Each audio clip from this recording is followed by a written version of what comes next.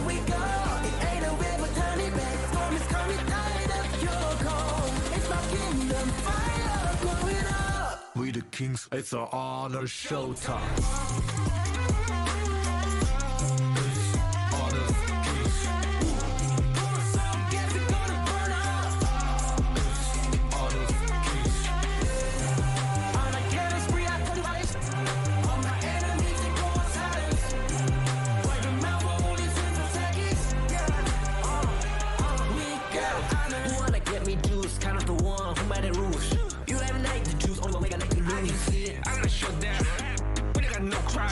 We burn it up as one, crashing pieces you can cheat. First blood, double trouble, then I take a pen, I kill. All you do is sweat and look at me still victory. I've treated my soul down. On my pace. We the champions, spin it out of invincible. Just let them know I can show you all the glory I own. So the dawn gon' find a way to the party time waiting here. Go, live and rock and we go. It ain't a river, turn it back. Storm is coming, tired of your cold. It's my kingdom, fire, growing up. We the kings, it's our honor showtime.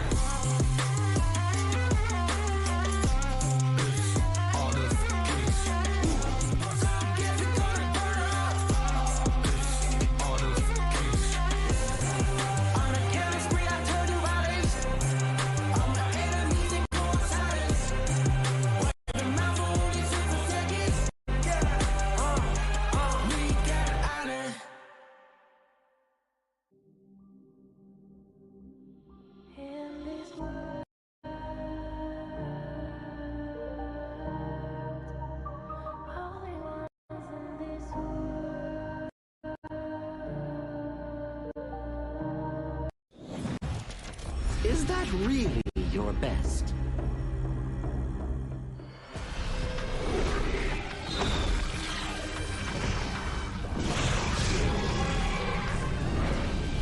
I reserve mercy for what's known as the masses.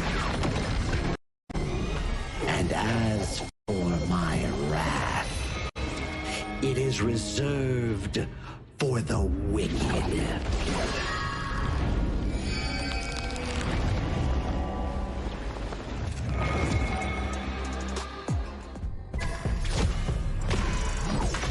Only after enduring all 81 trials did I see how this world's hardships never end.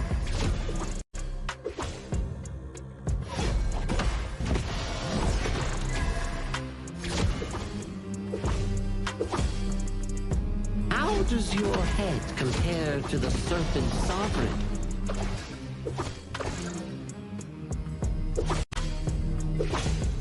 Yeah! Huh?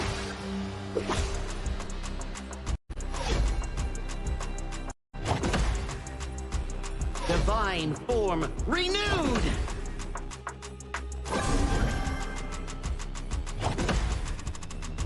Evil, be gone!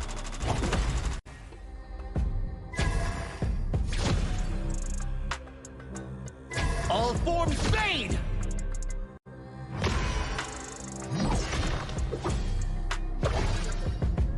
Before the Lotus Podium, all suffering ends!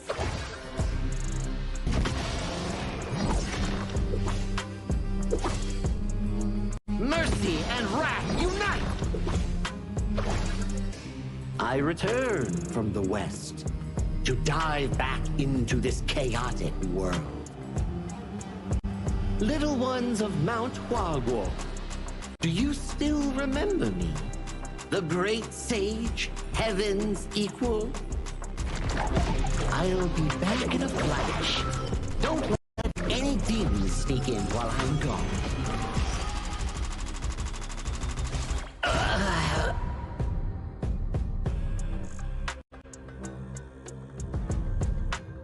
Time to leave the stone behind and see where fate takes me.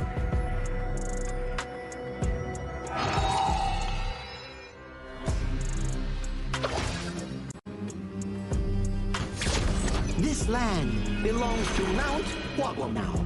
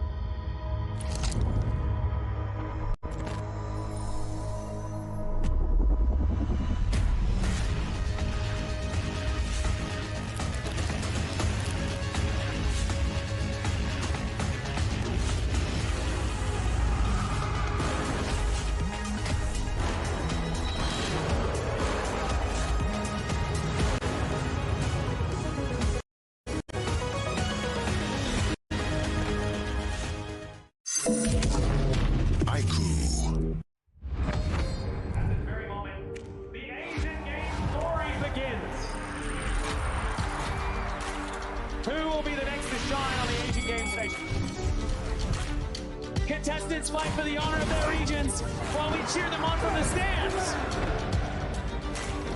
Double kill.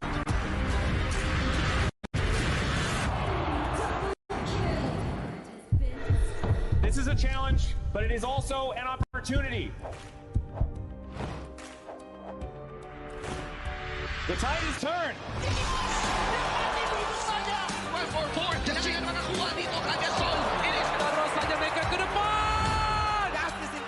They're gonna use it, golden tight zone, And we pulled it off together. We share the same voice, the same radiance. This moment of brilliance belongs to all of us. Together, we shine.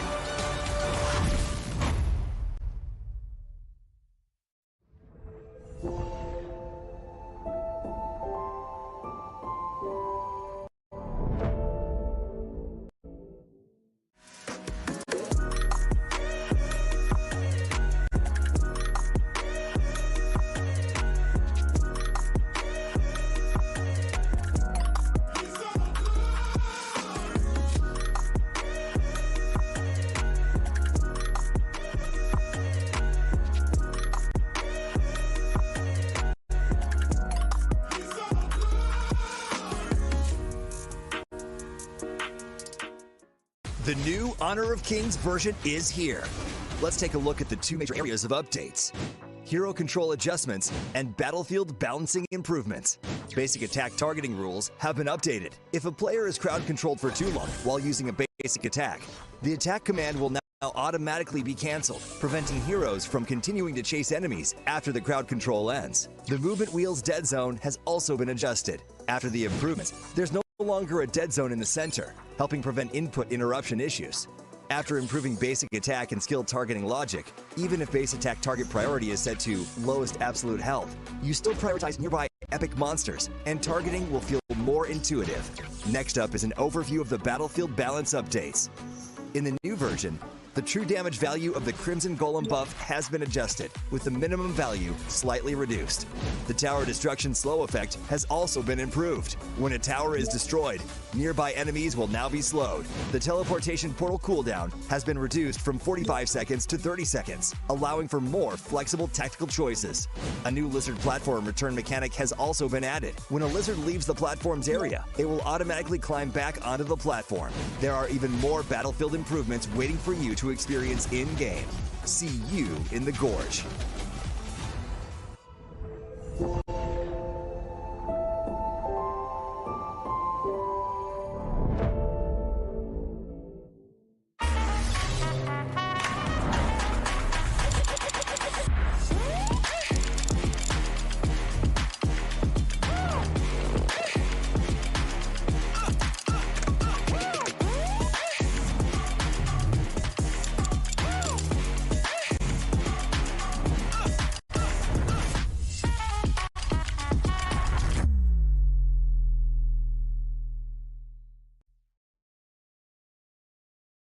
Azuria, the southern archipelago of Primera.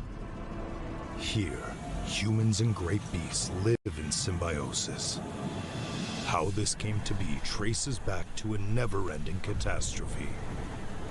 2,000 years ago, Azuria's mightiest great beast, Anita, merged with the power that fell from the Sky Dome. That power amplified Anita's strength, but shattered its sanity. Driven mad, Anita transformed into a massive vortex, the world devouring everything in its path. Where it passed, great beasts were torn apart and islands were destroyed.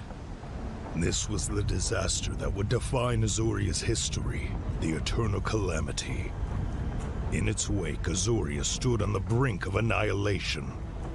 This catastrophe became known as the Great Desolation. In despair, the humans and great beasts, once mortal enemies, became each other's only hope of survival. The great beast Devita and humanity's greatest champion, Devara, abandoned their conflict and chose to work together. The great beasts sheathed their fangs, and the humans let go of their hatred. All surviving life grasped at one final power, the churning. Deep beneath the sea lay Amrita, a force brimming with boundless vitality. Through the combined efforts of humans and great beasts, it was awakened, restraining the calamity at the center of Azuria and restoring life to the world. But the calamity was not destroyed, merely sealed within Azuria's center. It erupts from time to time, bringing countless disasters to the land. Devara collected his knowledge and power and passed them down through the generations, hoping that one day the calamity could be ended for good. And so, this has continued for 2,000 years. Chief Elder Devara! The calamity has erupted again! It seems trouble has returned. The secret to life is to just take every punch and keep going.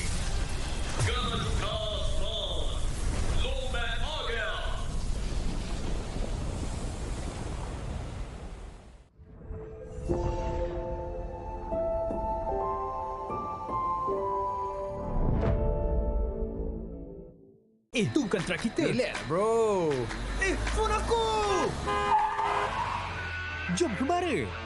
Mountain Dew, mengangkatkan kegemaran. Kau boleh! Kat mana pula ni? Water Trust, Kasih boost! Adventure. Dapat pun.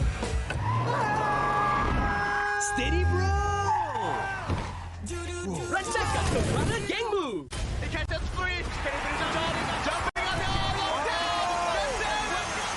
Welcome to the 2026 Asian Games Esports Qualifiers, Honor of Kings.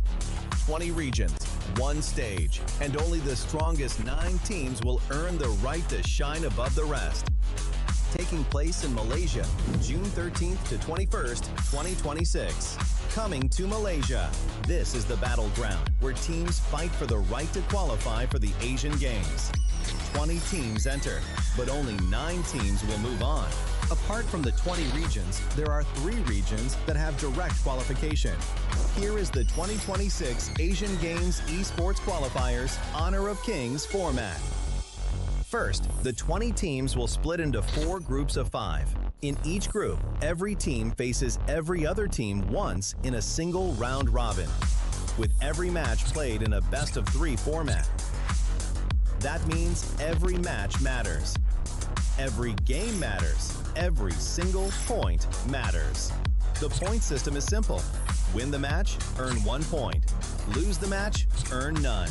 At the end of the group stage, teams are ranked by the total points they've collected. And from there, the road begins to shine. The top 2 teams from each group qualify directly to the Asian Games main event.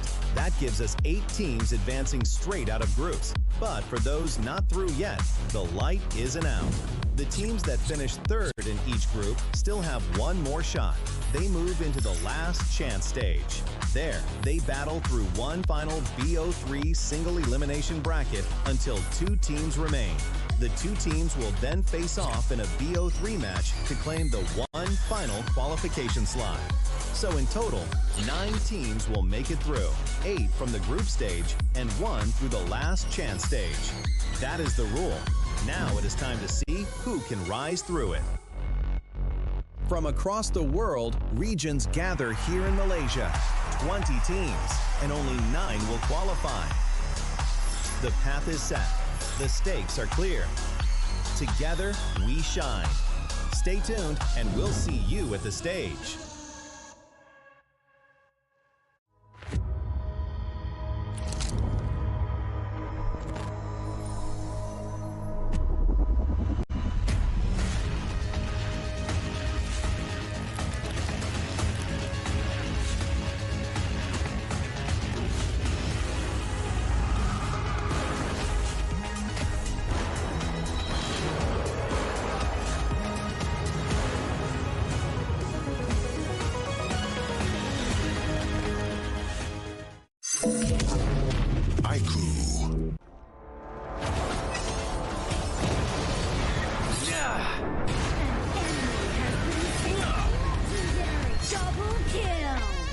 shall I compare thee to a summer's day? Don't engage. Don't crush us like insects. Defend our base. Our high ground tower under attack. Amazing! Unbelievable! Ah, the fragrance of romance. Ally has been slain. Rampage. Double kill. Triple kill. Spectacular. Pentakill. Lady Fortune is on my side.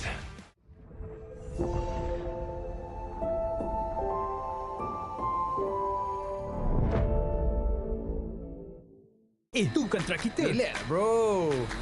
Phone aku! Jom kembali. Mountain Dew! Angkatkan pengembaraan! Kau boleh! Kat mana pula ni? Water Trust! Kasih boost! Adventure!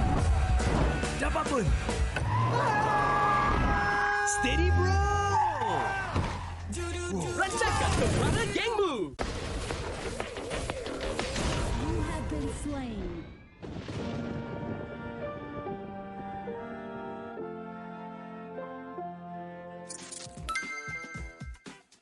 With the new consignment market feature, both new and veteran players can earn consignment items just by staying active. Sell them to earn tokens and purchase the items you've always wanted. Players can head to Dragon's Hoard to get tradable appearances, chests, and more.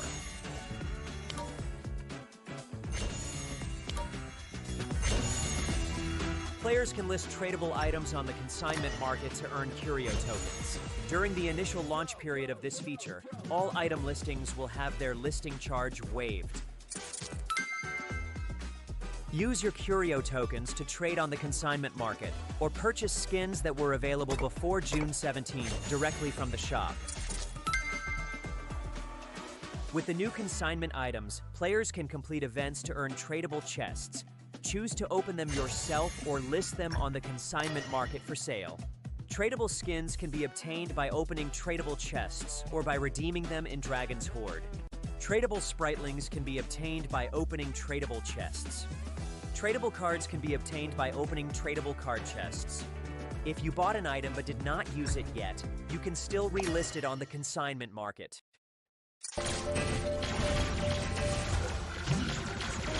Unstoppable.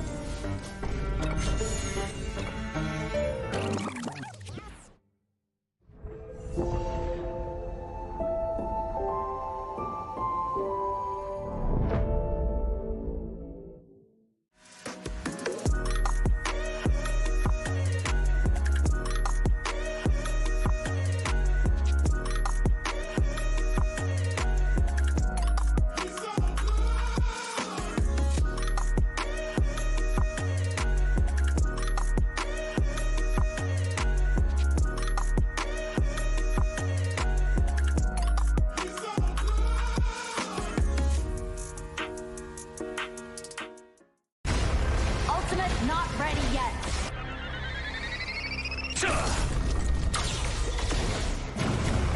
You have slain an enemy. My magic murmurs in ecstasy.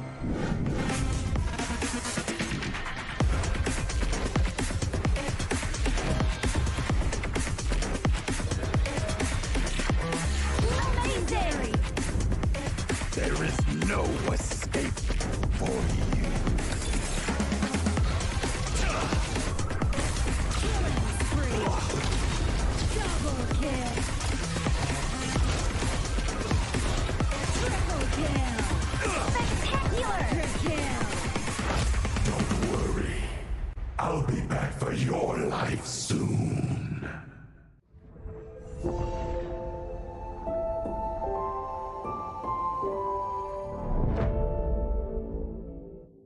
If you've ever wondered how to go from HOK player to HOK top influencer, this one is for you.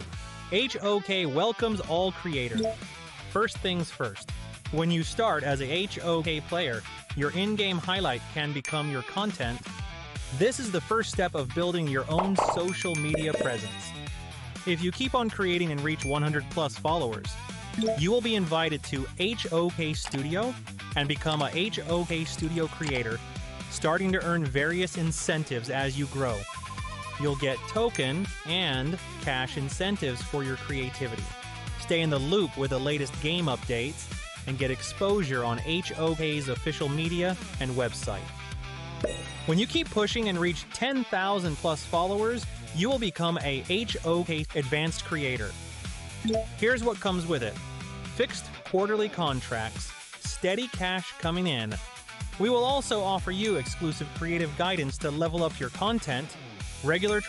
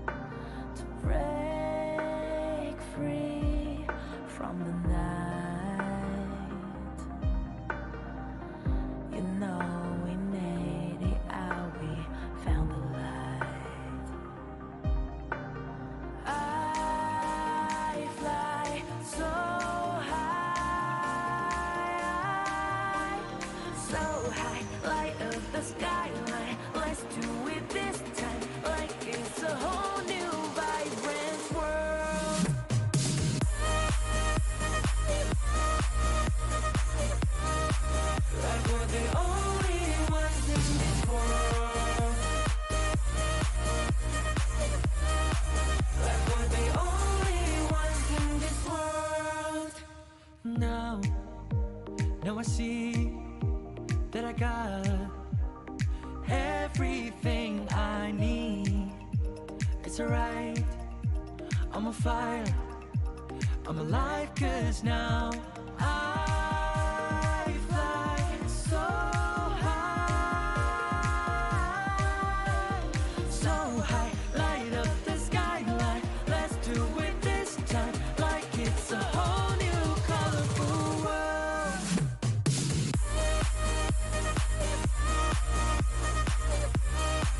Like we're the only ones in this world. Like we're the only ones in this world. Never thought we'd get this far, burning like the stars. How we get this far, like we're the only ones in this world.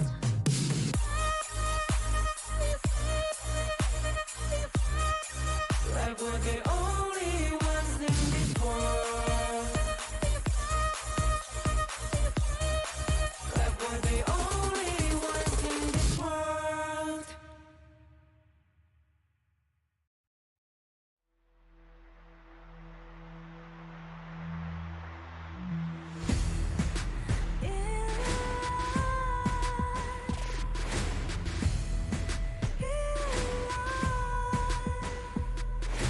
What's a life without its worth? Compromising with what hurts inside, inside. When you let fear decide your fate, you don't choose which path to take in life. In life, I'm finally letting go of everything that still holds me. I'm against all odds, but I won't give up, 'cause it's my time to shine. Standing in the spotlight, can't no one back me down. Destiny is calling high.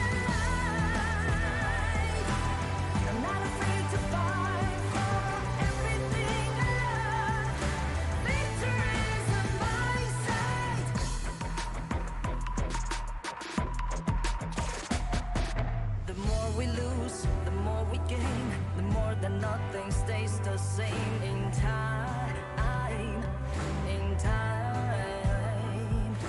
can't love ever, can't forget. What you see is what you get. Sometimes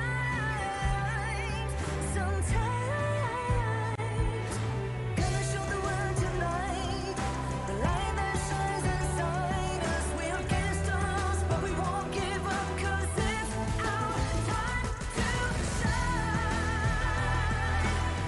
Standing in the spotlight, can no one back us down. Destiny is calling high and light. We're not afraid to fight for everything we love. Victory's on our side. Takiki, takiki, takita. Takiki, takiki, takita. Takiki, takiki, takita. Takiki, takiki, takita.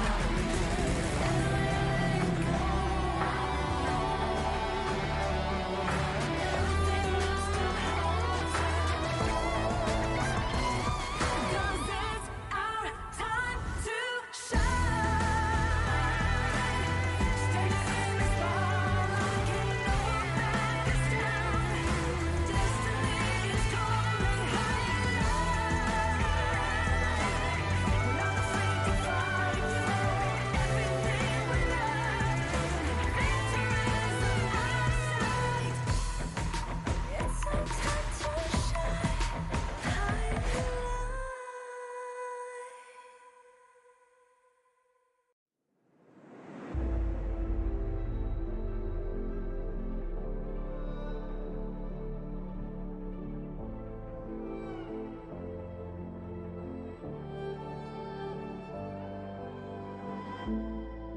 We're no strangers to the fallout. It's what got us here. Ever changing, some chameleon. Blood, sweat, and tears. We'll never make it if we fall to everything that brings us down. With a comeback, if not. Blood, sweat, and tears. Fight for what we want. Across this battlefield, the finest teams from 20 regions gather with one shared ambition: to carve their path towards qualification. These competitors are prepared to leave everything on the stage in pursuit of honor and a chance to represent the region. And now, as the journey begins, we invite all of you to witness the start of unforgettable battles.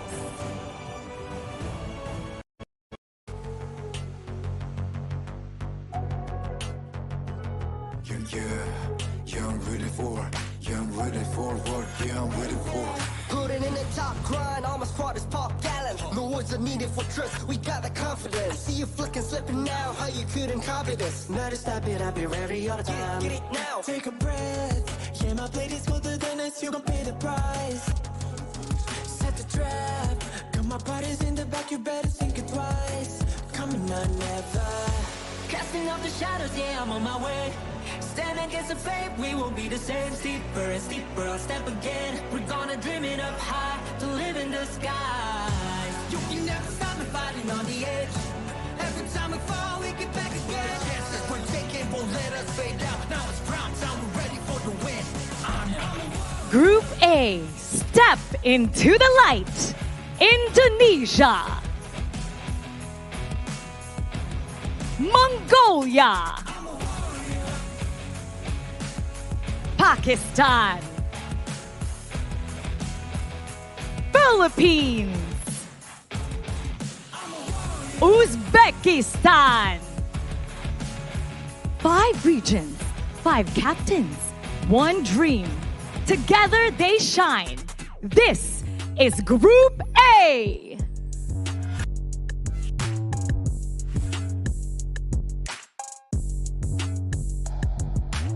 I gotta be calm, I gotta be strong. It's time to take down all these enemies. My willpower, infinite. We're surpassing the limits, we're running the game.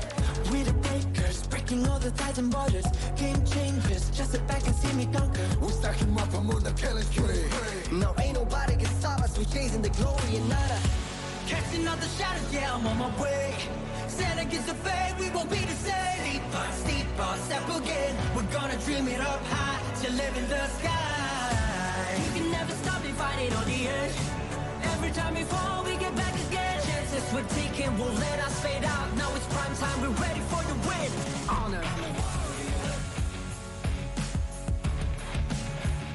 Now entering the stage, Group B, Jordan, Kyrgyzstan,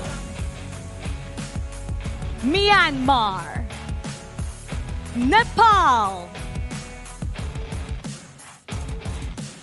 United Arab Emirates. Focused, fearless, ready for the fight. Make some noise for Group B.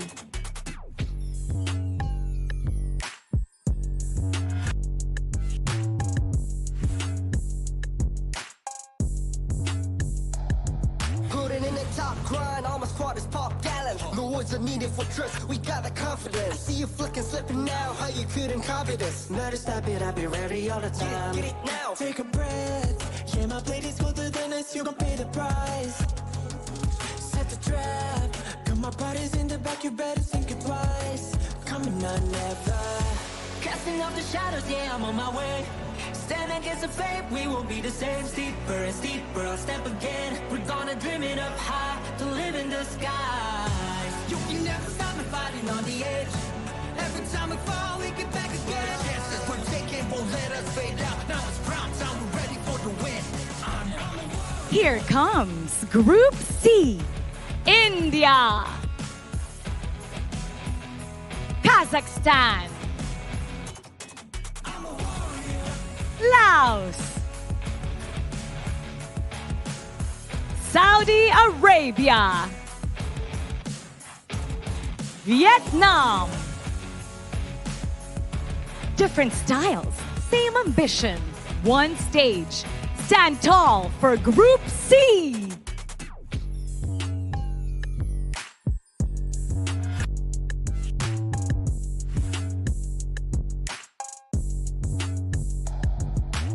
I gotta be calm, I gotta be strong. It's time to take down all these enemies. My willpower, infinite. We're surpassing the limits, we're running the game. We're the breakers, breaking all the Titan borders. Game changers, just sit back and see me conquer. We stack him up, I'm on the killing tree. Now ain't nobody can stop us, we're chasing the glory and nada. Casting out the shadows, yeah, I'm on my way. Stand against the fate, we won't be the same. Steeper, step again. We're gonna dream it up high, till live in the sky. You can never stop me fighting on the edge.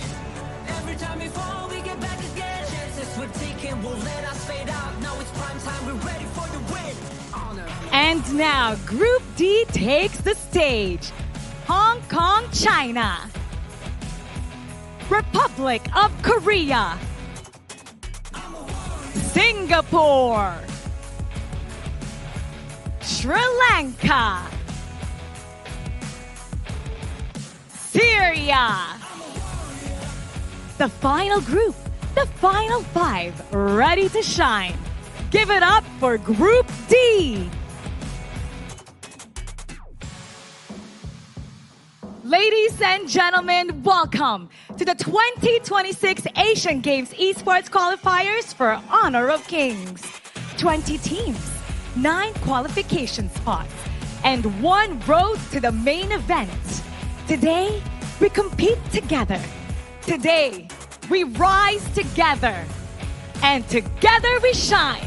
I'm Mara Aquino, and let the 2026 Asian Games Esports Qualifiers for Honor of Kings begin. Casters, lead the gorge. Thank you so much, Mara. Today, together we shine indeed. The name is Sagi here, your desk host for today. Welcome to the day 1 of the 2026 Asian Games Esports Qualifiers for Honor of Kings. And it's not just me alone. I'm with some handsome, beautiful gentlemen right here, Sir Cloud and also Holler. How are you doing, dear buddy? I'm great. I'm excited, and I'm super happy to be here. I think that there's going to be some amazing games ahead of us. I am absolutely pumped up. It is day one. It's going to set the tone for the entire tournament. Exactly, right. Day one is always about what Sir Cloud mentioned, setting the tone, because in later that we will be bringing up the format, you want to be winning early to build that momentum, that confidence to get to the main event of this prestigious tournament. I think the craziest part about all of this is the fact that there's 20 teams and only 9 are going to move on. So there's going to be a lot of pressure even from day one. Yeah, that's more of half of them will be eliminated. And it's going to be a best of 3 series. So we have a ton of games for us to enjoy. Exactly, right. We are splitting it to Phase 1 and Phase 2, which we will be seeing later on in the tournament format graphic. But this is the Asian Games version here. We will have 85 heroes for this exact patch, but all this wouldn't be possible. This tournament is proudly sponsored by our official venue partner and hotel partner here, Marriott Petaling Jaya here. It's our 2026 Asian Game Esports Qualifiers Honor of King's official venue sponsors, so we do say our thank you to our official venue sponsors. It's been nothing but great at the Marriott, right? The people here have been so very welcoming, as well as the rest of Malaysians that have been kind of, taking care of all of us, of course. Not you guys on this, that's for sure. Yeah. I was about to take a bit of credit there, but okay, that's fine, that's fine. But food has been amazing here, gotta say so. Of course, it's Malaysia. But now, let's check out the official tournament format that these players, these regions will be participating in. So tournament format-wise, as we mentioned about, we will be splitting it to Phase 1 group stage and Phase 2 last chance stage. So let's go through Phase 1. Single round robin means all teams will be playing each other twice in their respective group in a BO3 format and standard ban and pick. So we won't have global ban pick in this exact tournament. So all 20 teams will be split into Group A, B, C, and D, where all 5 teams will be finding in their respective groups. Top 1, top 2, they straight advance to the main event. But if you're 4 and 5, you're eliminated here. Now, the exact chance that you want to be looking at if you're looking for an opportunity is being 3rd place here. 4 3rd place teams, they get one last shot in Phase 2. Same, single elimination, BO3, standard ban and pick. Out of these 4 teams, they get one single shot to advance to the main event. Best case scenario, you're number 1 and 2 in your group and you move on. 3rd place is still a tough road. The fact that you have 4 teams, single elimination, and only 1 team surviving, that has got to be a lot of pressure. And imagine the pressure of standard ban and pick, right? Like you thought that, okay, you're done dealing with that hero, but then again, there's a potential you need to deal with that same hero again on the following match, whether you're going to ban it, whether you're going to try to counter it. Strategies are going to be very different from what we're used to. Oh yeah, exactly right. When you talk about those specific heroes, especially on blue side, you're going to be seeing primary picks, meta picks, those that are insanely strong in that respective meta, and red side is more on countering the specific draft coming in from the blue side. But enough on the draft talk, let's talk about the groupings coming in from A, B, C, and D. Starting on Group A, we have Uzbekistan, Philippines, Pakistan, Indonesia, and Mongolia. And you know the netizens love to see it. Philippines and Indonesia, once again, in the same group, battling out for glory. Now in Group B, we have Kyrgyzstan,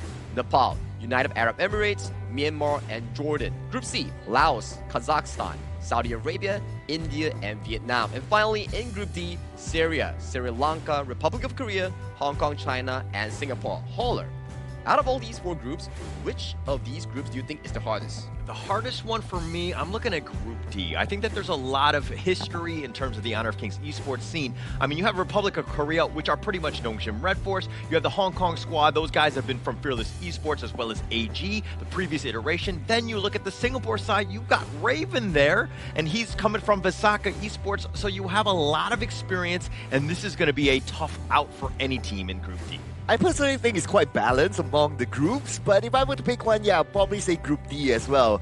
But all in all, I think it's really balanced, and because of that, it's going to be kind of hard for us to tell who will go through.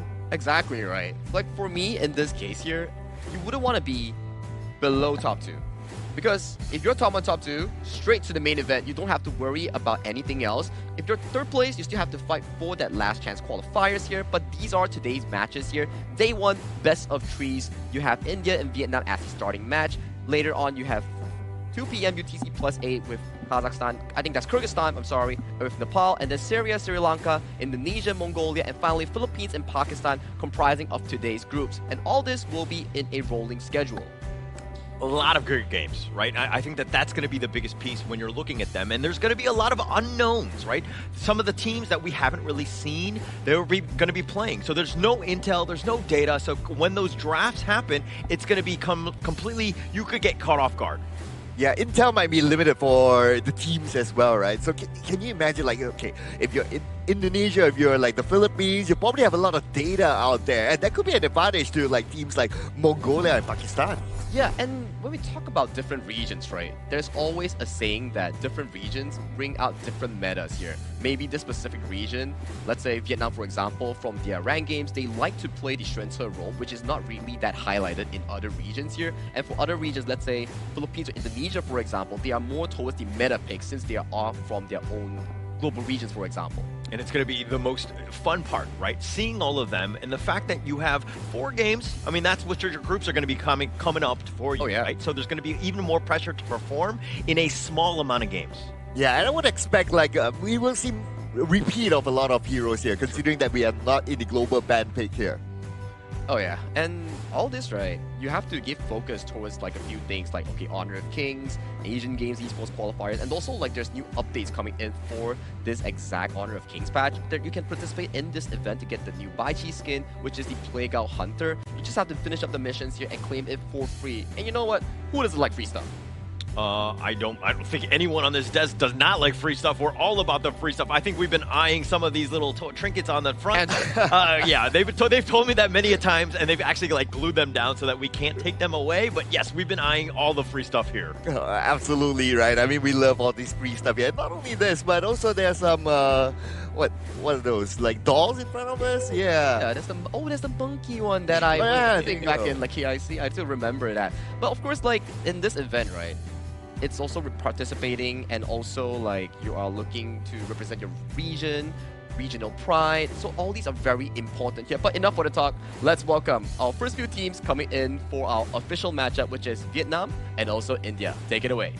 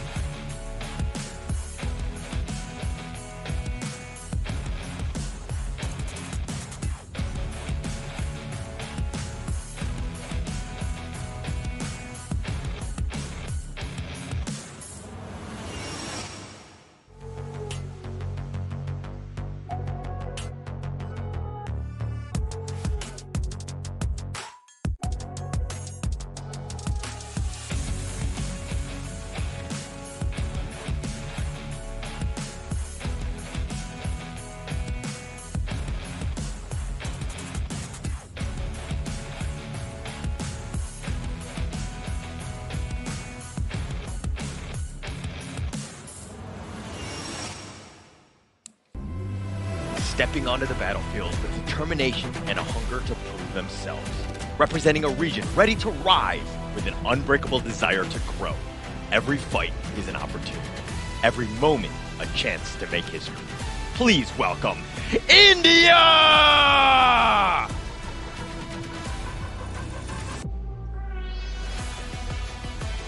Their reputation precedes them, forged through years of competitive experience and the confidence of champions. A team many consider among the favorites of this competition.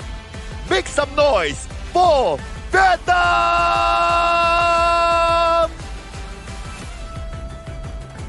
And now, these 10 players will compete in the first day of the 2026 Asian Games Esports Qualifiers Honor of Kings. So, gentlemen, let the games begin. And let the games begin indeed. The India squad here, look, I am very happy to see these guys. I think that there's been a lot of, just where these guys would stand throughout all of them. We had launched Honor of Kings in India. This is a team that was actually the #1 squad out of the India region. But having the fact that they were the Revenant XFAR team here, it's going to be great. But they're going to be made up of Ashish, Ainul, Harsh, Ayush, and Akshaj. This is a team that there's going to be a lot of eyes on when it comes to the international scene. Exactly right, especially India itself as a region, they're still rising, they're still trying to build that reputation coming in towards the HoK esports global scene, and this is their first debut coming in the Asian Games qualifiers. So definitely, we are looking to see what India can prove to the world in the honor of Kings Esports global scene. Yeah, I can't wait to see as well. This is also their first international competitive experience, right? So I believe that a lot of eyes will be on these players as well and how they can perform here.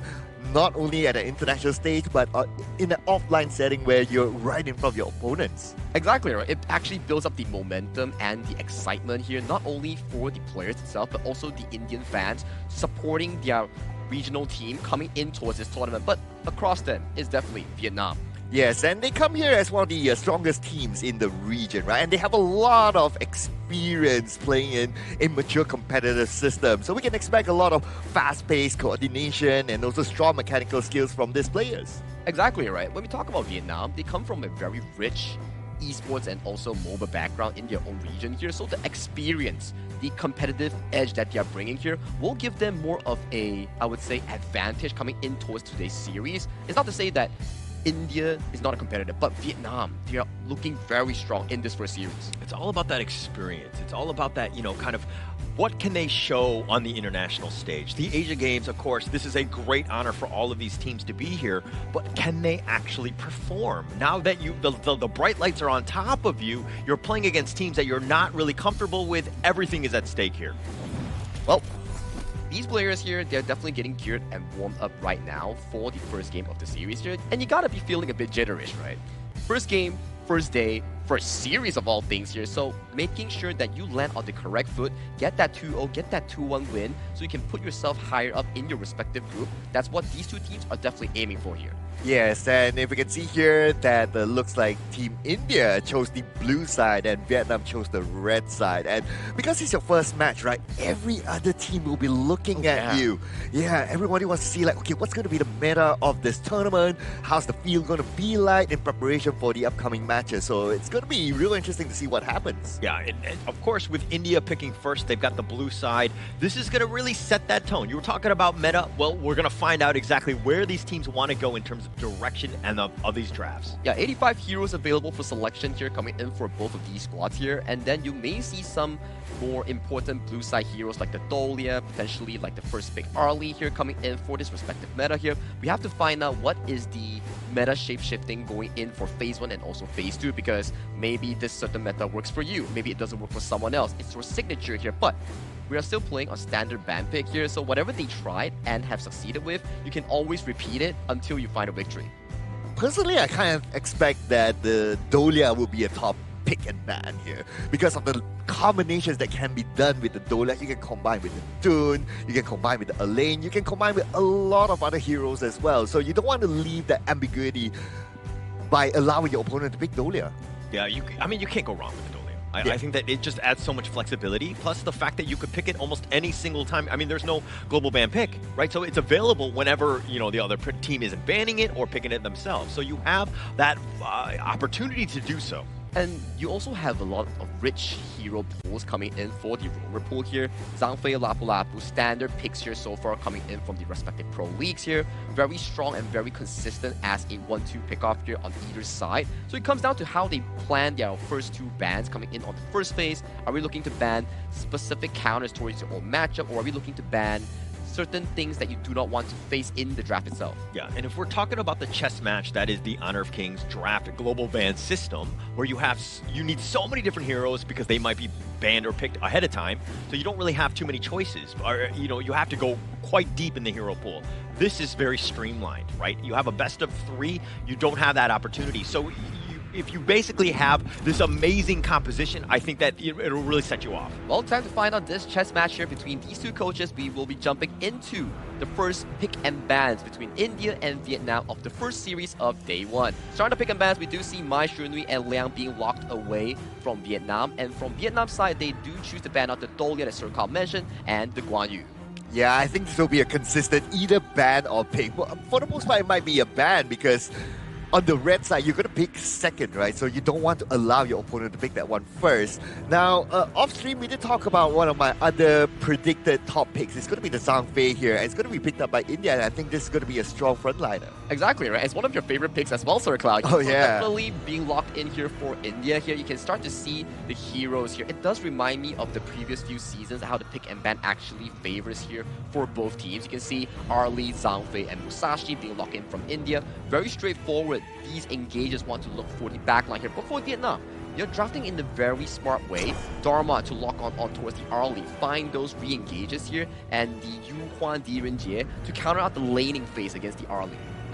The best foot is being put forward by both of these squads. Both of these, the compositions thus far, really setting you up. You have a lot of sustain on the Vietnamese side. You also have, you know, the Dharma with that truth to really kind of take over some of the team fights. The Direnjie is going to be the old tried and true from the farm lane. You have a lot of good picks on that side. India, on the other hand, I mean, these are high-flying, team-fighting, just in-your-face, bursty type of composition. You have a lot of opportunities already.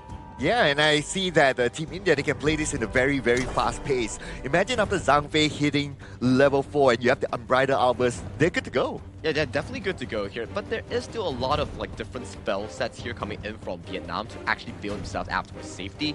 The Legal Immunity coming in from Direnjie spell 2, or the Unending Sorrow coming in from the U1 Ultimate. All these provide them a good leeway here, and Vietnam locking in that Ata here, potentially going into the jungle here for the side of Bao Huang. And you can start to see this specific composition looking really solid. A Protect the President team composition with the Direnjie as your main carry. Yeah, I mean, the Ata is so great here because, you know, the Musashi goes to the duel of death, gets to the back line, you go ship him, you lock him in with the rest of your squad. So you really kind of divide and conquer the lineup of India. So that's kind of what the setup is. Now, India needs to find a way to make sure that, hey, he does stay alive. Maybe you have a Liu Bang or Diadia to kind of, you don't want to go with the Diadia here, but you want to kind of just make sure that he's safe and you have that burst potential with him. Yeah, and you have to time your engagement as well, because when the ghost ship comes up, even after the Zhang Fei uses the Leaping Savior, if he goes in, it's going to take a while before the Leaping Savior can save him. So he has to really, really time when he wants to use that. Yeah, which is true, right? And on the side of India, right, you can start to see a lot of late game potential, especially coming in from the Lubu that's going to be picked up. And we know for a fact, in Honor of Kings, true damage pierces through any form of shield. Shields, defensive stats, it goes through. So if this Lubu gets to scale in towards late game, he's going to be a crazy late game monster that will potentially over-triumph Vietnam's composition here. Because so far, as we do look over to Vietnam's composition, there doesn't seem to be much of a late game factor here for their team composition. Yeah, I think the final pick here by Vietnam is going to be a good counter engage, right? So imagine like India goes all in, and then Vietnam, they have all the tools to really counter engage. They're ready for it. I kind of feel that Vietnam and their draft here is almost like a counter pick. Exactly, right? And we look at the entire draft, right? Yes, in a sense where we look at the early to mid game, it's pretty much of a counter here. Arlie doesn't get the best DPS room to actually deal all the damage here. But if you look into a late game statistic here, Ashish on that Lubu, if he gets to go towards that late game, he's practically unstoppable with that true damage here.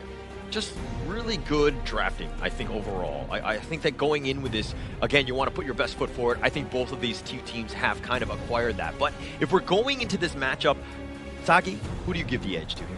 If it's an early game setup here, I'll definitely give it over to Vietnam squad. It's very aggressive, lane dominance, strong priority coming in from the mid and roamer side, which allows Bao Huang on the Ata to go for those aggressive early game trades here. But if this game goes into a later stage and allows Ashish and also Ayush to scale into their respective form, it's definitely looking to be more towards India here. It's definitely depending on timer here. But who am I to talk about it? Let's allow the 10 players to unfold game one between Team Vietnam and also Team India. Boys, you're up. Thank you so much, Sagi. As we go into this one, the first game of the 2026 Asia Games qualifier, Honor of Kings. Let's see exactly who is going to take game number one, India or Vietnam. Sir Cloud, my friend, which one do you give an edge to here? Ooh, I'm kind of giving it to Vietnam though. I like the idea of having the Tremor Smash as a good counter engage, and you have the Ghost Ship as well to kind of divide and conquer sort of thing, right?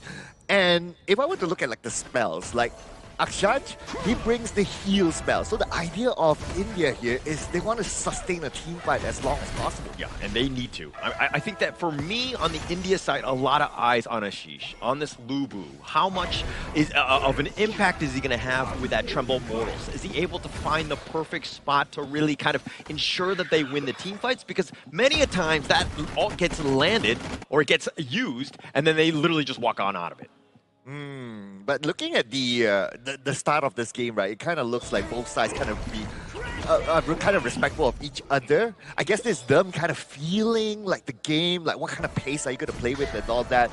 But I would expect a lot more engagement to happen the moment India gets the Zhangfei to level 4. Yeah, I think it's going to be interesting to see which of these two teams wants to go a little bit aggressive to kind of set things up. I mean, if you're talking about like a heavyweight fight, the first time the fighters walk in, they kind of just like feel each other out, right? They have a little bit of a range to see exactly where they're actually going. Nobody's going all out right away. Oh, but it looks like Vietnam is going all out though. They're trying to do this jungle invasion, and that will force India to come towards the middle, opening up more space at the side lanes for them to farm. It's one thing to be aggressive, and it's also you're forcing some sort of rotation, right? This is the biggest piece where you're forcing them to play your game. Vietnam just kind of testing the waters, seeing what's out there, trying to potentially steal a board or two.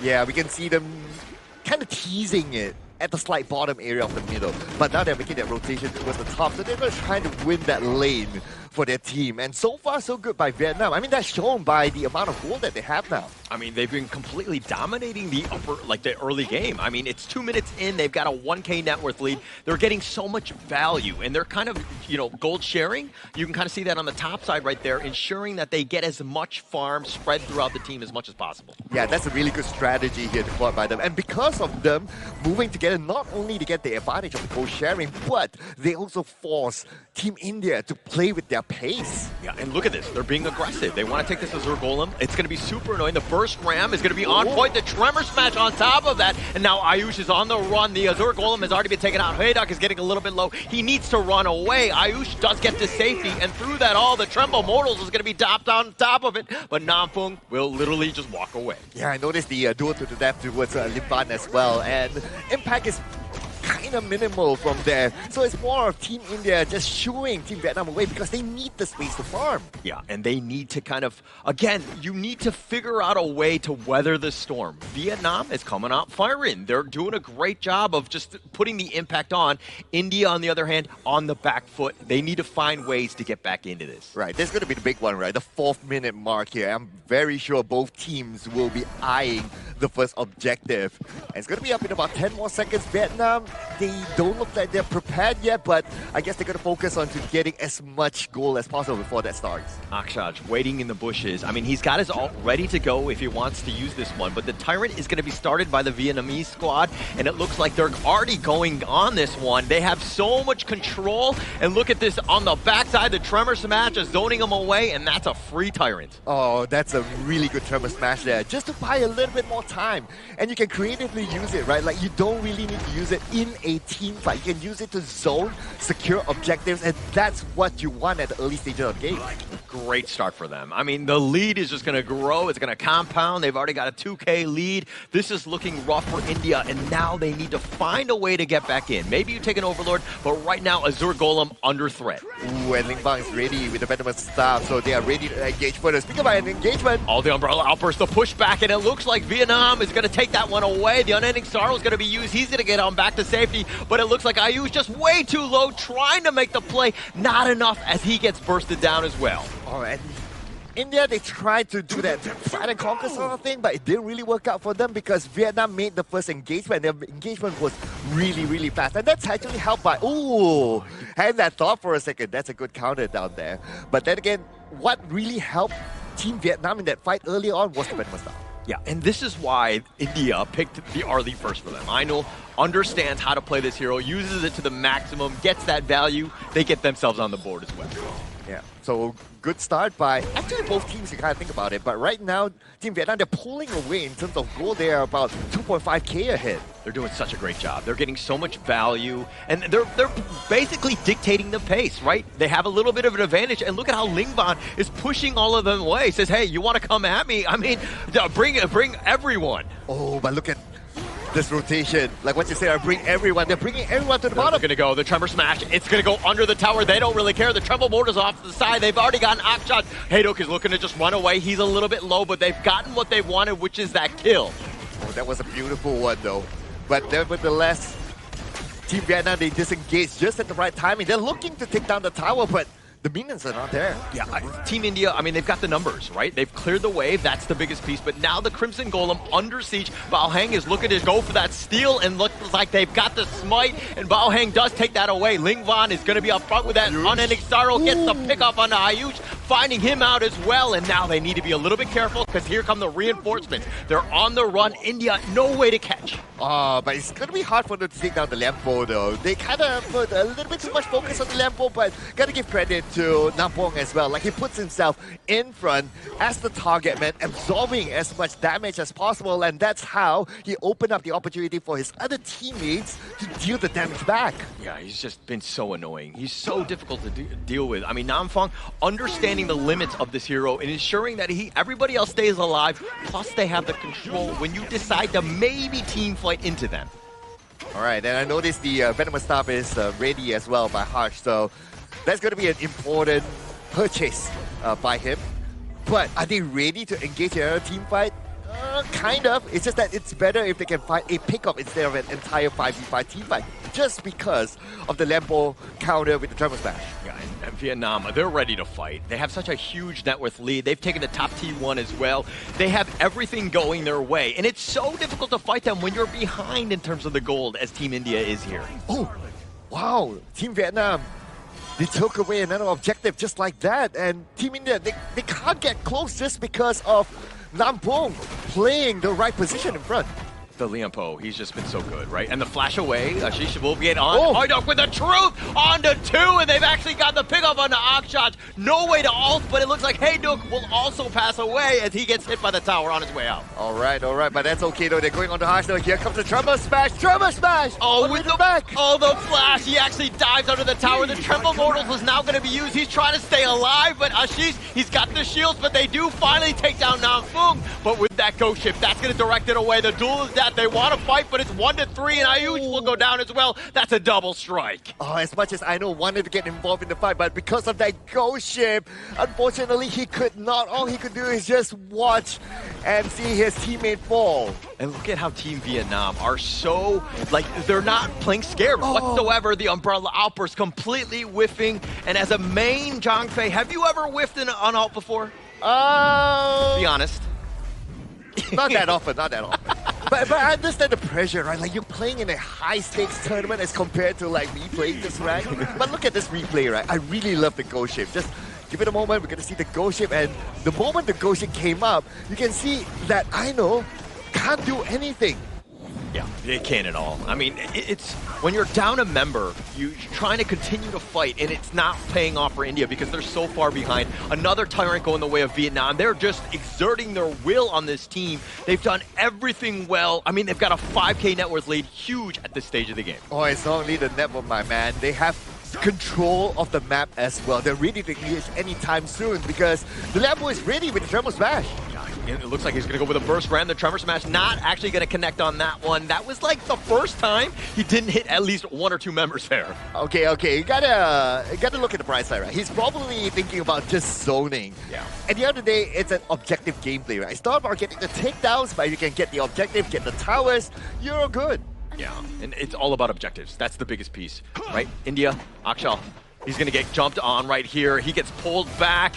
This is a bad spot. The Leaping Savior just keeping him alive, but it's zoned away. Bottom T2 for free. And again, it's all about the zoning game here for Team Vietnam, if you think about it. Now they have about a 6K goal lead. They are way ahead. Way ahead. The Shadow Tyrant even being picked up. Vietnam, I mean, I would have thought maybe they go for both of the big objectives at the same time because they're so far up, but they do have a bit of an issue in that sense where India, again, they have the potential, right? They have, if they're able to group up, they're finding somebody maybe isolated, maybe they get some sort of pick to give themselves a chance in this one. And dude, Bao Heng is ready with the Blazing Cape as well. So they had the Blazing Cape, they had the Venomous Staff, so pretty much whatever healing that India has in mind before this game started, they picked the heal spell for Aksash. is going to be not as effective now. Not as effective. And you're seeing what India are doing right now, where they're playing from behind, and they know that they're losing, so they're playing even safer, but you got to take some sort of risk. You got to kind of split push on maybe in the outside lanes. You got to create a little bit of, space, because if you're going to stick together and just cuddle and hide under, the towers, which are going down left and right, you're really not going to have any sort of space. You're going to fall further and further behind. All right, now it's going to be even more difficult for Team India. They have yet to take down a single tower from the side of Team Vietnam. Team Vietnam, they're just dominating this. If you kind of look at this overall, right? Yeah. Team India, they can't even cross the halfway mark of their own half. They're not giving any sort of space, right? Vietnam have done such a great job. This is what map control is all about, and they've got him down. The Tremble Mortals just used defensively. He will stay alive. Oh no, he gets picked off. The DOT ends up taking him out. Lingvan from the downtown ensures that he gets Ashish down. Oh man, you used the Tremble Mortal at the same time you got taken down. That's bad news here for Team India. Now the only way for them to come back is that they have to wait for Ashish to come, and they have to make a good team fight. But here comes the Umbrella Outburst, just zoning them away, trying to deal with the minions more than anything else. And Team Vietnam are like, hey, we're fine with that. We'll just walk away. We don't need to continue on. It's great that Team Vietnam, they forced out the Unbridled Outburst, because Unbridled Outburst is quite an expensive skill. It'll take a while for it to get back. He has to collect the Madness stack before he can actually use the Unbridled Outburst again. So with that time and space, of course, Team Vietnam is going to say, hey, thank you so much for the Overlord. Look at Nam Phong, just how much space, how the vision, right? Yeah, he's going to get taking a lot of damage from Ainul there, but I mean, he's just going to walk away. He is just a very tanky boy at this stage. Dude, Hui Tan is ready with the Blood Rage as well. So now even he is tanky. So basically you have 3 heroes for the side of Team Vietnam that can absorb damage. Everyone, right? And they can kind of set it up. You have a lot of CC, you have a lot of just ways to kind of dictate where the team fights are going to happen, especially with that ghost ship. You have a lot of options, and this is why that draft going in was looking to be very strong. India, on the other hand, they seem to be a little bit isolated, and they get caught out because, again, when Ayush wants to go in and you just lock it down, you're going to have a tough time to take any sort of team fight. All right. So let's talk a little bit about India and their winning condition, right? They have to be able to combine all their skills together. Their draft is set up for that. You have a lot of AoEs that you can actually use, but Team Vietnam, they're not gathering together. That makes it even more difficult for Team India. Very difficult. The top T3 taken for free. Hoyduk doing a little bit of work. The Tremble Mortals used defensively yet again. Yes, he will survive, but Vietnam are going to be very happy. That's a huge ult in terms of time on that cooldown. Exactly. Without the Tremble Mortal, then you can't make that combination, right? It's going to be really tough. Oh, here's the Umbrella Outburst on the side. The Burst Ram is going to do a little bit of work, and he actually knocks him down. 2 more. It's going to be there. They've got the freeze down. Hoyduk is going to be taken down as well, but now what are they going to do? Now Fong is on the run. He's looking to just go in to do a little bit of work. They find Akshad. They actually find Ayush as well. Now they're on the run. Ainul just trying to run away, but he too has fallen as well, and they've done so much work. Ashish is going to be taken down. Lingvan, he's going to be picked off, but they take the crystal, and game number 1. And game 1 goes to Team Vietnam, setting up themselves one step towards victory. Slow and steady win here coming in from Team Vietnam. I would say everything was really planned out. Their strong early game, planning the invades, planning the late victories here. Yes, we did see that Ainul on that early found that 1v1 victory, but just like what Sir Cloud and Holler mentioned, right? The gold lane was being built so efficiently well, and Ling Wang in that mid lane on that Yuhuan, he was practically unstoppable and very aggressive on that pick. Solid game. Very solid game. And why, when you're looking at Group C, you have to look at Vietnam as one of the favorites here. Because the way that they're able to play and dismantle the squad that was from India, they just did such a great job. And again, it was just, just a single game, but still, this is a moment for them to kind of see what else they can bring. I think India are going to go back to the drawing board, figure out what they did wrong here. Yeah, I think in terms of the draft, it was great. I kind of see the idea on what they're trying to do here. You have a lot of big AoE skills that you can combine together in a good team fight.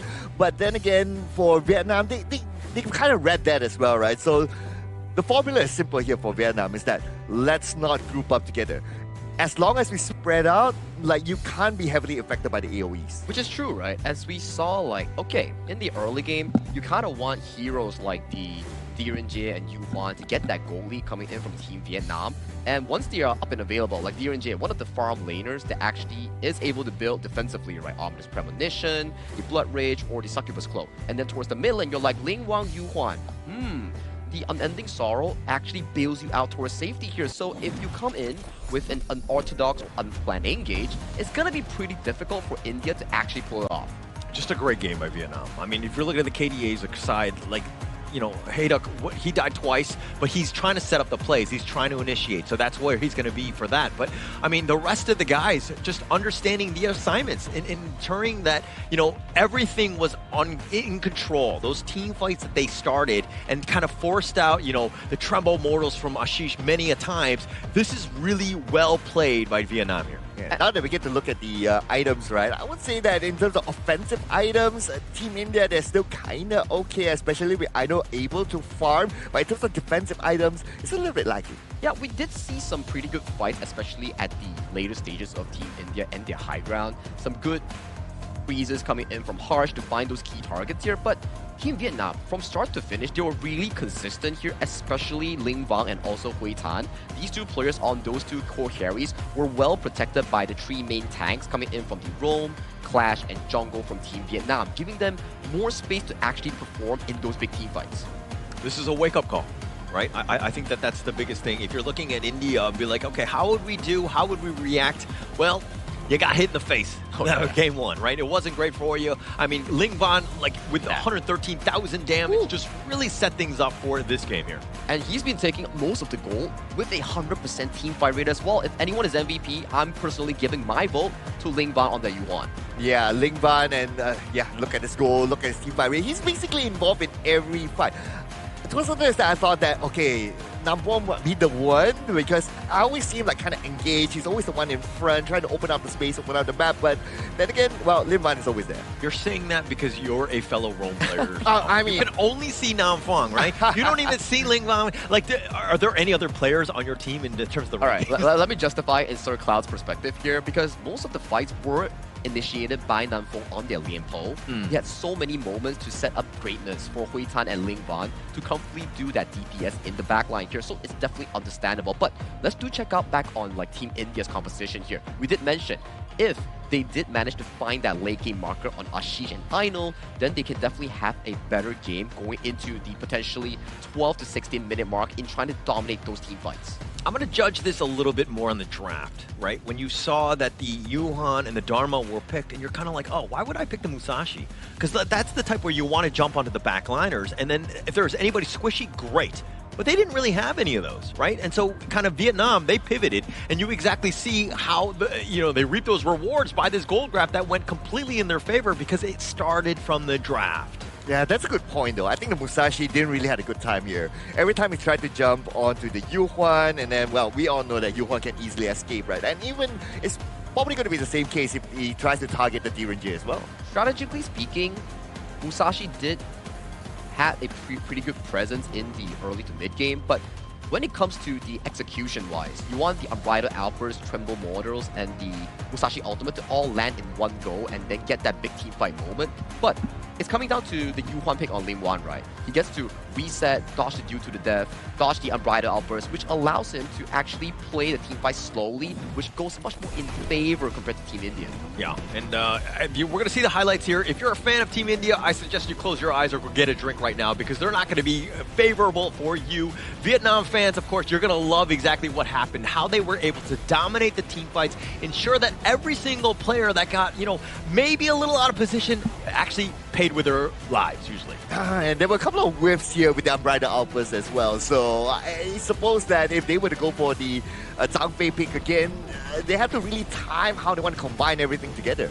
I think if you're on the Team India side, coming into Game 2 of this BO3, since you're not affected by the global ban pick, sure, revisit the Zhang Fei, revisit the Princess Frost. We did see some pretty good plays coming in from Game 1. The main idea in this series, if you're on Team India, is to try to facilitate an early game, a good laning phase, so that you can match toe-to-toe when you go for that 4th minute fight, that 10th minute fight on those tyrants. And I think that moving forward, right? I think that I know you're going to be happy on the R League. Maybe you stick with that. Harsh did a great job on the Princess Frost as well. The Zhangfei always open, always good. So it's kind of, for me, it's the other two, Ayush and Ashish, in terms of the Lubu and the Musashi. I think that they needed a little bit more well-roundedness, some way for them to have some sort of balance to deal with this onslaught that was Team Vietnam in your face. Yeah, one other thing as well is that the Tremor model always gets baited.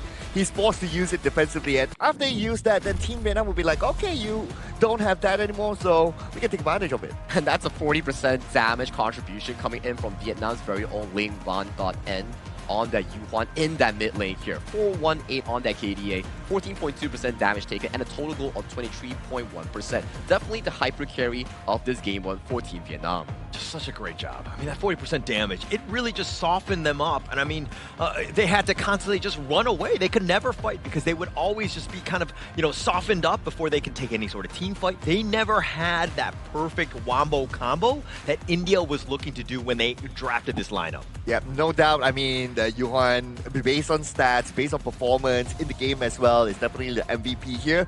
But at the end of the day, I kind of felt that it is a team effort, right? Like how they coordinated each other, who takes the front, who kind of opens up the map, and just don't gather with each other because they know, they read the draft here from Team India that they want to try to catch them all together clumped up, and Team Vietnam did not give them a chance for that.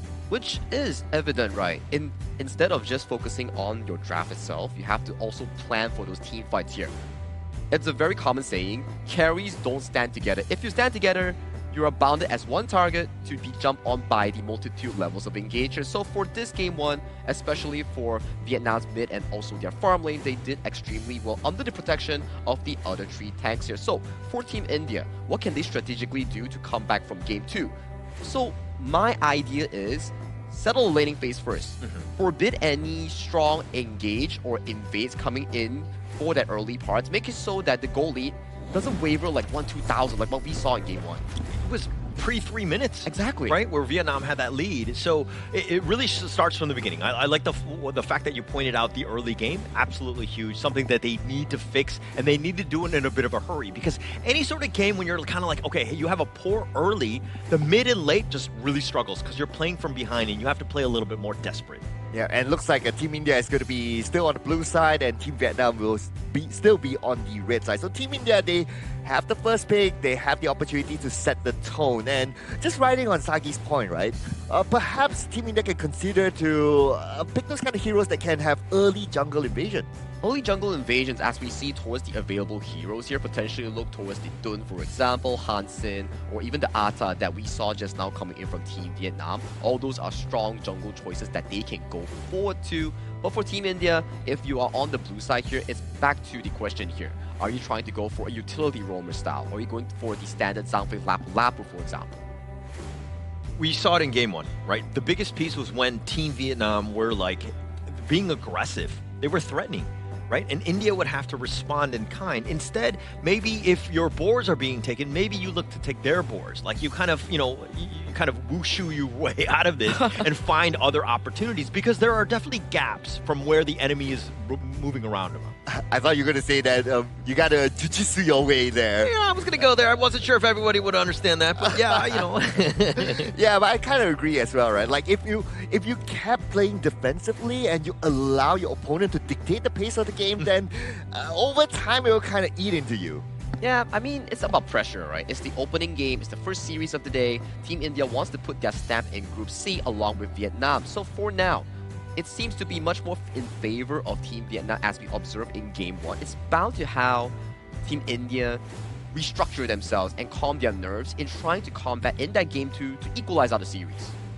If you're Team India, I don't think you need to worry too much. Yes, that game one was a loss. It wasn't the worst. There are definitely mistakes that you're making to give yourself a chance. It wasn't a complete blowout, right? So this is something that you can build on. You have that foundation. I just think that they need to kind of shore things up. I mean, you're going up against the powerhouse that is Vietnam in Group C. Not going to be the greatest of times, especially when you're, riding high and trying to be positive about what you're doing. But understand that this is not the end. You have many other games ahead of you. You got to learn your lessons and you got to move on from them. Yeah, Team India, they have the idea, right? Like, we could see their draft. It's not just like some random picks here and there. They kind of envisioned themselves like, okay, this is how we're going to execute stuff. But learning from game one, perhaps the pace of the game, especially brought by Vietnam. We know that they're a very aggressive team, right? The pace of the game might be a little bit too fast for them to handle. So they either need to take the fight across them, or they must find a way to try to slow down the pace of Vietnam. Which is true, right? As we observe from the Vietnamese region in their esports scene,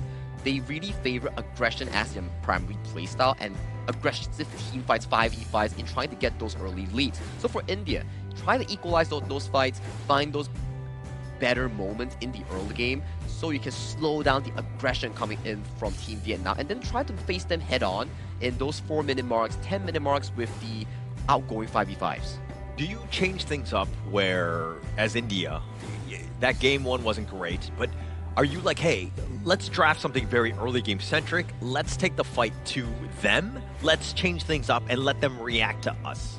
I would say that if I was on Team India's side, I would prioritize heroes like the Lapu Lapu and Zhangfei on my first pick, and then try to reap in towards something like Chana or Direnjie that gives you more of an aggressive laning phase and a comfortable mid to late game that you can play around with. Because early in this specific patch itself, we're referencing towards Season 13, there's still a lot of different counters in this specific Asian Games patch that allows this early to be not as efficient as the first pick. I'm kind of thinking the other way, right? Like, what if you set up a draft for yourself that is like, okay, I can do split pushes.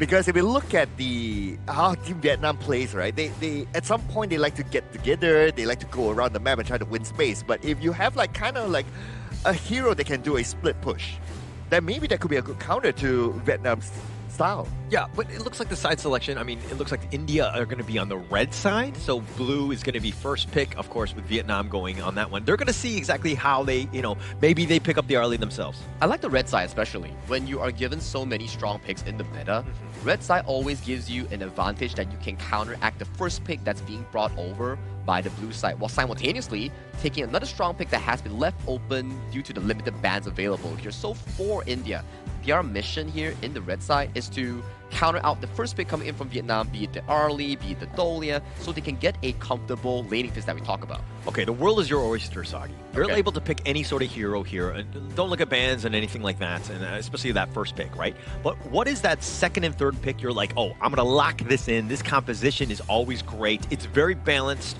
You're not going to be penalized because there's no global ban. Like, what sort of heroes are you looking for to kind of, have that tried and true, especially when you're picking second here?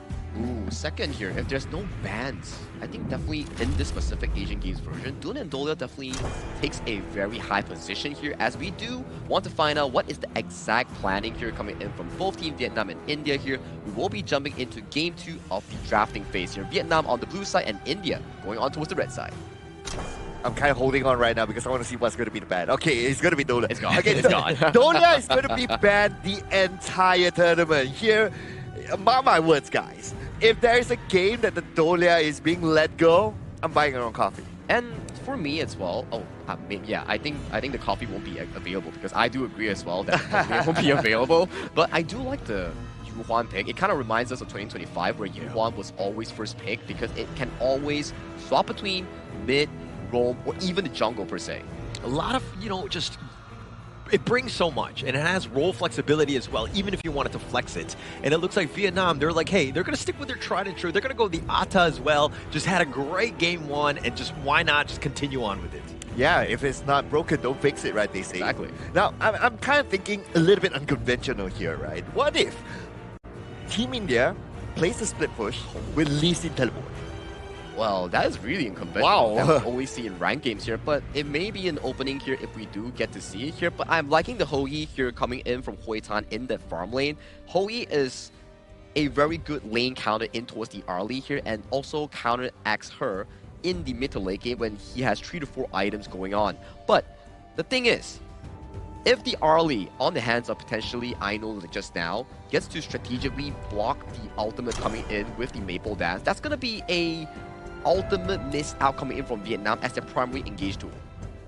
Looks like they're going to go the Yukio to kind of round it out. I mean, India like to kind of flex or to show the jungle early. I mean, Atta is generally a jungler, but it could go clash if they want, so it has that flexibility. But, I mean, is this too early? Are you okay with this Yukio pick here? I think it's a good preemptive pick here, right? Because if you're assuming that Bao Huang will be on hands on the Atta like the previous game on the jungle, then this Ukyo Tachibana serves as a good early game equalizer to defend the jungle or aggressively invade. It's just like what you talk about in the wild boar situation here. Yours gets stolen, just go for the enemy's one. Don't look to like recover a goal elsewhere with a forceful gank. Try to match pace to pace with the farming tempo. Okay. Yeah. And based on what I see here, right, for Team India, it looks like they're trying to set themselves up for another really, really good team fight. So if they were to go there, okay. So if they were to go there, then they need a really good engagement here. I don't know, maybe the last pick I'm looking at something like a Sunju or something like that. Yeah, that could be strategically possible coming in from Vietnam, as we do see that Lapu Lapu, Zhang Fei, all these roamers that are with the primary engaged core are locked away from the side of Vietnam. They're potentially pushing Nam Phong to potentially take this Yuhuan as their roamer pick. And that's the party that we talk about here. It's a very strong clash lane here, but they're still sticking towards Ling Bang on that Yuhuan in the mid lane, and it's triple healing composition coming in from Team Vietnam. You have Bao Huang on the Atta here, that great health bar. You have the Diadea. Those heals are definitely going to be strong. And finally, the Yuhuan. And that's an interesting pick here. It's not going to be the Lee Sin teleport that you suggested, Sir Cloud. It's going to be another split push pick. The Miyue locked in for India. Okay, I mean, that works as well. In theory, as long as you have that option for you, perhaps that might work. But I really like the setup here by Team Vietnam, right? They are set up to protect the Hou Yi at all costs. You have good frontliners, you have the Diadea as well that can support. So it's going to be really, really good here for Vietnam. Just a lot of potential burst, even from the Vietnamese squad. I mean, you have a lot of that control as well. You have the Atta with the ghost ship. Ling Van is back on his Yuhan. You have so many different, good things and options on this squad that the India lineup, they need to play immaculately in this one. I have to agree with you, especially the jungle and clash lane here coming in from India on the hands of Ayush and also Aish.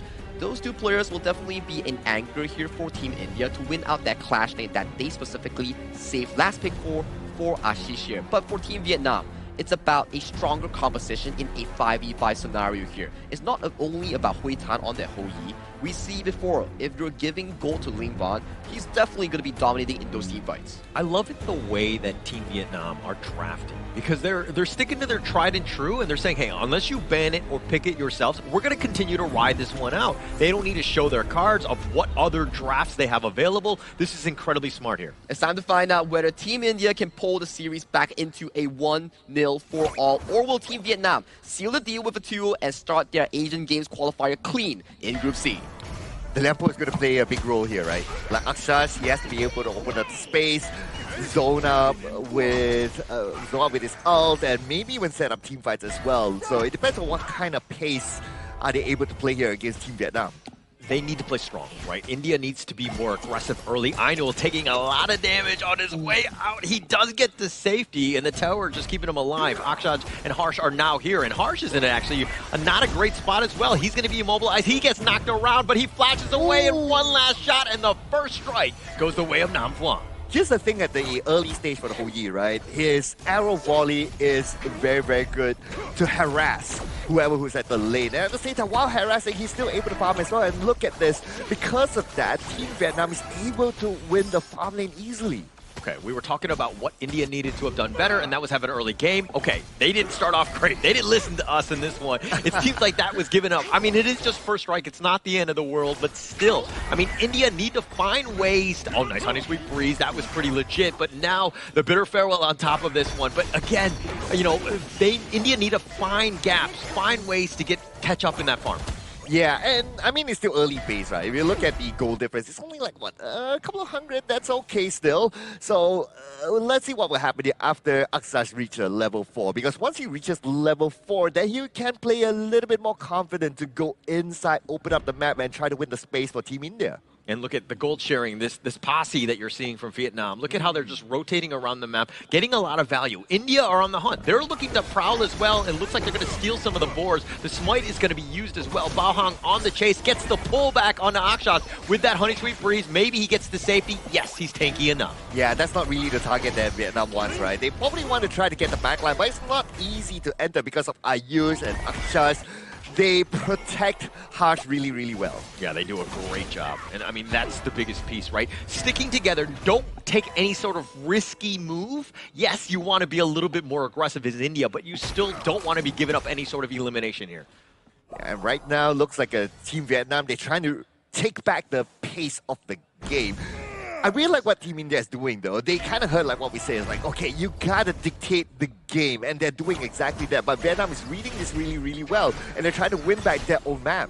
Yeah, it's all about tempo, right? Because what you saw in the last one was India were behind in tempo. They played a little bit more passively. They were sticking together and not really able to take any sort of the farm that was across the map. And that's what you want as an opposing team. You want to be very oppressive. You want that map control. So because of that, I guess at this time, Team Vietnam, they're kind of forced to play this game a little bit slower. But this is going to be the risk of Team Vietnam, right? The risk is that the moment Hou Yi hits his power spike, the moment Hou Yi gets all his items in, he will, number one, have that damage output by himself, and he will have a lot of protection by his teammates. So they have to find a pick-off on the Hou Yi. You got to get to the backline. Find some way. I mean, the mobility is more linear. Everything is kind of, you know what's roughly coming, assuming that, you know, someone's not hiding in the brush or whatever. So as long as Hu Thung is able to kind of, you know, keep everyone, you know, at arm's reach, he should be fine. And on the Hou Yi, you're going to do some serious damage. Dude, I really like how the Dia Panampung here is really protecting the Hou Yi. He's always in front, and he's always like the one that's like, okay, zoning out for the Hou Yi, and Hou Yi gets the free, Burning Sun arrow hit at the bottom. Oh, they actually found him right on the tower, but it looks like he's going to be fine, and it looks like the Tremor Smash is going to completely whiff. Ling Fan is joining the fight, but he's just going to zone people away because they want the Tyrants, and they're going to basically take it for free unless Ayush gets the steal, not able to find it. Bao Heng actually taking that one, and here's the Burst Ram to kind of slow them down. They're trying to just retreat, but they get caught around the Honey Sweet Green on the Ling Fan. The Unending Sorrow will mitigate all of that, and now Ayush is going to just back off, and Vietnam not able to find a pick, but they did take the Tyrant. It was unfortunate that Akshas did not have his Tremor Smash during the Tyrant fight, so they were not able to engage. Because if you kind of think about it, based on the draft of Team India right now, they are highly dependent on Akshas to engage. If Akshas does not engage, then, well, they have to kind of bait Team Vietnam towards them and try to make the counter engage. It's one thing to engage, and it's another thing to basically initiate and get the control. I think that the control was the big piece that they missed in that last fight because, again, he missed that Tremor Smash. That was absolutely huge because it's a big ult. Now it's not there, and now you have to run because you don't have that control. Okay, now he will have another chance because the Tremor Smash is back up again. But looks like the Team India, they have been very focused onto their lane in the past few minutes. Yeah, and it looks like the heart, well, he's just going to get on back, making sure that he stays alive. India, this is the aggression that they want. They have a numbers advantage in the bottom lane. They want to push this wave out, put a little pressure on that bottom T1 because they have not really done a great job. Okay, Burning Sun arrow there just to scout out the brushes at the side. But looks like the engagement is happening right now with Akshas going in, but then again, the other teammates are not really ready yet. What I'm seeing right now is that Team India is starting to pull the brake. They're not as aggressive as before, and this is allowing Team Vietnam to scale. Yeah, it looks like Bao Heng, he's looking to fight, just control with a 3, not able to find some sort of target there. But let's talk a little bit of the differences between this game and Game 1, where India actually got a tower. So this is about that space, and again, having a much better early game, and they've definitely done that in this one. Yeah, we haven't been putting too much attention onto the clash lane side, and I guess that's the advantage of Ashish picking his hero, right? And like what Sagi said earlier on, this is a good pick, allowing them to have that option to split push when needed. And I kind of predict that Ashish will just stay at his lane and just pressure at the side while Team Vietnam might be going across the map. You have a lot of advantages when you're talking about the clash lane, when you have that range. The Mie is going to be super annoying to deal with as HoK. He's done a decent job in terms of the net worth. He's keeping on pace, but when you've lost that tower, that's a little bit of space. Now you've been pushed back, and Ashish can continue on with that split push. And you've got to think about it as well, because he's been doing a really good job on his lane. But and I thought for a second, the Dissonant counter is going to be used on top of the Burning Sun arrow, and they find Harsh. It's just enough damage. Akshaj is getting a little bit low, but he too will be controlled as he gets picked off. Lingvan from the side coming in on this one. Ayush tried to go in, but this is a bad start. That's a double strike going away of the Game 1 MVP, Lingvan. What a counter engage here by Team Vietnam. Team India, they tried to go in, and it kind of looked good. But in the middle, Ashish might be in trouble, but then again, he's safe for now. But what a good counter engage there by Team Vietnam. Team India, again, I see their idea, but the execution is just lacking. They don't go in at the same time. You think you're setting up a trap. You're setting up the ambush, but then the Burning Sun arrow hits you and it changes everything, right? So they need to, that's another Burning Sun arrow as they decide to dive the tower, and it looks like that's not going to be enough. The Unenix arrow by Ashish, he's going to get on back, and he's just going to barely stay alive on this one. The Umbral Moon, excuse me, he will be fine, but India just dodging a bullet on this one. Objective gameplay again by Team Vietnam. They don't get the takedowns, they get the tower. That's good enough for them. And they have a lot of zoning potential here with Lim Van, with Bao Hang. These two heroes are good enough to zone. Huidak, well, he might be busy with his own lane thanks to Ashish, but they have enough options to engage in team fights. Nice Honey Sweet Breeze yet again. It looks like Harsh has been able to kind of hit those, but now Harsh is in a bad spot. He's going to be taken down, and they're going to be on the run. Akshaj has been pulled away. He's tanky, but how tanky? Just a couple more. He's got the shield, and it looks like Akshaj does go down. The hot streak going the way of Lingvan, who's done almost everything. Nam Kwang, he gets picked off as well, and Bao Hang will also be taken down. Ainul with the double strike. Oh, and at the same time, while all that was happening, look at the farm lane situation. Huiduk pushed towards the tier 2 tower of Team India, putting pressure onto them and now forcing them to defend. And that's the power of the HoK, the Fatih, right? I mean, the fights are happening. You don't have to always join, and you have that split push potential and create even more space. But the Tyrant here looks like it's going to go the way of India. They've done a better job of at least taking some of these big neutrals away. Yes, though they still need to catch up in terms of gold. Now the gap is still kind of there. It's about 3k.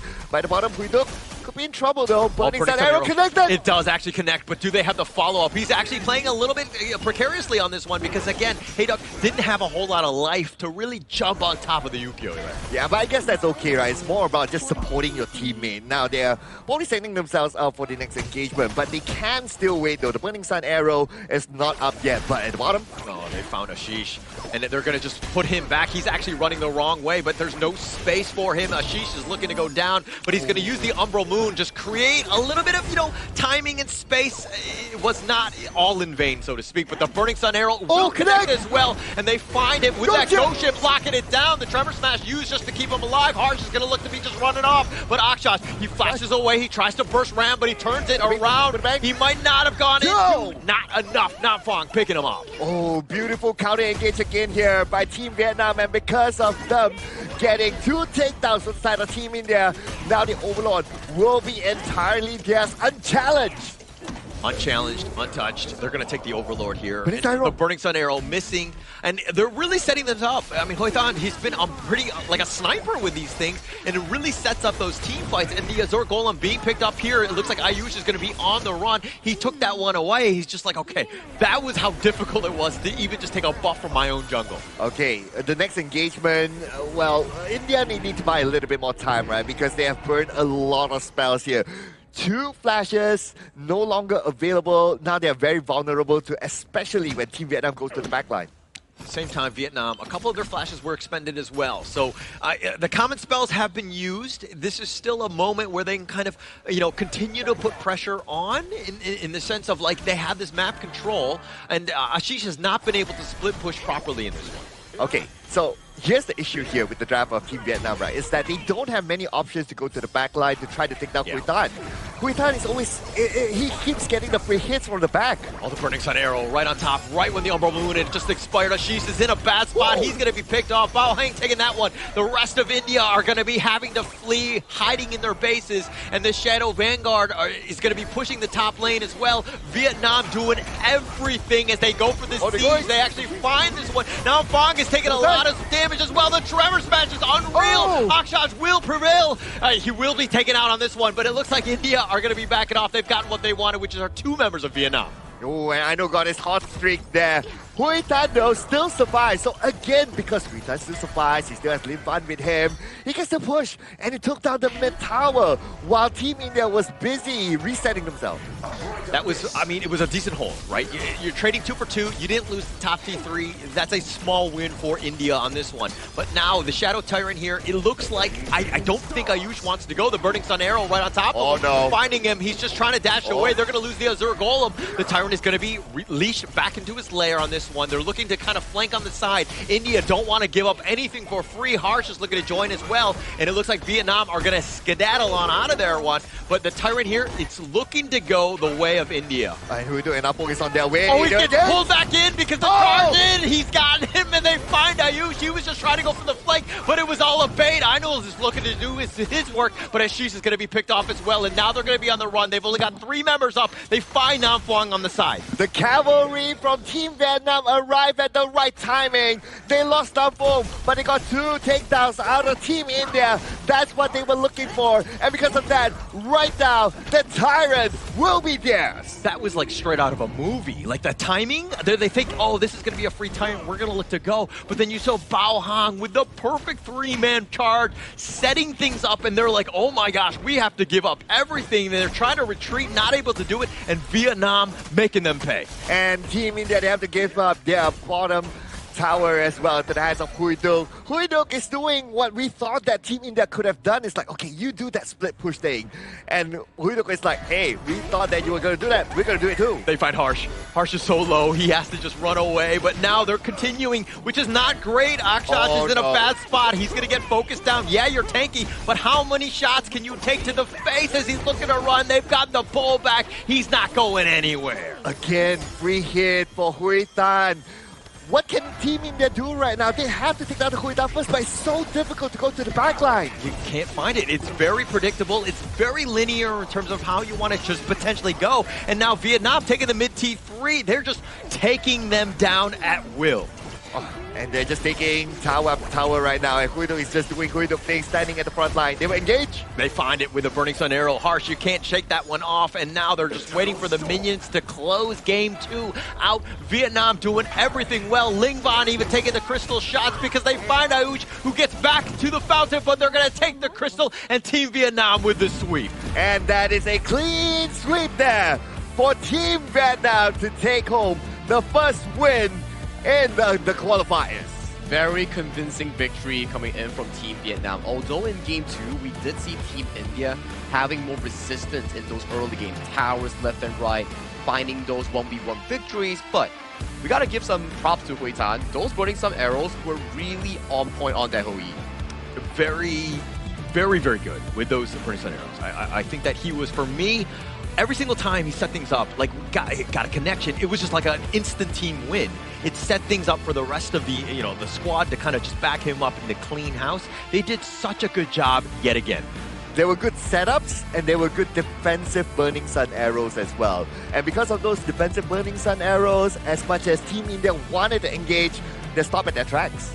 Yeah, which is a bit difficult, right? We did mention that in the pre-game draft, we need Team India, especially their top and Clash lane, jungle, to win out the early game. Yes, they got the tower, but the Burning Sun arrows that kept landing on towards the enemy team, those are very heavy. Everyone that hit, they're like, okay, what's next? Oh, one more member down means our early to mid game power spike that we planned for is gonna be dragged back here. So for Team India, early game was great. But the Burning Sun arrows, those were amazing. Yeah, so like you're coach of Team India, right? Like, what do you tell your team? You're like, hey, we got to do a better job of dodging Burning Sun arrows. Like, what do we need to do? Like, give me some sort of pointer that I can really kind of, improve on. Okay, so Burning Sun arrow on Hoi, right? first things first is like, okay, in rank game setting, for example, right, you'll tell like team like, okay, he has Burning Sun Arrow, so watch out. Yeah. And then like you have like an inner timer in your brain. It's like, okay, it's about like 30 to 40 seconds for each interval here. So when HoYi disappears from the minimap, you have to be careful here. It means he's planning to shoot his Burning Sun Arrow either from the bush, either from a segment of the lane, or somewhere else. So you have to be careful in a 30 to 40 second interval. Okay. So you basically just like that internal timer that's going on, constantly just spamming chat, being like, hey, 10 more seconds before it's back up. Be careful, guys. Like, I mean, do what you can. I mean, they have voice chat, right? Yeah, so yeah, yeah. definitely they can pull it out. Okay, yeah. I think that you need some way because, I mean, even going into this one, now you're on the professional stage, you need that same sort of timer, right? You need to ensure that every single time it's available, you got to be a little bit more, a little bit more scared, I would say, with your positioning. Which is true, right? But let's do check out the scoreboard here coming in from Team Vietnam's dominating 2-0 against Team India. We gotta give props towards Hui Tan, Ling Wang, Bao Huang, Hui Duck, and also Nan Feng. This was a very clean game too, as so far we view this entire game itself, we can see the core trinity here. Bao Huang, Ling Wang, and Hui Tan. Yeah, they're so good. I mean, the way that they're able to synergize with one another, they're able to support each other and understanding when they need to go in. But let's talk a little bit about the positives, at least from the India side. Aino really showed up. Game 1, Game 2, had a pretty decent game. And dare I say, if I was Aino and I was in this game, I would be reporting my teammates, huh? Whoa, well, that's harsh, man. I mean, not the player harsh, but that's really harsh. But okay, in Team India's entire setting as well, right? There were a few games that we saw so far. Ayush and Aino, they will swap their roles between jungle and farm lane to better out the heroes that they have selected here. And so far, back-to-back games, Aino has had a pretty good showcase on the early, and we do have to give him props towards that. But in the end, Honor of Kings itself is a team game. You have to improve in a team setting here. Maybe from early game team fights, communications, rotations, or the 5v5s that just happened in the 10-minute tyrant. Like they could potentially found a comeback. Yeah, and you kind of think about it, right? Here's the gap with Team India's draft is that they don't have the answer to go to the backline. And on the contrary, Team Vietnam, they have a lot of protection to the backline. So the gap, if you kind of think about it from a formula perspective, it's like really big there. Yeah, they just have so much healing, so much sustain, right? And then Ling Wan, the way he's able to have that perfect positioning, always just hitting people from the maximum range, tenderizing, softening up, whatever term you want to use, and India really didn't have any answers to this. Which is true, right? And as of this point, if we were to view Vietnam's entire composition as a player instead of the heroes, you can see Ling Wang and Bao Huang gets the ultimate priority here. The heroes must be strong, and they do get more of the resources here. As we see Ling Wang, as you guys mentioned during the game, early game goal sharing, he's following the jungle everywhere, taxing resources, making sure that this mid lane Yuan pick is not a utility pick, it's a carry pick for Team Vietnam. Ooh, it's going to be a tough one, right, for whoever is going to face off with Team Vietnam in the future, right? Like, do they ban the Yuan? But if you ban the Yuan, then you're leaving a lot of other options open, like the Dolia. Which is true. A lot of uppers, a lot of goodness, I would say, the Yuhan. I think, Sagi, you mentioned that it was like the 2025 meta is kind of back in this one with this, because it just has so much flexibility. You're seeing just the power and why you need to really look into this one, especially, if you're one of the other teams watching Vietnam just actually excelling on this hero. Which is true. And we have to go back to the drawing board if you're on Team India here. Drafting is pretty good in the first 3 picks here. You have a lot of priority on towards the early, on towards Aino, which has shown decent success. But when it comes down to an overall team composition, it's like what Sir Cobb mentioned here. How do you reach the HoYi? If you fail the side lane dominance on the Niyue and also the Ukyo Tachibana early game, where do you progress in the game after that? It was the protect the president or the protect the queen, depending on how you want to look at this strategy, right? And HoYi was always in the back, always just like he was untouched. Whenever someone wanted to fight him, he was dictating when those fights were happening. So again, they had no way to get on top of him, no real control, and he's just like literally just mowing people down. He was having the time of his life in this one. I guess one other hero you have to give credit to, right, is also the Fatih as well.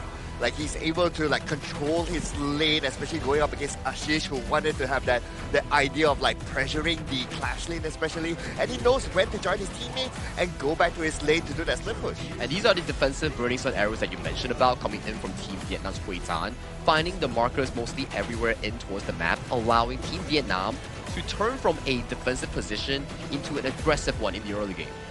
And even when those fights were happening, two members are already down, and it looked like Ayush was continuing to try to find something. I think that these are things that when you go back and watch the tape, you can't do it, right? You're down two members. There's really no reason to fight because it's not a high percentage play. I think it's more of a damage calculation error coming in from Ayush. He wanted to burst down his squishy target and immediately go for that retreat here, but misjudging the situation cost them heavily in the early game. I would say that this game 2 coming in from Team India is much better than game 1, where they actually had resistance, they could match goalie, go for those 10-minute team fights, but in the end, you are getting dry kills on towards the map, unable to convert them into objective, and this is the most important one, which you guys mentioned. The cavalry arrived coming in from Team Vietnam out of spawn and found those key pickoffs here coming in on Team India, which set Team Vietnam for a smooth and easy 2-0.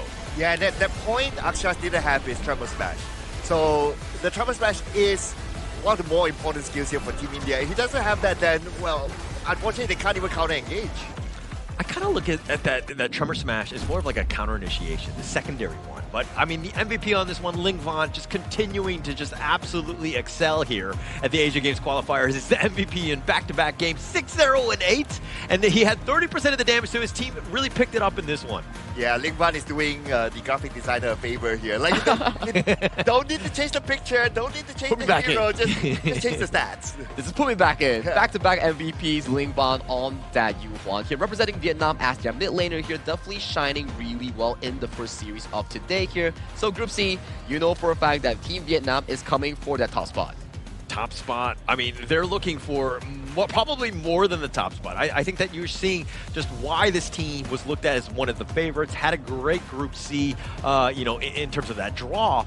And this is a very scary lineup for any of the squads because you know that, hey, they're going to bring it, man. Oh yeah, absolutely, right? I mean, just look at the gameplay. And like what we mentioned before the game started, right? Like, okay, we can expect an aggressive gameplay, lots of experience from Team Vietnam. And they've shown it, right? They've shown an aggressive gameplay and they've shown adaptability as well. And the fact that they're able to play two very different types of gameplays in the two games that we're seeing, I think they have more on the cards. I think it's also coming down to experience of players here, where you can see Team Vietnam definitely has more of the experience in game, how to position themselves, how to play the weak side, especially the clash and the farm lane, making sure that even though you're on the losing end, you can still make it a stable outcome towards that 4th minute mark, which gives your entire team composition more room to play for those team fights, which in honor of Kings, we need to make sure that even if you're on the losing side, you need to try your best to equalize that outcome. Yeah, the coordination has been great, right? Even when they're getting jumped, they know how to kind of, you know, again, just back off at the right time and to turn those fights into a favorable one, right? And that marks a good team. And Vietnam was doing that in games 1 and 2. Yeah, but not everything is lost yet for Team India, right? Because they have more games to play and they still have a chance. Well, boys, we got to throw it to Mara to actually check out the winners interview with Team Vietnam to check out what they have to say in this first series. So Mara, if you may, please take it away. Here we are with Linh Van from Team Vietnam. Congratulations. What a spectacular performance. How do you feel about getting that first win for that opening day with such dominance? Lời đầu tiên xin gửi lời chào trân trọng nhất đến đội trưởng Linh Văn. Chương trình muốn biết cảm nhận của bạn sau khi giành một chiến thắng rất là thuyết phục với đội tuyển đối thủ với chỉ số 2-0. Bạn cảm thấy như thế nào? Dạ, em cảm thấy là rất là vui và tự hào về đồng đội. He feels very happy, excited and proud of him and his team as well. And that's something to be definitely proud of, showing that performance, great team fights, fast rotations, you were denying your opponent, getting the buffs. Now, how important was this game to set that confidence for the upcoming days that's ahead of you? Qua trận đấu vừa rồi thì mình thấy đội tuyển Việt Nam đã có những thành tích rất là tốt trong việc giữ lường, đảo đường và cũng như là khắc chế đối thủ. Vậy trận đấu này có ý nghĩa đối với sự tự tin của mình như thế nào cho cái trận đấu sắp tới? Mục tiêu của bọn em là đi đánh giải này là 100% là vượt qua vòng bảng, là đứng đầu của bảng này. So our team purpose to be here today is to be the last one stand in the qualifier. And this game has supported us to show that we can do that. And for sure, with what you've shown, a lot of people across the regions are impressed with what you've shown. And for sure, Team Vietnam would like to hear from you. Invite them to support you for your next match. Và hiện tại, những người hâm mộ tại Việt Nam sẽ rất muốn nghe lời của bạn về việc cổ vũ đội tuyển Việt Nam tại trận đấu này. Bạn có lời gì gửi đến người xem tại Việt Nam không? Lần đầu tiên là mình xin chào tất cả mọi người đang xem đội tuyển Việt Nam qua màn hình điện thoại và TV. Và mình muốn mọi người hãy ủng hộ đội tuyển Việt Nam sẽ giành được, bọn mình sẽ cố gắng để lấy được thành tích tốt nhất. Most sincere hello to the viewers and fans in Vietnam. We want to show our proud and make sure that we will be one of the strongest team here. Please show your support toward our team. Once again, congratulations to Team Vietnam. For sure, your country is proud with what you've shown today. And we're going to be talking about that a little bit more, so we're going to head back to our casters. Lead the gorge. Thank you, Mara and Ling Vong coming in from Team Vietnam. Here you can definitely see the confidence oozing out from the player itself, that he did mention that they want to stand strong and tall as the group leader coming in from Group C. Wait, was it the confidence from Ling Van or Mara? I think both. I think we both on this one. Definitely on that interview. I think that both of them, I mean, there's a reason why both of them are very confident. I think you just saw an absolute excellent performance by Vietnam, especially when you're talking about game one, to really set the tone of, hey, you want to come at us, this is what you need to get to. Let's not forget our translator as well. Confidence by him. Let's not forget. But it's one thing to represent your club, right? Yeah. It's another thing to represent your country here. I'm sure Sagi knows how that feels like. Yeah, and I mean, it's really proud to be up there and able to show the best of gameplay and let the fans celebrate.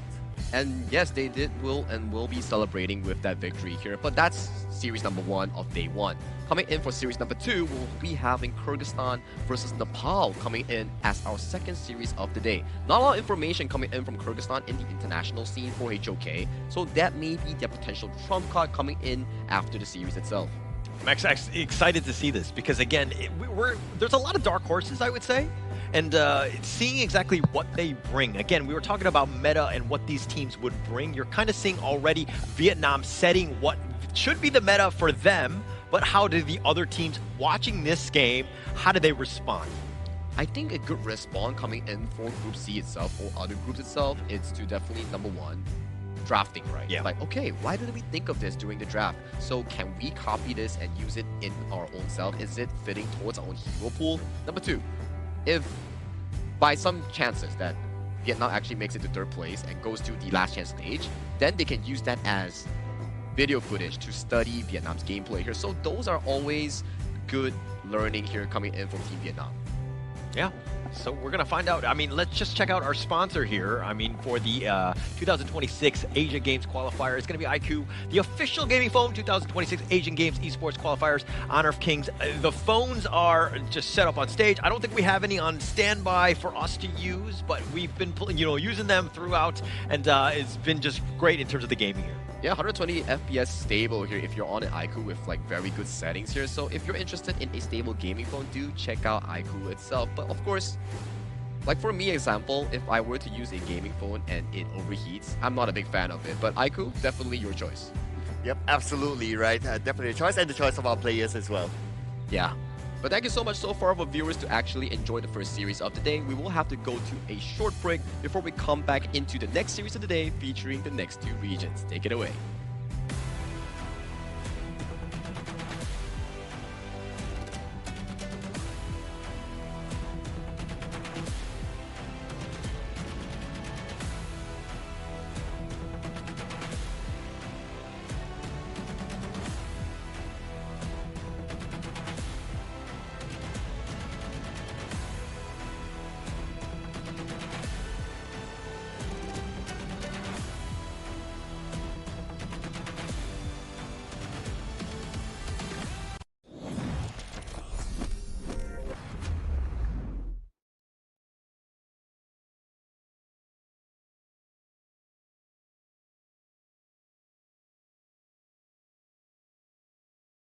stage. Contestants fight for the honor of the regions while we cheer them on from the stands.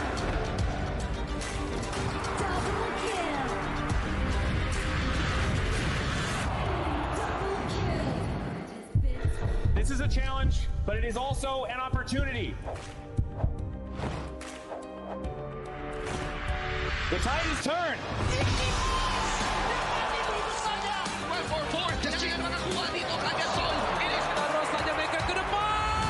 Aspas in front. They're going to use it. Golden Tide close out Tatsumi.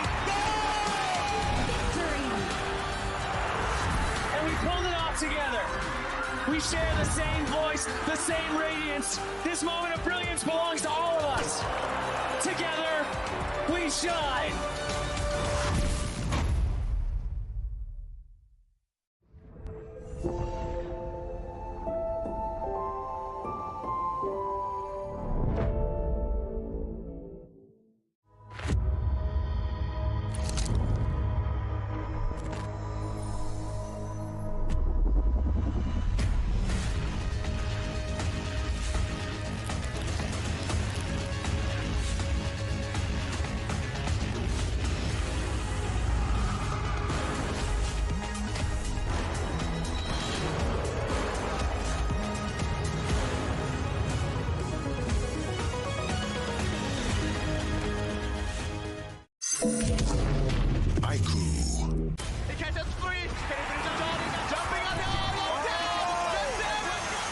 Welcome to the 2026 Asian Games Esports Qualifiers, Honor of Kings.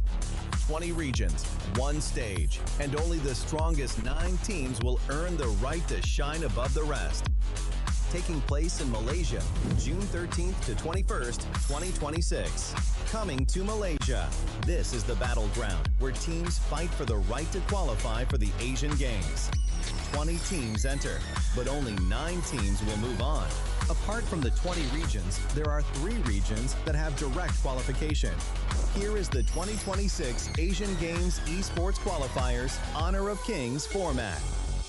First, the 20 teams will split into 4 groups of 5. In each group, every team faces every other team once in a single round robin, with every match played in a best-of-3 format. That means every match matters.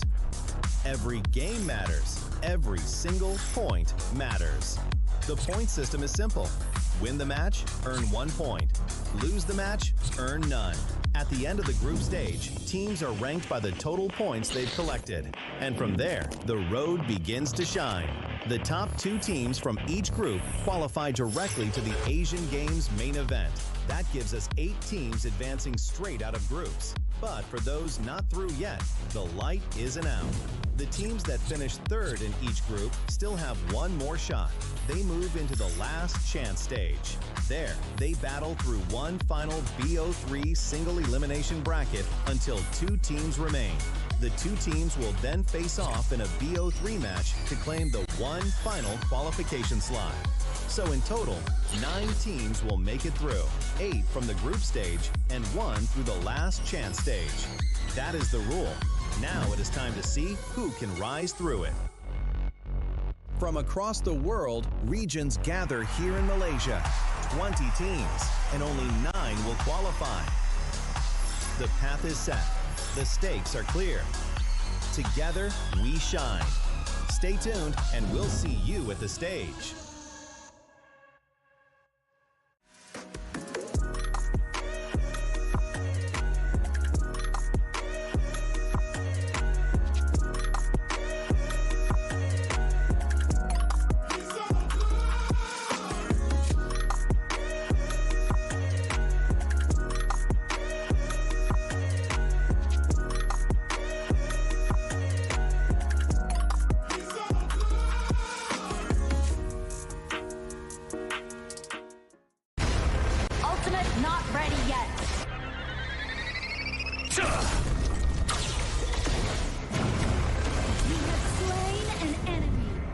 Magic murmurs in ecstasy.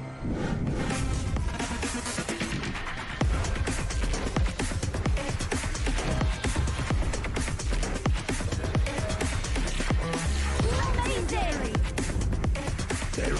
No escape for you.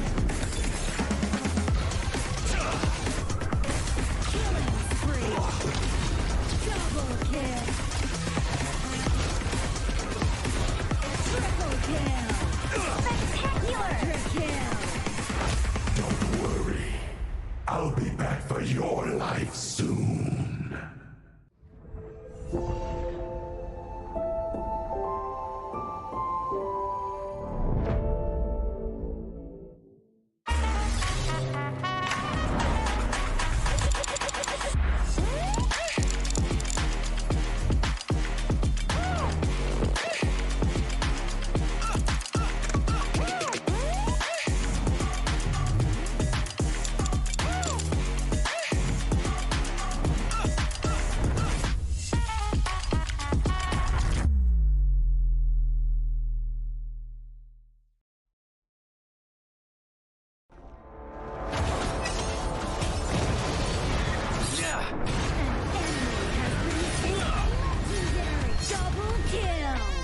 Shall I compare thee to a summer's day?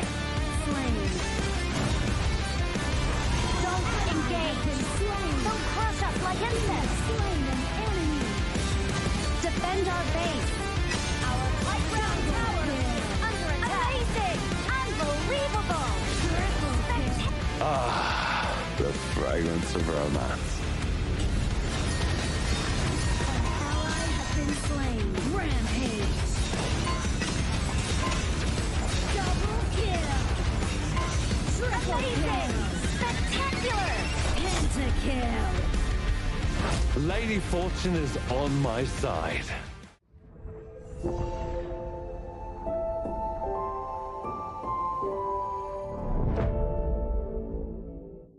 Itu bukan track kita. Relax, bro. Phone aku! Jom kembali. Mountain View! Angkatkan kegemaran! Kau boleh! Kat mana pula ni? Water Trust! Kasih boost! Adventure! Dapat pun. Steady, bro! Rancangkan kegemaran gengmu!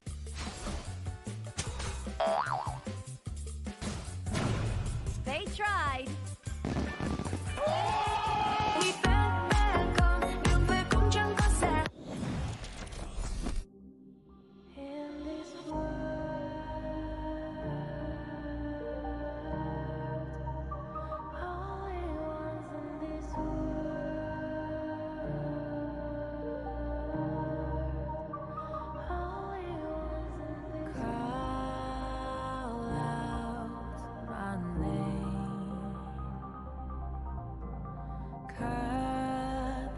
Sound of the rain.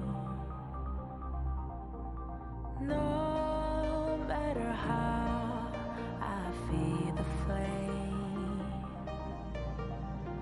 you know I feel the darkness and the pain.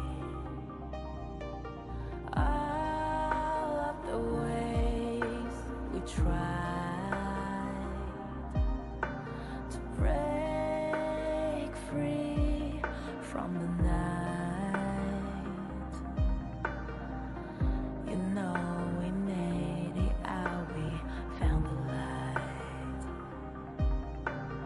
I fly so high, light up the skyline. Let's do it this time, like it's a whole new vibrant world.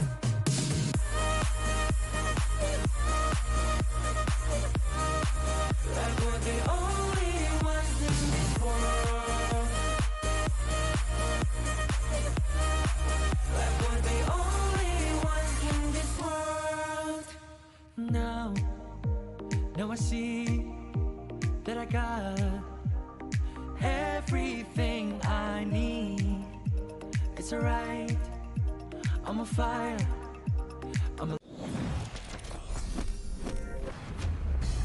Welcome back to the 2026 Asian Games Esports Qualifiers here for the Honor of Kings official event here. My name is Sagi, your guest host for today, and this is day one. And with me is our fellow casters of the Gorge, Sir Cloud, and also Holler here. Any advice for Team India after that game one? I think that they're going to go back to the drawing board and kind of, limit what some of the Vietnamese players like Ling Van was bringing. I think that you need to be very targeted in terms of like ban and also play and execution, because those are the things that will really let you shine. Those are the players that are scary and you need an answer for them. Yeah, and I think that they do have the idea of how to draft and how to play for themselves, but they also have to consider on what might happen on the opposing side as well. I think so as well. It's never really about planning for yourself. It's also always planning how to equalize out your, I would say, rough edges. Yeah. Because you need to make sure that although you're losing this matchup, it's like a 7-3. You need to make it like a 6-4 to make sure at least you're losing, you're still getting steady goal, maybe make it out of laning phase losing at 200-300 goal. Same thing can be said on the winning matchups here. Once you are given the priority on the drafting phase, you must make sure that you are winning that lane. Yeah, I actually didn't like it how you said rough edges and you looked directly at me. I was a little offended by that. I don't know if it's really targeted, but I understand what was going on. I do agree with your points as well. So are you implying we have rough edges? No. I was saying that you were taking shots at me, and I felt that one. So I'm just saying. That's what I'm here for. That's the only reason I'm here on this one. But again, going into game number 2 in this second series, I think that both of the squads, they got to get rid of the nerves, right? You kind of saw India playing a little scared. They were not really comfortable, and they were playing a very passive game. That's true, right? So for them, they have to revisit the drawing board here. But of course, we have to also remind our viewers of the new upcoming patch for the Honor of Kings official server that will be dropping here on the 17th of June. Massive wave of updates awaits you because this grand venture is the biggest update of the year, which will be coming soon on June 17th. So mark your calendars and make sure to log in.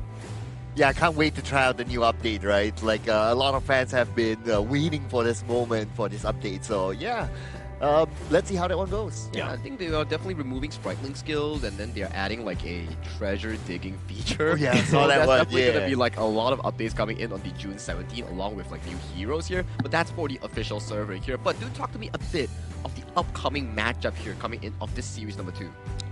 You gotta have 2 dark horses, I would say. I think that both of these squads, there's not a lot of data and information in terms of what they like to play, how they draft, all of those things, which you kind of want when you're talking about doing a little bit of scouting on some of the other squads. Like the other one, India, we knew, right? Vietnam, we knew, right? But I think that these 2 teams, Kyrgyzstan and of course Nepal, there's not as much, I would say, out there.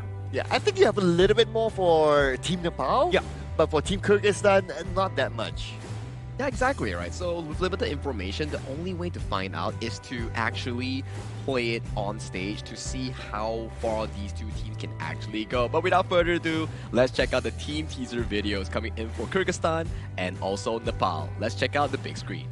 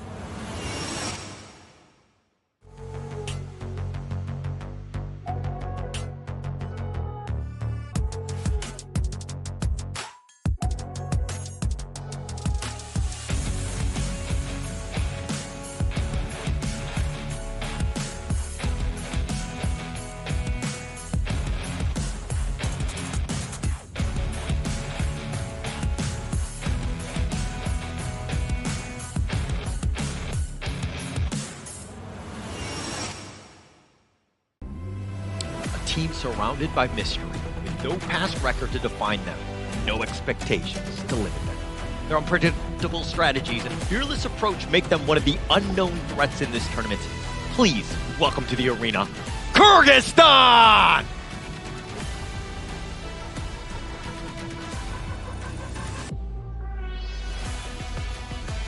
They are no strangers to pressure, representing their region with pride, armed with experience and an unbreakable fighting spirit. They are here with one mission: victory. Make some noise, Nepal!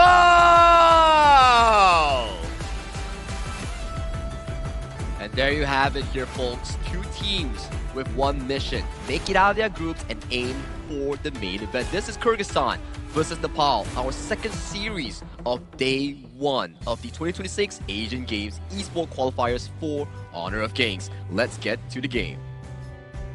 We're going to see the first lineup. Kyrgyzstan is going to be up here. It's going to be Jamalvik, Dansan, Kubanich, Azad, and of course Marlin to kind of round out this team. This is a squad that, again, we don't really know too much, but that could be very beneficial for them.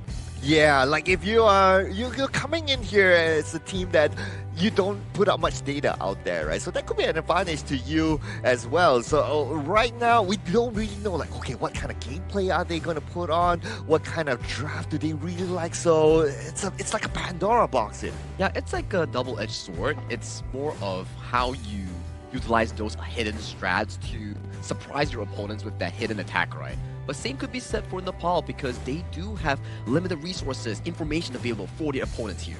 Yeah, they do have some valuable experience here, represented by Shushank, Swastik, BJ, Shusil, and Suyong. So these players, they do have some level of experience, so there could be some level of expectation for how they're going to perform later on. But then again, you're going up against Kyrgyzstan that you have no idea how they're going to do. Yeah, I mean, you're looking at Shushank and, of course, BJ. They played on Honor Esports, which was 7th place in KML 2026. So we've definitely seen them. We saw Swastik playing on True Rippers. And, of course, Suyong, he was playing for Seoul Esports, which was 2nd place in the India qualifier.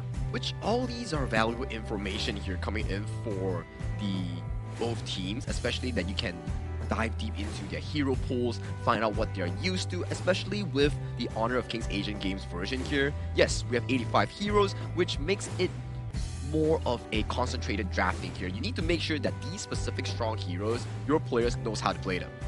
Yeah, playing together, right? That's the other piece, right? Correct. It's one thing that these guys have been kind of on different teams, and a lot of other regions have been doing that as well, where they've kind of, taken a team that's, from all over, right? So to have them to sit together and to play and to kind of use that one hive mind to ensure that they're on the same page is going to be key into this one. Now, Team Nepal, they chose the blue side. That means they're going to get the first pick. So the pressure will be onto Kyrgyzstan on whether they think it's going to be worthwhile to ban out the Dolia or not. And it's a regional tournament here, as we alluded to in the previous game itself. We did mention that different regions have different metas here. They have different playstyles and comfort picks, which proves to the world that they are special in their own way here. So I'm still excited to see in this second game, are we going back to basics here, copying Vietnam style in game one, or are we drafting towards our own capability to try and win out our opponents? I'm going to say that they are already special, right? They're all of them.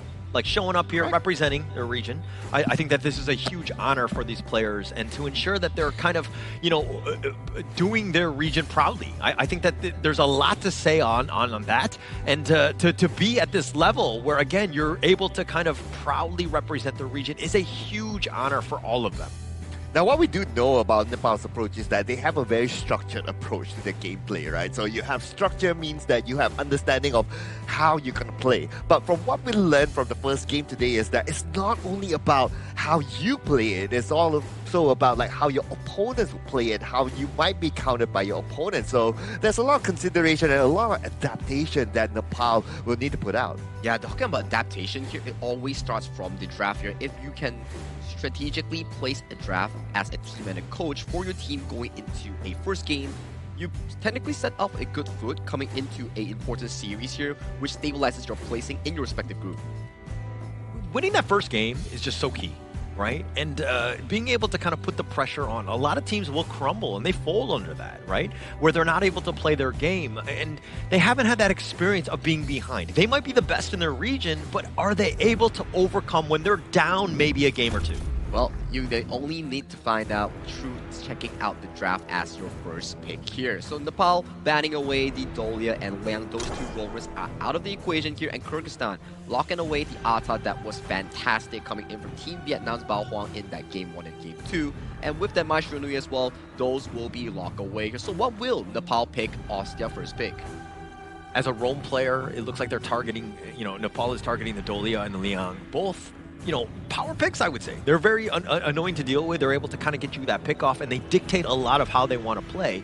But does this mean that they're going to kind of open things up? Like, what are your thoughts on that, Sir Cloud? I was kind of surprised that the Dolia was banned out by Nepal when they had the first big advantage. I thought that it would be better to leave that potential ban towards Kyrgyzstan so that they are forced to use one of their bans, but okay, they probably have something else on top of their mind. But by picking up the Chano, this will allow them to play a very fast-paced gameplay. And the Zhang Fei, well, I think this is going to be one of those staple picks here in this tournament. For me personally, Chano is one of the best marksmen in this current patch itself. Strong laning phase and very consistent DPS coming into the late game when you have like the Poetry items, Eternity, Shadow Ripper, and the Daybreaker here.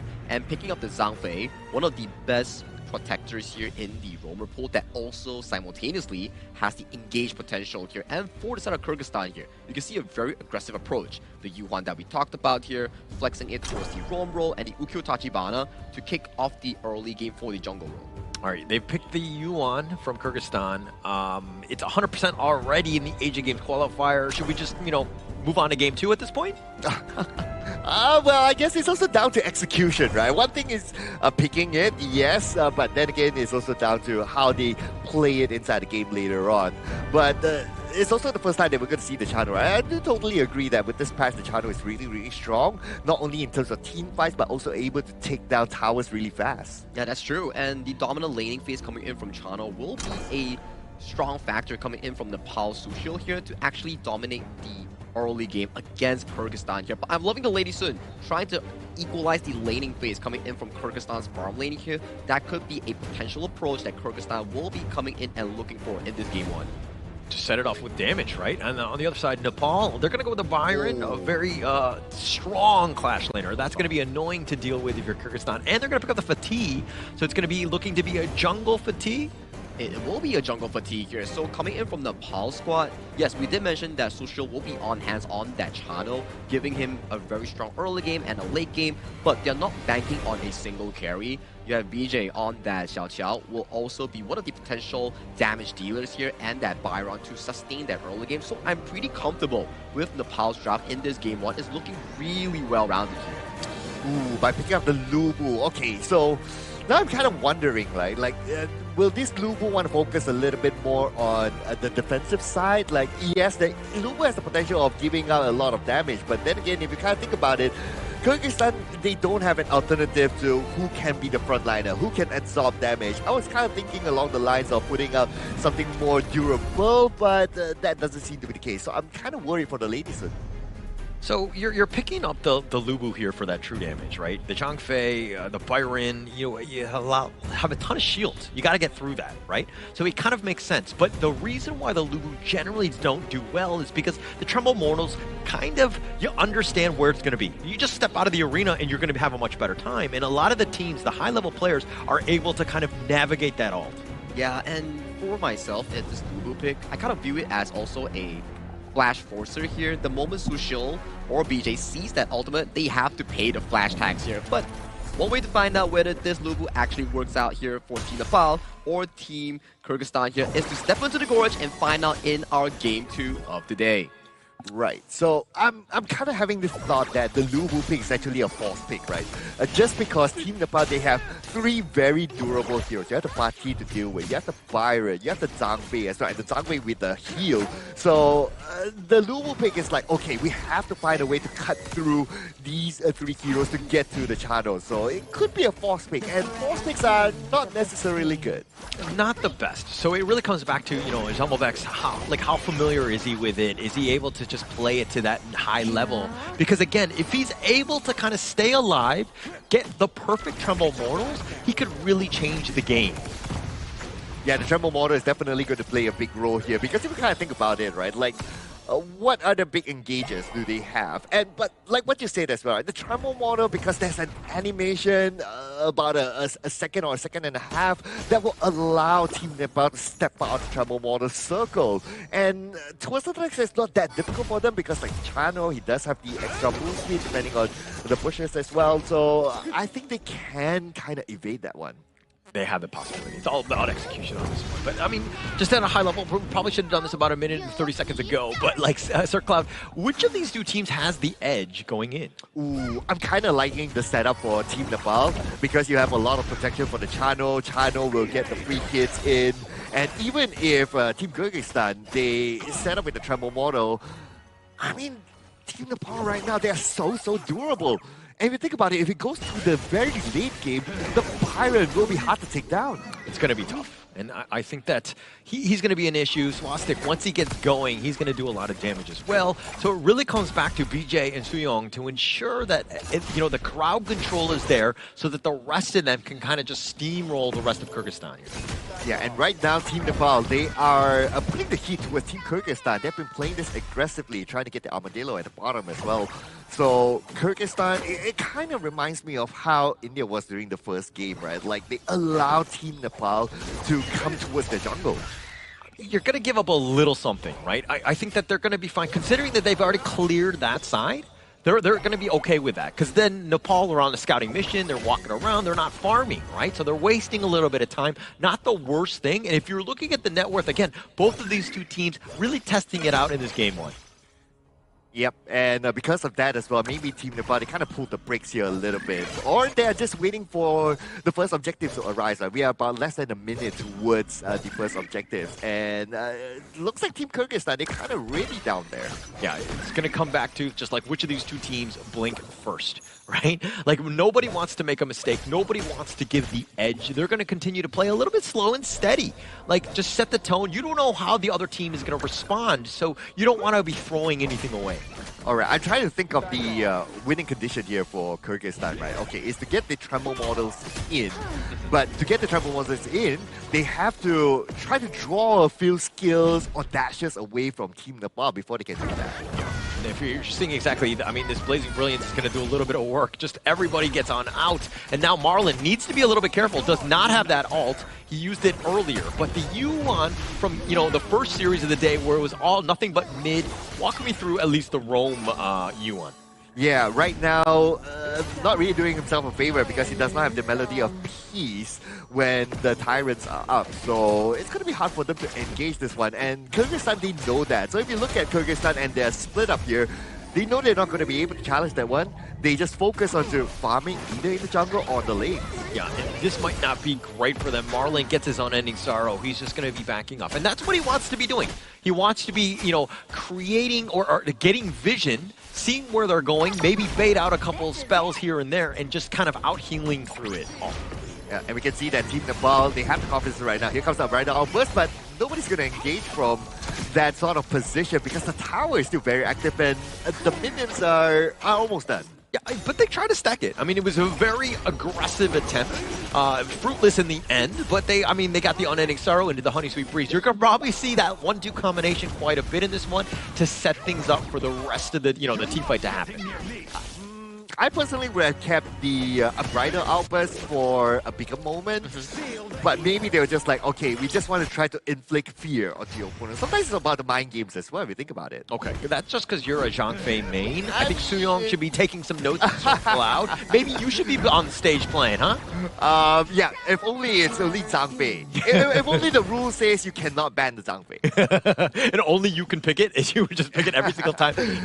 Done deal. But now, if we're looking at this one, both of these squads, very close. Nobody's really willing to give an inch, so to speak. Yeah, even the goal difference as well. Like, okay, I know Kyrgyzstan is kind of losing ground, but in terms of goal, they're still keeping pace. And at some point, they have a slight advantage towards Team Nepal. So now it's about what will be the tripping point, right? I guess the tripping point will be who makes the first engagement or who comes out victorious of that. Yeah, and also looking at Swastik, I think that once he's hitting a couple, once he's comfortable, he's able to kind of leave the jungle because it seems like now is the time they were trying to take out Marlon using the unending sorrow, dodging this again. Yeah, he has to use that one, right? Like, he has no choice. If not, he would have been gone there. No first strike yet by either side. This is so far the longest wait for the first strike, if you kind of think about it. It just shows the level of respect that the two sides have for each other. Yeah, not able to find that right pickoff. They just have a lot of sustain. They're able to kind of navigate through some of the punches that are being thrown their way, dodging things out, and again, just looking for a very good mid-game. Right now, Team Nepal, they have the option to go for the Overlord right now. But they're not really going for it. It kind of feels like, okay, they want to take down a lane, but then again, Team Kyrgyzstan, they're still holding down to those lanes, so Team Nepal, they don't really have an opening. I would say that perhaps the best right now is for them to try something different, maybe to try to go for the Overlord, because there's a lot of time and space given by Kyrgyzstan. But if anything, Nepal are looking to kind of maybe get some sort of ambush. But Kyrgyzstan has not fallen into any trap. They've played very stock standard, very, close to the vest and comfortable. But now they're looking to go in. The flash away, not enough. He just gets a rolling raid back under the tower. But Marlon taking most of this one. The leader stance was popped as well. Everything in the kitchen sink thrown at Kyrgyzstan, but no picks. Oh, here comes Shushank as well. Looks like they really want to take down the bottom tower. Yeah, they're looking to go Shushank. He's going to flash on forward. Finds Azak, gets first strike. Wow, that beautiful flash forward there. Not only they took down the tower, but they got that first strike as well. Beautifully executed by Nepal. And Kyrgyzstan didn't expect that one because that rotation was so fast. Yeah, and they survived the first strike, right? The first attempt, the onslaught that was trying to go in, and they thought they were safe. They hit under the tower, but it was just not enough for the second one when Shushank decides to go ham under it. Okay, the big one here is that if Team Nepal is able to get the middle tower, that middle tower, if they're able to take that one down, they will have big access into the jungle side of Kyrgyzstan. But looks like they're going to shift their attention away towards the clash, which is absolutely fine because at some point it was really crowded in the middle. But because they shift their attention away, then it opened up a little bit of space. Now, right now, Kyrgyzstan, they're pretty much playing tag if you kind of think about it. They're playing with the tempo of Team Nepal. Yeah, Nepal has turned it up, right? That first strike in the bottom and then turning this around. I mean, yeah, you were talking about the mid T1 being the most important, but you have to kind of go on the outside. You have to, direct them. Maybe it's a little bit of a fake out, if you will, to open things up in that mid lane. But with that outside push, they were able to kind of take the tyrant here by Kyrgyzstan. Right now, back into focusing onto the middle. They really want this middle tower. Okay, so Kyrgyzstan, they're grouped up right now. So this is a signal that they could engage. And when Team Nepal, they see Kyrgyzstan grouping up, especially with Lubu there, that's where they start to not get together. Yeah, and they're kind of close on this one. If they want to fight, Marlon is probably not the right target that you're looking to go. But again, something to take note of. Kubanec is actually, he had to expend his flash just to stay alive. He is a very immobile hero. If he were to get caught out, he is definitely an easy picking. Okay, so right now, looks like Kyrgyzstan. Okay, we have not seen really Kyrgyzstan really pushing it yet, right? Even though the goal difference is like minute, it's small, it's about 300 goal difference, but it feels like they're just playing the farming game right now. I wonder, are they setting themselves up for the late game? Of course, of course. I mean, unless you're trying to go for some sort of pickoff, and we haven't seen Kyrgyzstan turn. Okay, gets the unending sorrow. He does get on back into safety, but he needs to be a little bit careful. But Kyrgyzstan have not grown grouped up and attempted any sort of gank. They've been very reactive, and that's going to open things up for this mid T1 here. Oh, okay. But if you kind of think about it, right, besides the Tremble model, they don't have much options here to re-engage. Maybe Marlon, but he has to be able to hit this one. And the range sometimes is a little bit far, right, for his teammates to follow up. So Kyrgyzstan, we did talk about this during the drafting phase. Yes, they're very dependent on the Lubu, but if the Lubu doesn't engage, they don't have any other options. Not too much, but also it's a feels bad, man. When you're looking to kind of go with the Tremble Mortals as that first initiation, I kind of think Kubanec is kind of the guy. He's got to hit that Chaos Center to get a stun, attract, and initiate that team fight, and then you have the Tremble Mortals on tap. That would be best case scenario, though. Okay, and still, again, Nepal is just really pushing it back. Oh, they'll call out first with the pushback. The Tremble Mortals used in return. The Honey Sweet free. Marlon as well under the tower. Azad is going to be taken down as well, and they've taken down 4 members. Jamovek is the only one left standing. Okay, in comparison, right, the Umbrella Albus is a better engagement skill as compared to the Tremble model, way better. And we saw that earlier on. The moment he lands the Umbrella Albus, the stun is really, really long, and now they're going in for it. Oh, the Jamovek, no chance, just getting run down. Swastik has hit that moment, and it looks like Nepal have done it. They found the way, the avenue off of the ace, and they will take game number 1 here. And one fight It's all it takes for Team Nepal to close the game and take home the first victory. It was looking pretty 50-50 in the early stages of the games between Kyrgyzstan and also Nepal. Goldie was neck and neck. Kill, takedown score-wise was only like, what, 1-0 at about like 9 minutes? But one team fight from that one unbridled outburst coming in from Nepal was all it takes to seal the deal for this game one here. So props to Nepal. Clean game thus far. For me, their rotation as a team is, for this game itself, much cleaner compared to Kyrgyzstan. Oh, incredibly clean. That was the biggest piece to this one, was that they were able to understand when they hit that item point, and they were able to kind of use that advantage to take over this game. Because again, it was like one team fight, they just won the game. Yes, and it kind of shows that the kind of skill that they're ready for, especially the unbridled outburst, it is key towards their victory. As compared to Kyrgyzstan, they have the tremble model, and how it was used is that, okay, unbridled outburst goes out first. The idea for them is that tremble model is used as a counter engage, but in their kind of setup, it's not really a good counter engage if you ask me. Well, in their planning here, if I were to envision what Team Kyrgyzstan was trying to plan out regarding the Lubu pick, in hindsight, it seems like a logical pick because, number one, Lubu's true damage goes through double shield coming in from Byron and the Zhang Fei, but it requires ultra late game. Number two, Xiao Qiao and also the Chano coming in from Team Nepal, they don't have solid mobility to actually escape from a tremble model if their flash is on cooldown. If this game were to, per se, go into a 15 to 16 minute mark, then maybe Team Kyrgyzstan could win big with the Lubu. They had their opportunities, right? I think that especially when things were close, it was going to be a moment, like it made sense on paper, but it's all about the coordination and the actual execution, because you're seeing some of the KDAs here, and there's not a single kill to Kyrgyzstan's lineup. That was a bit of a rough one for them. Yeah, but you gotta think about it, right? How are you going to drag the game to the late game if you're Kyrgyzstan, right? Then you're going up against Chano, you have to deal with the Wolves, you have to deal with Byron, who's very sustained on the lane and able to push independently. So it's going to be really, really tough to just hold on to that. I will have to agree, but let's give some props towards Kyrgyzstan, right? I would say, although they did lose on the early game with that one kill, they were matching gold for gold really well, especially on towards Dastan. You can see his gold, although 0-1-0, he's 8.1 thousand, which is almost like, what, third in top of the gold chart, despite on a losing advantage. But when you're kind of been getting pushed by Nepal, and yes, he's getting all the farm, what about everybody else? Everybody else was suffering. Like, if you're looking at the Nepal side, he's like, the net worth was kind of closer, and you're seeing a better spread out, a disparity of the gold within the team itself. I mean, Chano, like Sushil, look at him versus Swastik. Like, those guys were like neck and neck on their own team. You need a little bit more of that economic prosperity across the team. Yeah, if you kind of think about it overall as well, like for Kyrgyzstan, they didn't really dictate the pace, right?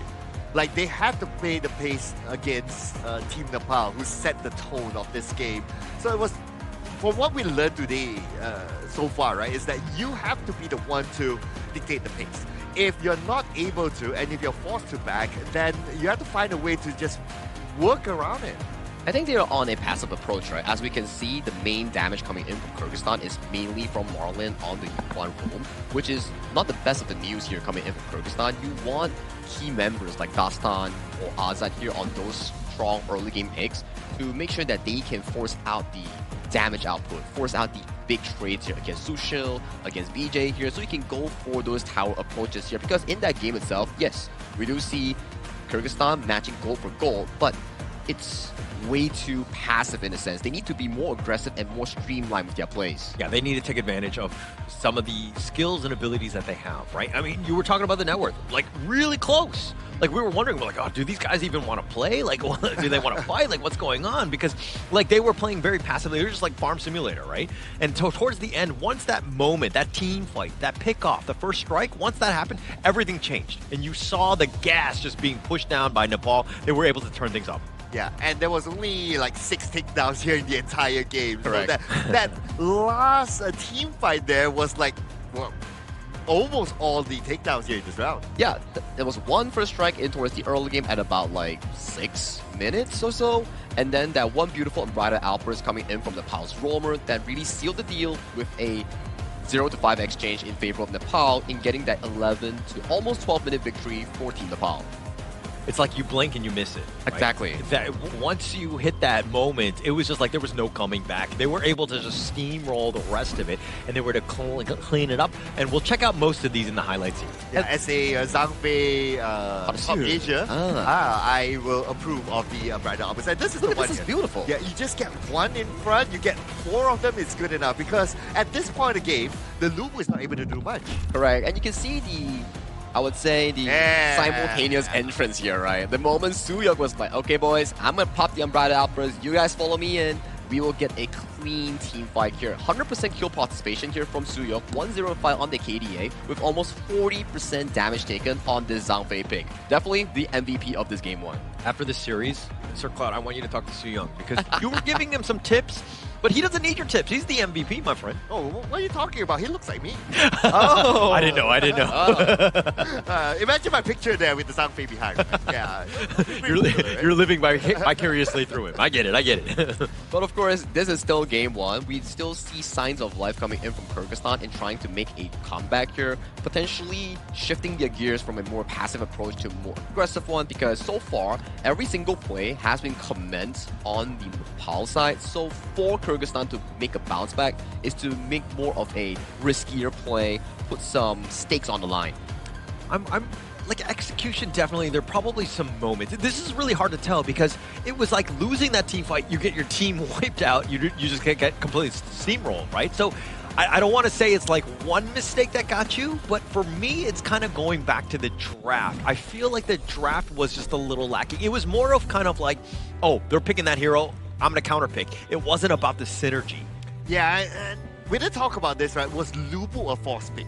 So if you're forced pick, then sometimes you might wonder, like, okay, are you comfortable playing this hero in the first place? Does it suit your team chemistry that you have practiced? So if you're forced into that sort of situation, then pretty much when it comes to the draft, your opponent has won it. Seems like the first 2 series thus far that we are having here between India, Vietnam, and also Nepal and Kyrgyzstan, Lubu seems to be I would say, a first pick, I would say. Or maybe we haven't seen to a level of completion from some of these teams, because we did mention, yes, Lubu strategically and by the description of the hero itself, yes, it pierces through shield, which is beneficial. But for that to actually happen, you need so much gold for this late game hero to actually make it happen in the late game here. And there's finite gold on the Gorge here for Honor of Kings. So for them to actually find a way, they definitely need to strategically push the game to a later stage for teams who want to pick up Lubu.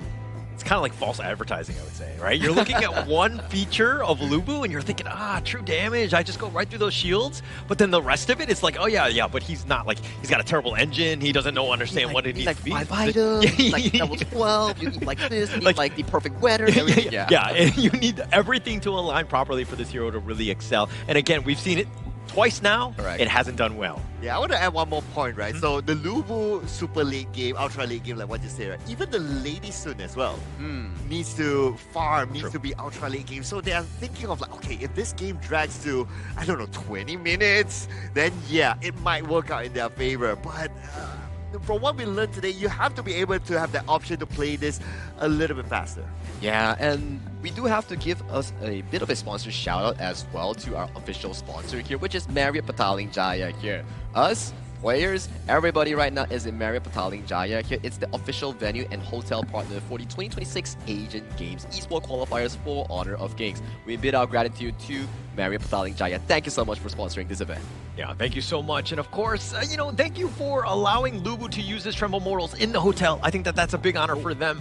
Not so much in the games. I don't think that they have had a great enough time, but let's see exactly how they want to kind of, shift away from that, especially in game 2 here. I think to start things off, right, it's like what Sir Cloud mentioned here coming in for the Kyrgyzstan lineup. Yes, strategically speaking, that one Lubu is making full sense, right? But if you view it as a team composition-wise, you need something more solid here, with more room of error here. Well, you can say that, sure, Yuhuan does have the spell to look for those potential engages here, but it's not as solid compared to a Zhang Fei or Lapu Lapu that has like the great all-in potential. And I'm looking at the side selection, right? So Kyrgyzstan is going for the red side, while Team Nepal is going for the blue side. So that means that Team Nepal is going to have the first pick. Now, revisiting back the first draft, right, I was kind of like, you're getting the first pick potential, but you ban out the Dolia. So I don't know about that, man. I'll probably leave it to Kyrgyzstan to see whether they want to let that one go or not, if I was Team Nepal. I kind of look at Dolia as that if you're going to ban it out, you're just not comfortable on it. Correct. Right? Because it adds so much. It's like, why would you ever take something away where, you force the red side to ban it out and to allow it to go into your hands? Somebody needs to be a maestro on this hero. It's a smart way to approach it, right? If, let's say, you really don't want to play the Dolia or it's not in your drafting book, then sure, you have to ban it out and make sure that the enemy doesn't pick it up. And once again, Nepal is back on towards the blue side, banning out the Dolia. And yeah, if it works, don't break it apart. And they still lock in the channel here. For Kyrgyzstan, they're like, okay, that Zhangfei Fusuyo, that was beast mode. We gotta lock it away, and that's removed. And so far, the Maestro Nui as well for BJ won't be available for this game too. Okay, so if a Zhangfei is being banned out, so Lapu on Lapu, let's paper, Lapu Lapu, let's go. We have not seen the Lapu. Yeah, correct. yet. Yeah. Yep. Or maybe it could be like the Liampo. Yep. So far, those two picks are the mentioned ones here, and Kyrgyzstan has locked in the Fatih and also the Liampo here as their 1 and 2. So this is still pretty flexible. Some teams do put the Liampo in towards the clash lane as a more defensive route, so you can have more resources poured into Dastan or Azad as the primary carries. Very good 1-2 combination. This is the thing when you're looking to set up drafts, especially in this format where there's no global ban pick. You need to kind of come in with pairings that really gel with one another, right? I think that the Fatih Liampo covers a lot of the different boxes that you're looking to take. Yeah, and I like the Fatih Liampo first 2 picks because it still allows like your team to play it flexibly, right? Because these 2 heroes, they are able to move into different lanes. Now the Pirate is being picked out again, this time together with the Lapu Lapu. Now Kyrgyzstan, are they going to be forced to pick the Lapu to pick the Lubu again? I don't know. If they're comfortable to play the Lubu, okay, fine. At least this time they have the Liampo to set things up and Lubu to follow up with Trevor Water later. I think they can still go for the Lubu pick here. It still makes feasible sense. It's still a good lane matchup here. And then we can see over to set Azad on the DRG. It doesn't require as much resource compared to a traditional critical marksman like Wei Sun, Hou-Yi, or the Chano per se. You just need like 1 Spark Forge and a Doomsday, and you can start ramping up in the team fight here. So for Kyrgyzstan, I would say that their Game 2 draft does seem to have a better approach compared to Game 1. I'm kind of thinking though, like, just stay away from the Lubu, because what we've seen time and time again, at least today, is that the games are very quick, right? Go early game, change the tempo, get yourself into like a game 3 where the game might be extending a little bit. But right now, I still think that it's going to be very fast-paced. You're going to get outpaced and you're going to see what happens. You're going to really struggle if you're a Lubu. Okay, hear me out here, guys. Lam. Right, you think about it, right? So Lam, okay, if you want to play a fast-paced game, because Lam, over time, he kind of loses his relevance in the game, but if, like, from the early game to the mid-game, Lam can be pretty strong, and he can go to the back line as well, and he can take out the channel pretty quick. So as long as he can get past these 2 big tanks in front, which is the Lapu Lapu and the Pirate, maybe there could be something. Yeah, maybe it could be something, right? You definitely need to go over to front lines, find a primary carry, which is Sushil coming in from Team Nepal. So potentially an assassin pick coming from Kyrgyzstan might be beneficial for their take here. But they do go for the Ukyo Tachibana here, which is a very strong early game jungle. We did see how Dastan was able to match goal for goal in that game 1, but how do they convert that goal into damage, into ganks, into takedowns is what I want to see from Kyrgyzstan in this game 2. Yeah, we know he can farm. Yes, right? correct. We know that he's able to keep pace, but he needs those kills. He needs some ways to get in, but the Ganenmo, the Naku, wow, this is a nice little way to round out the Nepal draft.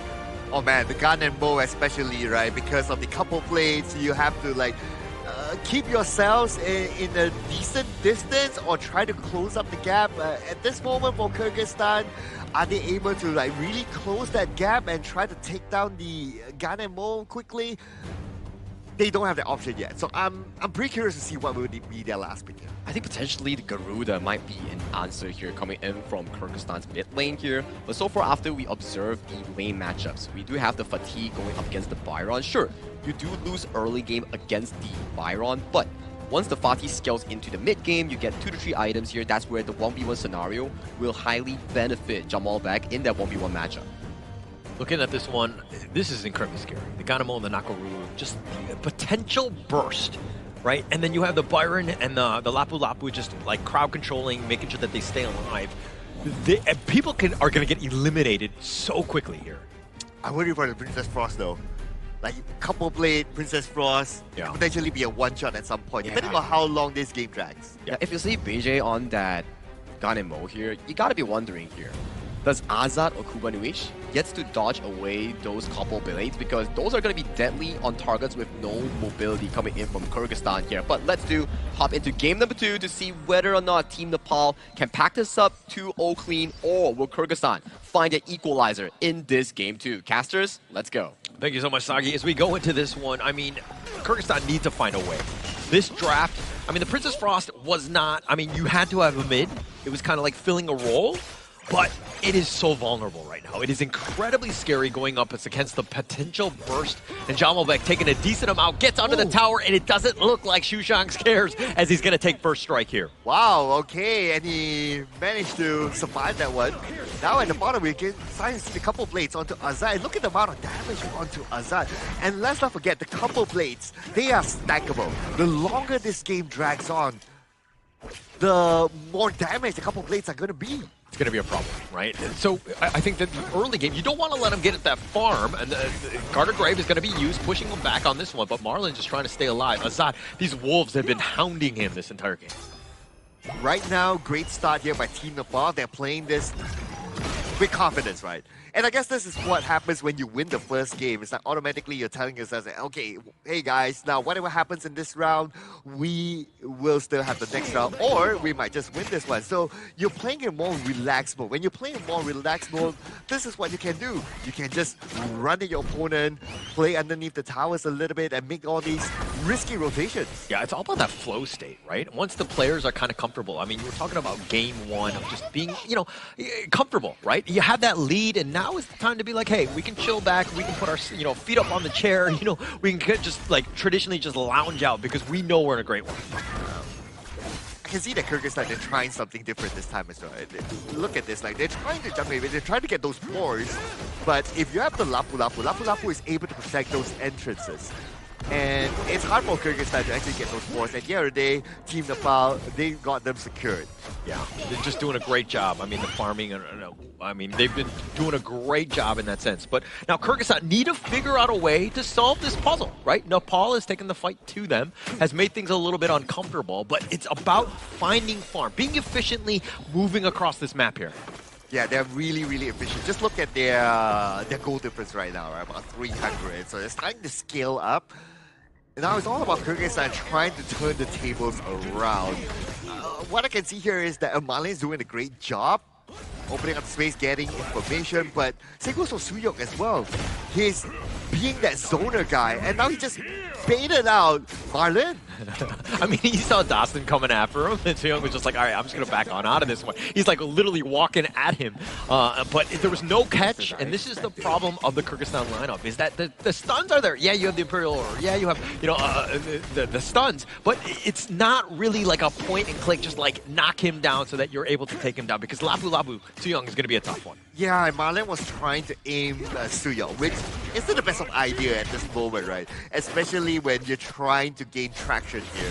You want to try to at least get the softer ones, like maybe get Swastik or maybe get Sushil. If you're able to push them back and force them to go back and reset, then early game is pretty much done.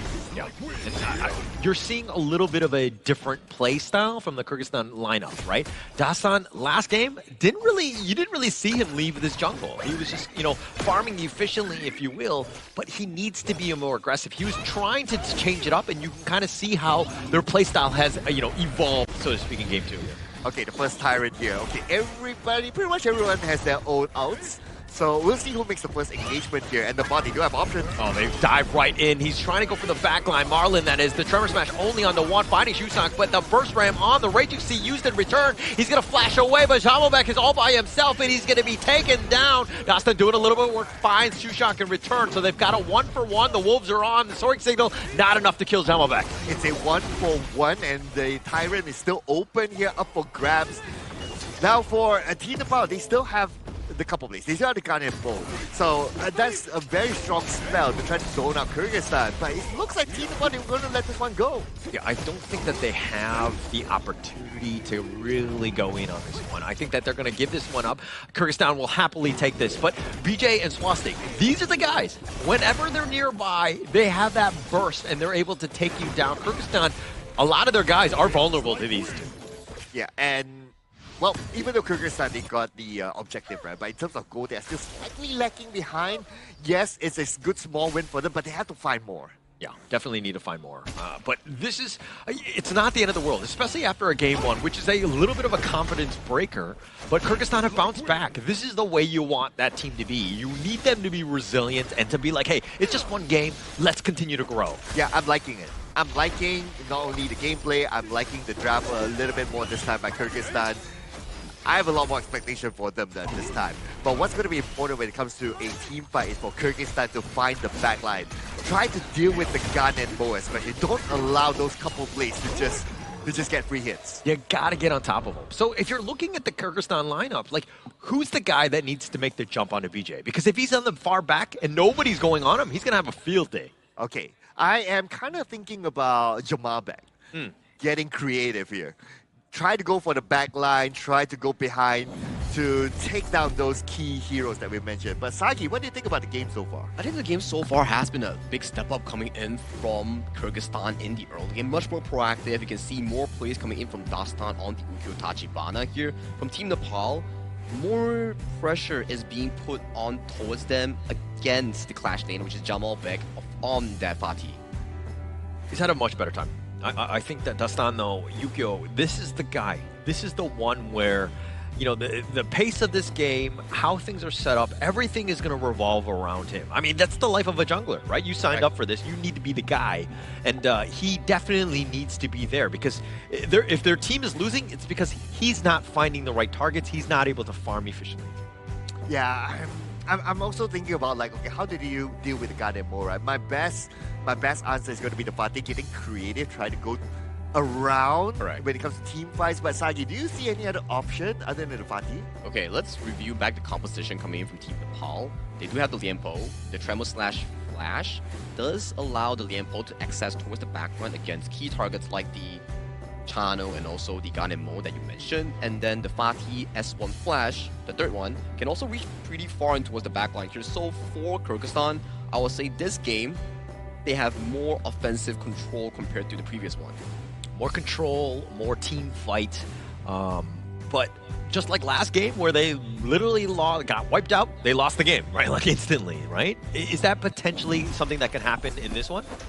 I mean, we'll have to find out here. So I think we will still going back with pause resume here. Gotta make sure that the devices are up and ready for all these players here. We gotta make it fair and square. Everyone gets an equal ground starting for the tournament itself here. So bear with us here. We'll have to go in for another technical pause. All right, I'm just putting out here, right, since we have Sagi here right now. Which team would you give the win to? Give the win to? I think it's earned, but if we were to judge from the composition itself, I will have to say that Nepal's composition is really, really solid here. If they can actually make sure that the Ganemo and Chano never stands together, then it will make them have a higher win percentage here. All right, but it looks like everything is underway. We're good to go. Let's get back into this one. Thank you so much, Sagi, for that. But now, look, Kyrgyzstan, right off the break, they take the bottom T1, a huge win for them. And now it looks like Marlon trying to set things up, gets the Tremor Smash onto Sushil, but the Raging Sea is going to be used in return. Marlon needs to be a little bit on the careful side as those blades just barely miss him. Raging Sea onto only Marlon.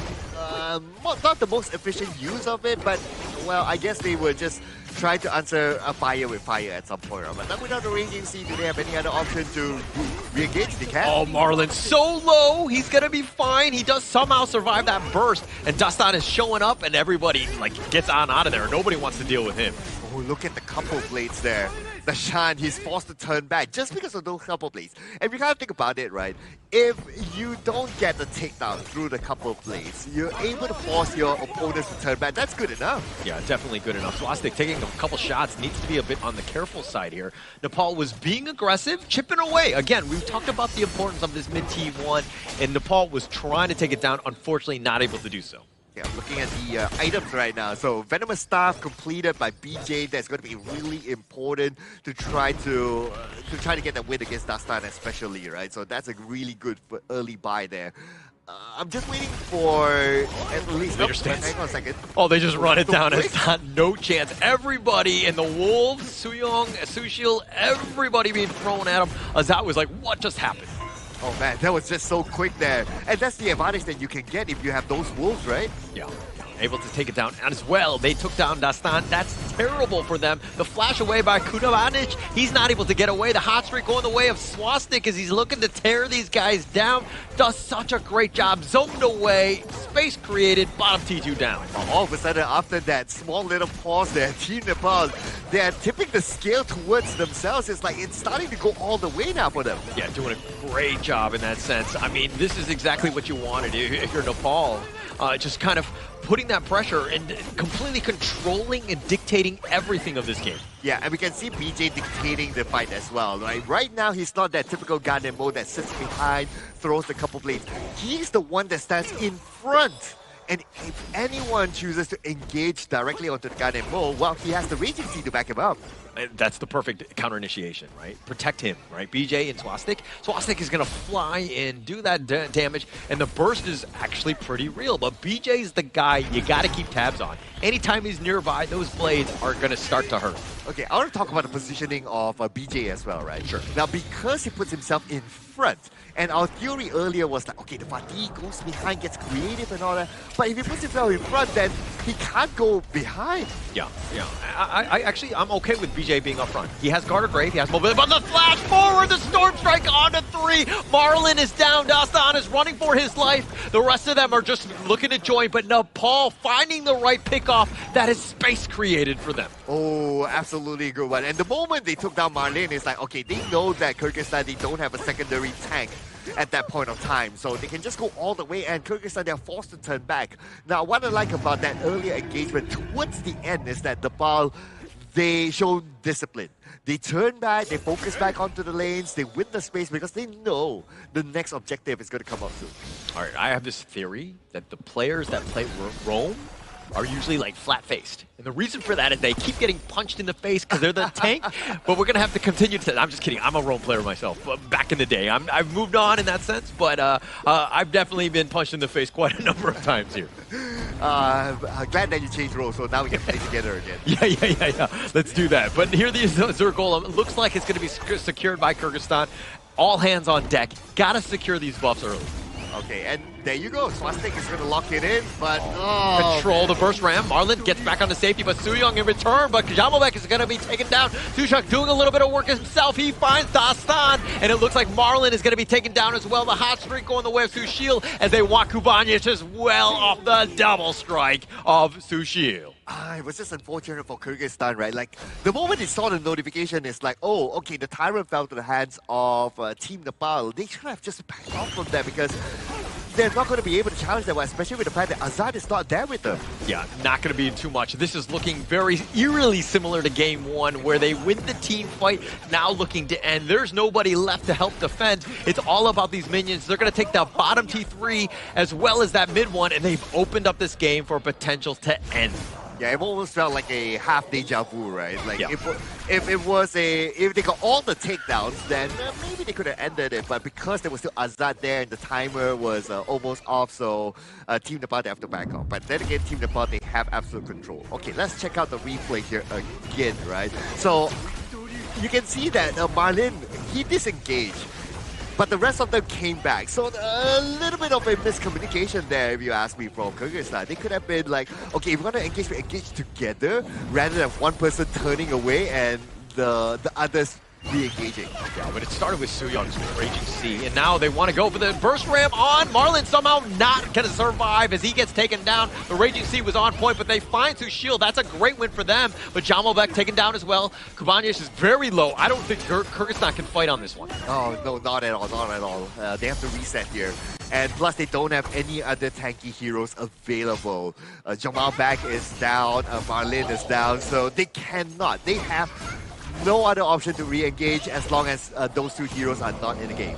Overlord easily soloed here. Nepal doing almost everything well. I mean, they're down about 7k, but Sushil dying on this one, that was a little bit of a factor, right? He's kind of been that guy that will get them over the eventual hump to end this one. Hey, but they still got the Overlord, so objective gameplay here by Nepal. So they do have other options, like you don't have Sushil, yes, you have Swastik, who can take the Overlord, so that's absolutely okay for them. And now they're looking for another engagement here with Kyrgyzstan. They're going to try and challenge the buff. Oh, nice. Suyong goes in for the Raging Sea. That's going to be on point. They actually try to flash away, but Marlin had been taken down. Kyrgyzstan all-out run. This top T3, they're trying to keep it alive, but they were going to go back to the fountain. The crystal is probably the more important objective at this point. They need to heal up for this final push. Oh, this could be the final moment here. They're just waiting for the minions to arrive, and there you go.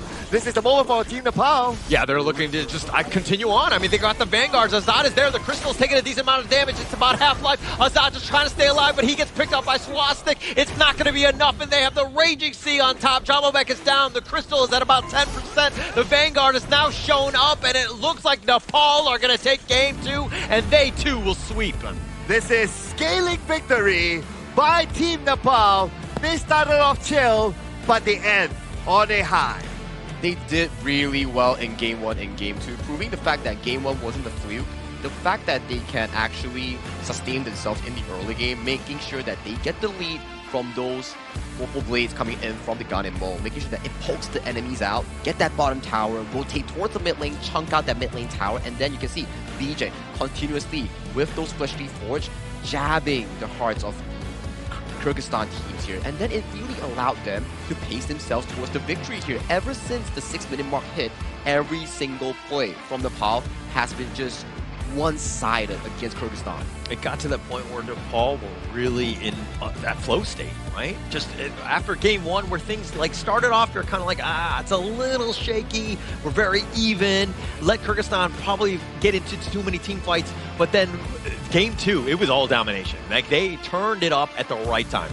Oh yeah, absolutely right. And I like how they coordinated each other, right? Like, okay, who goes in first? And the moment one person goes in, everyone commits to it. As compared to Kyrgyzstan, there were moments towards the end, it's like, okay, it kind of felt that they were kind of divided in terms of understanding. Like, okay, somebody wants to disengage, but the others want to go in. So it was kind of messy for me. Yeah, I have to agree. Where we did see that Kyrgyzstan, they did have like a good early game. When it comes to like a grand team fight, 5v5 or full team rotations here, Nepal was always one step, if not 2 steps ahead of Kyrgyzstan. Yeah, it just seemed like Kyrgyzstan were like afraid of commitment, right? No, I'm just kidding. I think in terms of that, it didn't seem like they were on the same page, right? And some of those team fights that were happening were a little awkward at moments because one guy was trying to go in, the others are like, no, not just yet. We got to kind of pick our moments, but they need to be on the same page. Everybody going in together. Yeah, I felt that was a personal statement. Oh, man. But yeah, I guess, well, this is their first round, right, in this tournament. So if there's any improvement for Kyrgyzstan in the following rounds, it's to kind of work on their chemistry there. Yeah, I think chemistry is a very important factor. It allows you to move as one, team fight as one. And for this case, I would say that Nepal was really as one here. The team fighting was immaculate. Suyo coming in with the Lapu Lapu ultimate, and then you can start to see the remaining members just charge in and go in one go. I gotta say, BJ, he is really good with those freshly forwards. He is so accurate on those spears. And that's scary, right? When you have a Gan and Mo player against you, and the blades are on point, and he's very accurate like he was doing there, it is incredibly scary because you're like, okay, how do I get around him? Do I need to find the right angle? It's very difficult when his positioning is flawless as well. Yeah, and it's hard to fight and find an angle to go towards him, right? Because he has all those protection, not only from the side, but also from the back as well. Oh yeah, as you can see in this post-game stats here, 5-1 and 4 coming in from Sushil here, still very steady on that channel pick. 0-0-9 on BJ, but you can see from the in-game pressure that he has generated along with Suyok, Swastik, and also Sushang, He was just poking down the enemies, softening up, battering up for Swastik, and Su Shang just come picking up for the easy kill here. He was landing very crucial poke on the Ganemo.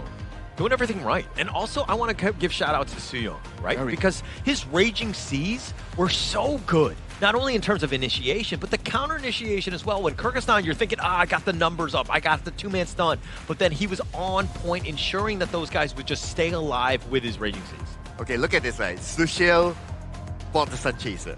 Oh, yeah. So because of that, he can stay even further from any potential engagements by Kyrgyzstan. It's a big headache for Kyrgyzstan, right? If Sushil and BJ aren't too close to each other in team fight and they are separated well and have good positioning, you gotta be wondering, if you're Jamalbek or Marlon, how do you strategically go towards the backline and have your teammates follow up immediately? Because those are very long-range heroes that Kyrgyzstan has a very difficult time in actually accessing towards them in the backline. Have a much harder time, right? It's not as simple, right? Especially when Nepal had that map control, they were able to kind of, you know what I mean? Like when you're using that map control, you have guys that are for scouts, right? So you have vision, so you know when things are coming. And when you're losing, it's the exact opposite. It's very dark. It's very hard to find the right moments to ambush. And you can kind of see how Nepal played that one perfectly here. Okay, I'm looking at some of the stats here, right? So Azad has a 0% team fight rate.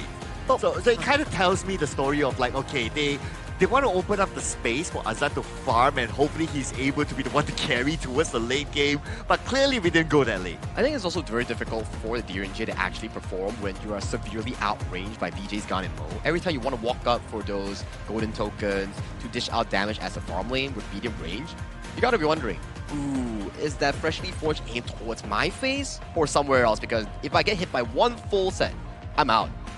Yeah. If there was body collision, I would be like, oh, Sir Cloud, I would put him in front of me, right? Because I would be like, I'll let him take it, right? Because those things... Oh, that's fair enough. Yeah. So you're going to be flat-faced because you're Rome where you got punched in the face with all... Anyway. But, I mean, this was a completely just dominant performance by Nepal here. I mean, the gold graph, it took a little bit to kind of get going. You're kind of...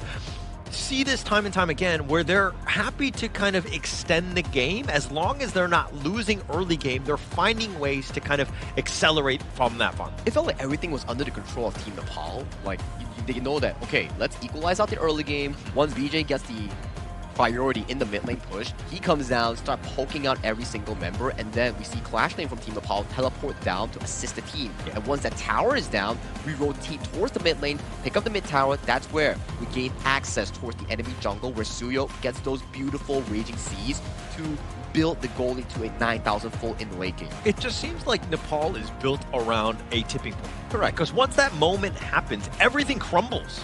Right? It's like the domino effect. I love it, right? Because they were completely pushed back, and then all of a sudden Kyrgyzstan, they were like stuck in their fountain. They were dead. They had the death timers or whatever, and they were kind of just hidden back, and they had no answers because Nepal, from that moment on, it was completely theirs.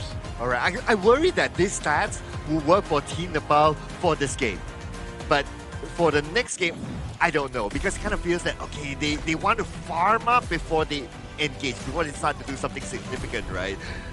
Other teams might not give them that space. I would say so, but it all depends on how they actually play around stronger opponents moving on in their respective tier. But in this game itself, in these two games, very calm and collected coming in from Team Nepal. Yes, we do see a form of comeback in early fights coming from Kyrgyzstan, where Dastan was able to get the kills. But as you can see, the map movement here coming in from Suyo, the engages here, which is really darn beautiful in this game too.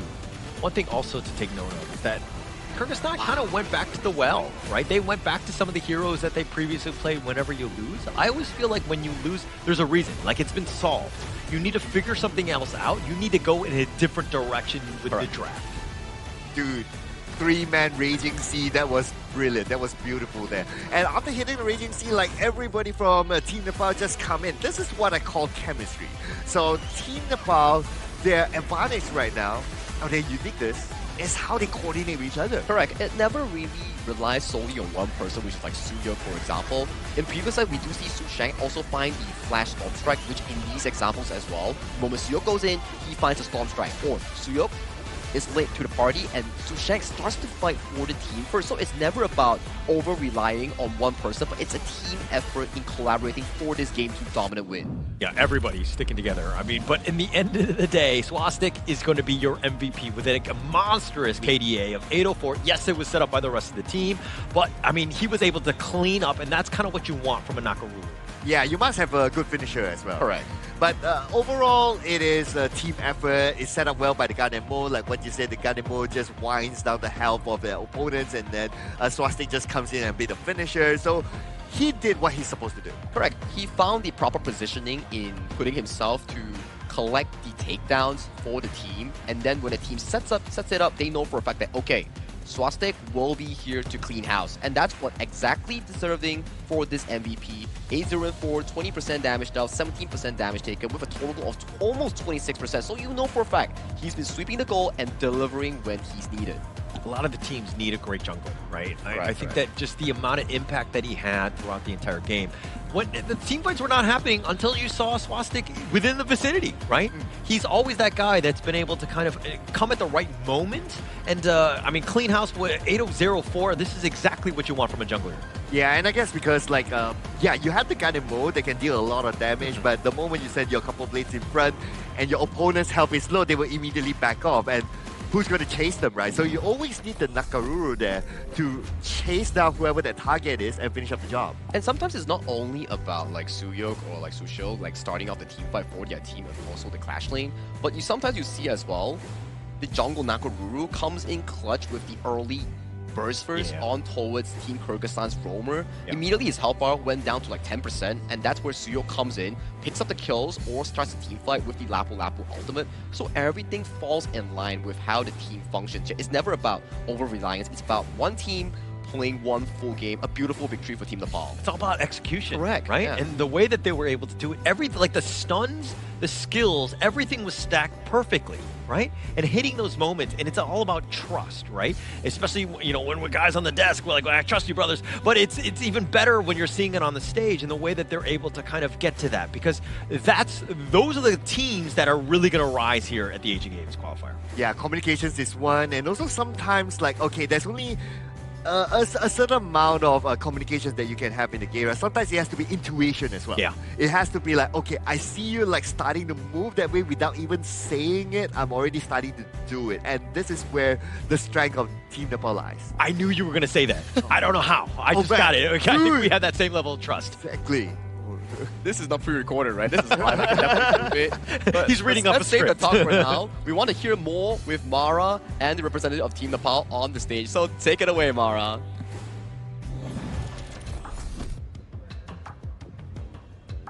And with that dominant victory, here we are, Team Nepal. Congratulations, 2-0.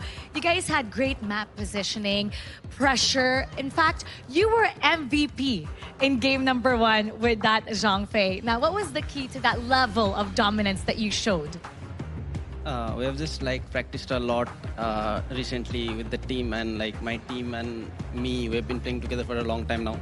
So yeah, like playing together for a long time has helped us a lot to synergize well.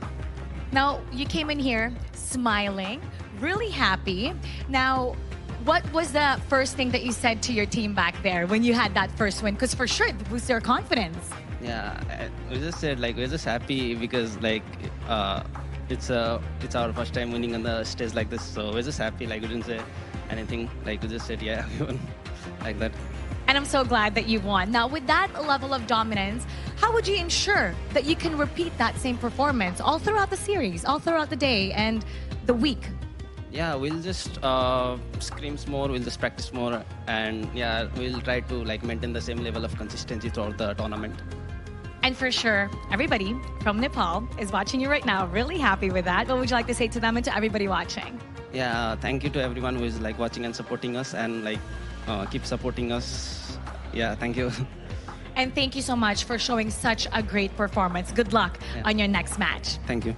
And we're going to be talking about that a little bit more. So we're going to head back to our casters. Lead the gorge.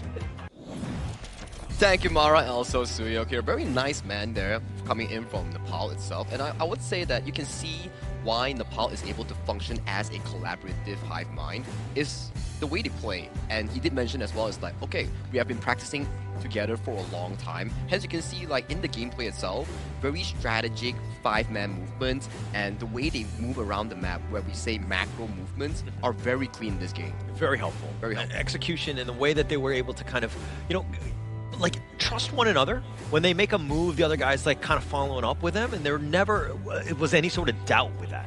Yeah, I'm glad that he kind of referenced slightly on our Zhangfei coaching session.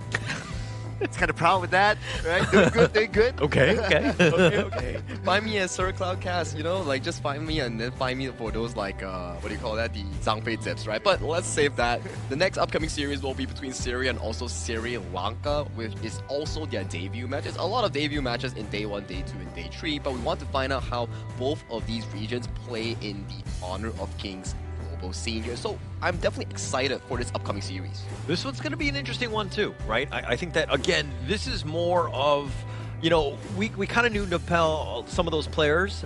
This one is a little bit less so in terms of like what is the information, what do they like to draft. So this should be a very evenly competitive match here. Yes, and I do hope that we get to see the Tolia at some point. I might lose that coffee though, but I wouldn't mind having that Tolia on the game. Yeah, I mean, we want to see more variety coming in from the pick and bans itself, so that we see like more potential drafts coming in for the later stages of the day, especially when we go into elimination matches. As we move on in towards the Asian Games qualifiers, you know for a fact that the games are going to get even more sweaty. Yeah, definitely so. I think that we've seen them. It's been a little bit, a little bit of a feeling out process thus far, especially with the first 2 series. But, I think through that all, they've been very successful on the IQ official gaming phone for 2026 Asian Games Esports events, the Honor of Kings qualifier. The phones have been great. Thank you so much for supplying those, as we've been seeing it all the players have been enjoying it on stage. Oh yeah, like we keep talking about 120 FPS. Who doesn't enjoy 120 FPS with the highest graphic quality settings here? And I personally own an iQOO, so it's pretty good. It doesn't overheat, and the players are using iQOO 15R if you're interested in the phone itself. So do check it out if you're interested in a strong gaming phone. But boys, lads, I think that we need a bit of a small break as the players itself to actually prepare for the upcoming series between Syria and Sri Lanka. So let's throw it to a short break before we come back with more Honor of Kings action in the Asian Games qualifiers.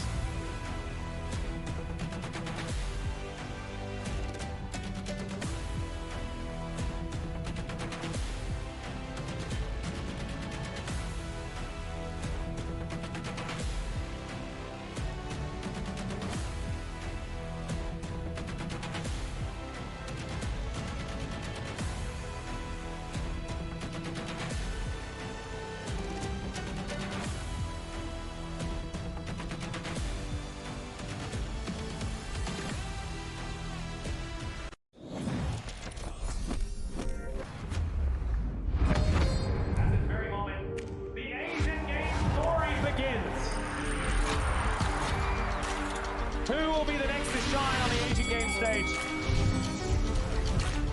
Contestants fight for the honor of their regions while we cheer them on from the stands.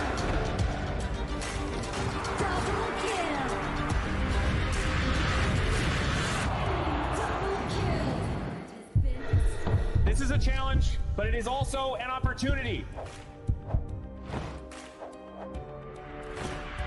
The tide is turned.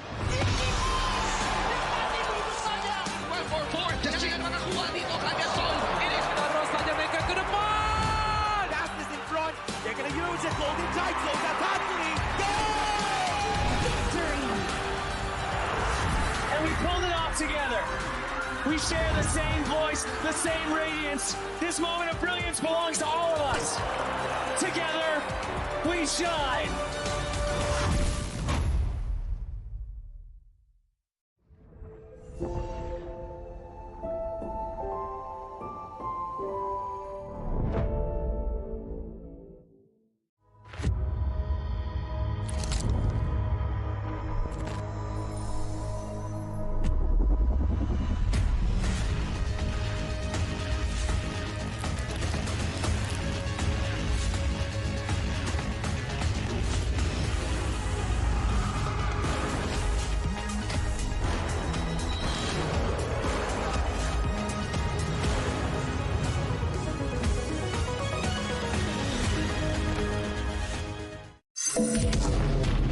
true. He catches three. Can he finish it? Jumping on the Welcome to the 2026 Asian Games Esports Qualifiers, Honor of Kings. 20 regions, one stage, and only the strongest 9 teams will earn the right to shine above the rest. Taking place in Malaysia, June 13th to 21st, 2026. Coming to Malaysia, this is the battleground where teams fight for the right to qualify for the Asian Games. 20 teams enter, but only 9 teams will move on. Apart from the 20 regions, there are 3 regions that have direct qualification. Here is the 2026 Asian Games Esports Qualifiers Honor of Kings format. First, the 20 teams will split into 4 groups of 5. In each group, every team faces every other team once in a single round robin, with every match played in a best-of-3 format. That means every match matters. Every game matters. Every single point matters. The point system is simple. Win the match, earn 1 point. Lose the match, earn none. At the end of the group stage, teams are ranked by the total points they've collected. And from there, the road begins to shine. The top 2 teams from each group qualify directly to the Asian Games main event. That gives us 8 teams advancing straight out of groups. But for those not through yet, the light isn't out. The teams that finish 3rd in each group still have 1 more shot. They move into the last chance stage. There, they battle through one final BO3 single elimination bracket until 2 teams remain. The 2 teams will then face off in a BO3 match to claim the one final qualification slot. So in total, 9 teams will make it through, 8 from the group stage and 1 through the last chance stage. That is the rule. Now it is time to see who can rise through it. From across the world, regions gather here in Malaysia. 20 teams, and only 9 will qualify. The path is set. The stakes are clear. Together, we shine. Stay tuned, and we'll see you at the stage.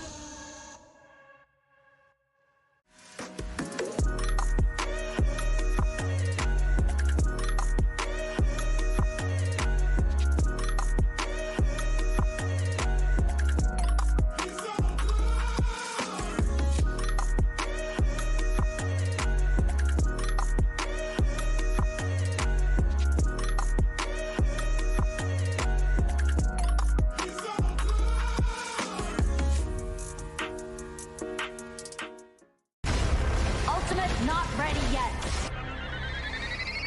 You have slain an enemy. My magic murmurs in ecstasy.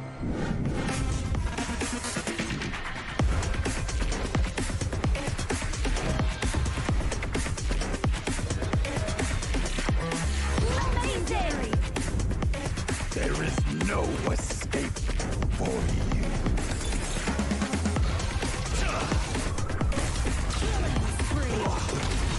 Double kill. Triple kill. Spectacular kill. Don't worry. I'll be back for your life soon.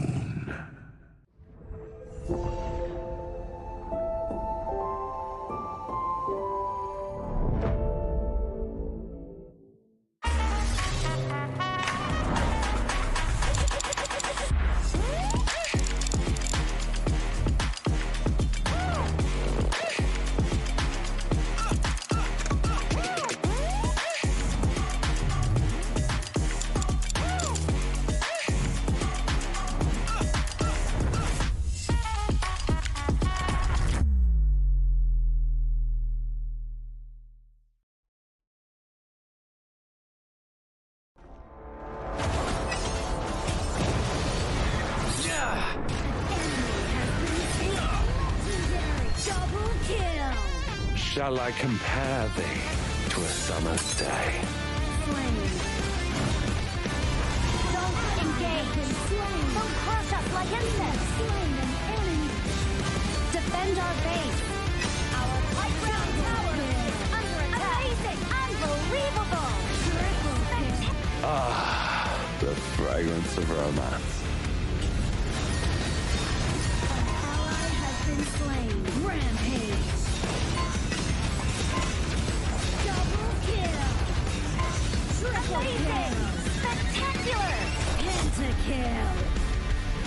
Lady Fortune is on my side.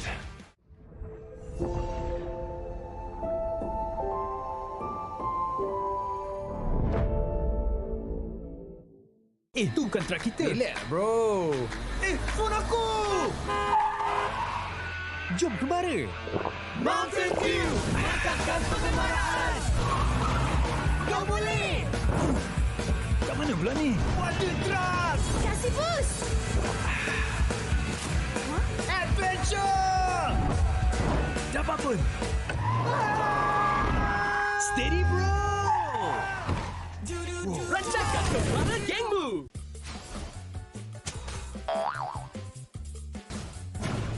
They tried.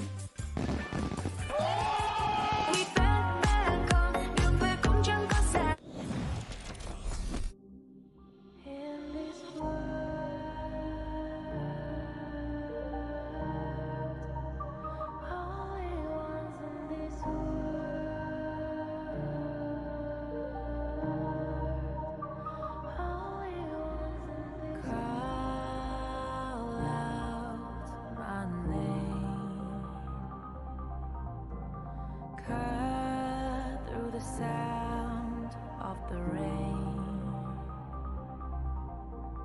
No matter how I feed the flame, you know I feel the darkness and the pain. All of the ways we tried to break free from the night. You know we made it out, we found the light. I fly so high, light up the skyline. Let's do it this time, like it's a whole new vibrant world.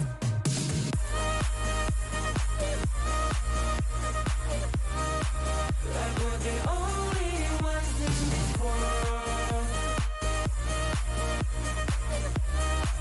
Like we're the only ones in this world. Now I see that I got everything I need. It's alright, I'm on fire, I'm alive. Welcome back to the 2026 Asian Game Esports Qualifiers for Honor of Kings. This is day one. My name is Sagi here, and we are on our way to the third match of the day between Syria and also Sri Lanka here. And we do have Holler on the broadcast and a new face joining us towards this show. It will be none other than, drumroll, hello, Adam Spartak. And welcome to the broadcast, buddy. Thank you. I'm very nervous, but very excited to be here amongst you guys, the legends. I'm just happy you're on board as well. I think that we're going to have a great time. I think that, you know, look, going into this one, there was a lot of expectations from this Asia Game qualifier, though. But, like, what are your feelings from this one? I mean, 20 teams, it's got to be a little bit of pressure for them, right? Yeah, for sure. I feel it's going to be very refreshing because we're going to be doing not global bans. So the hero picks are going to be very refreshing.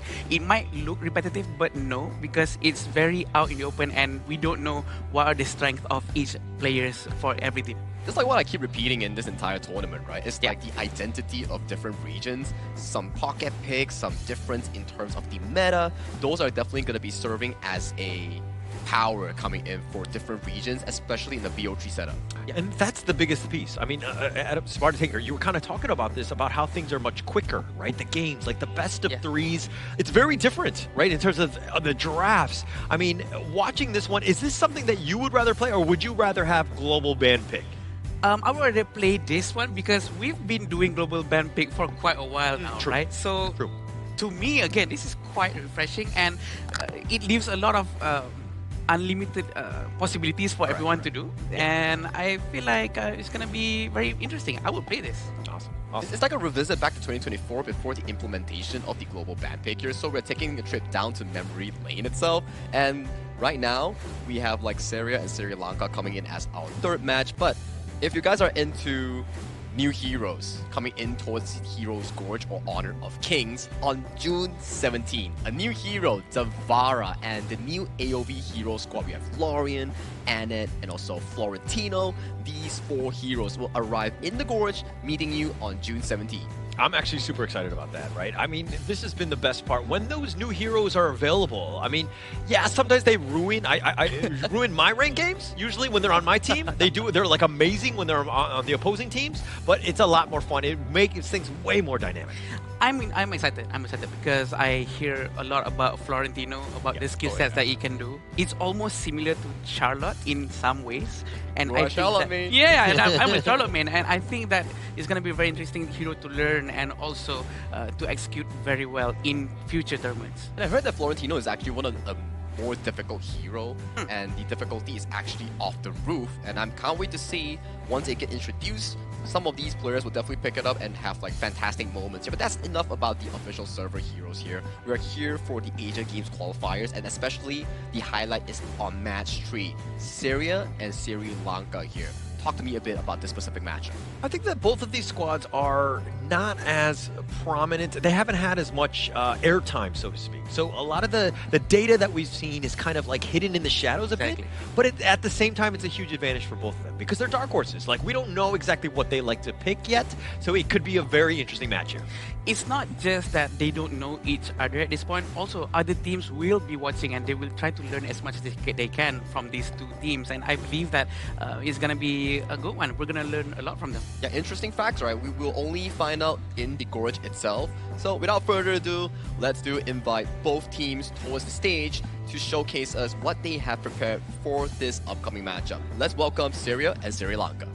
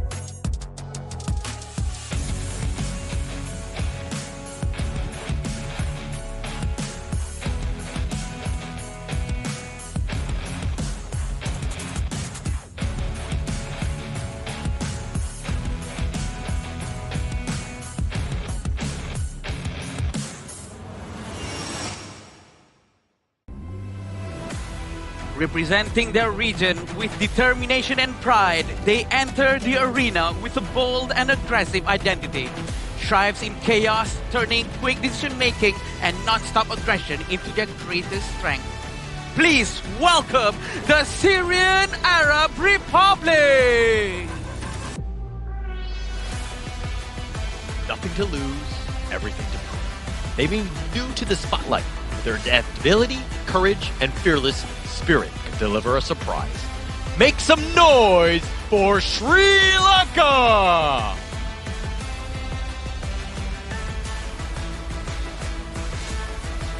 And there you have it.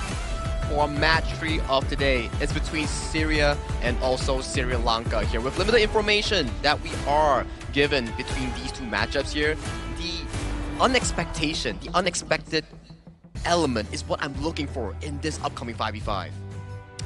Actually, that's the biggest piece, right? I think that going into this one, it opens up so many different doors, and it's going to be exciting to see what these teams have to bring. And here we have Syria with Bashar, Ammar, Abdul Aziz, Ali, and Ibrahim on the line. These are the players that will be representing their region, and I believe that we're going to have a very good one because we don't have any data on them. Also, that means that they're going to be giving us a lot of surprises.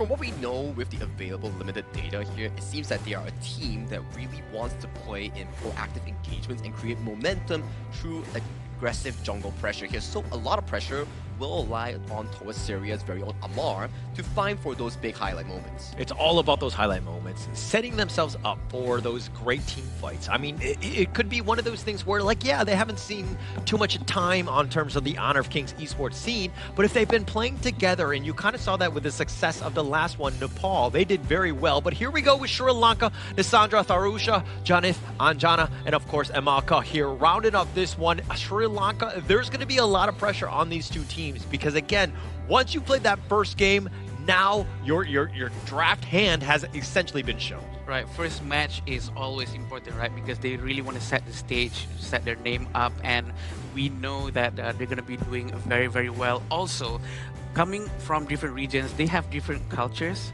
Definitely will be affecting their gameplay, the way they think, the way they coach, are going to be giving them heroes, the way they're going to be drafted. It's going to be an exciting one.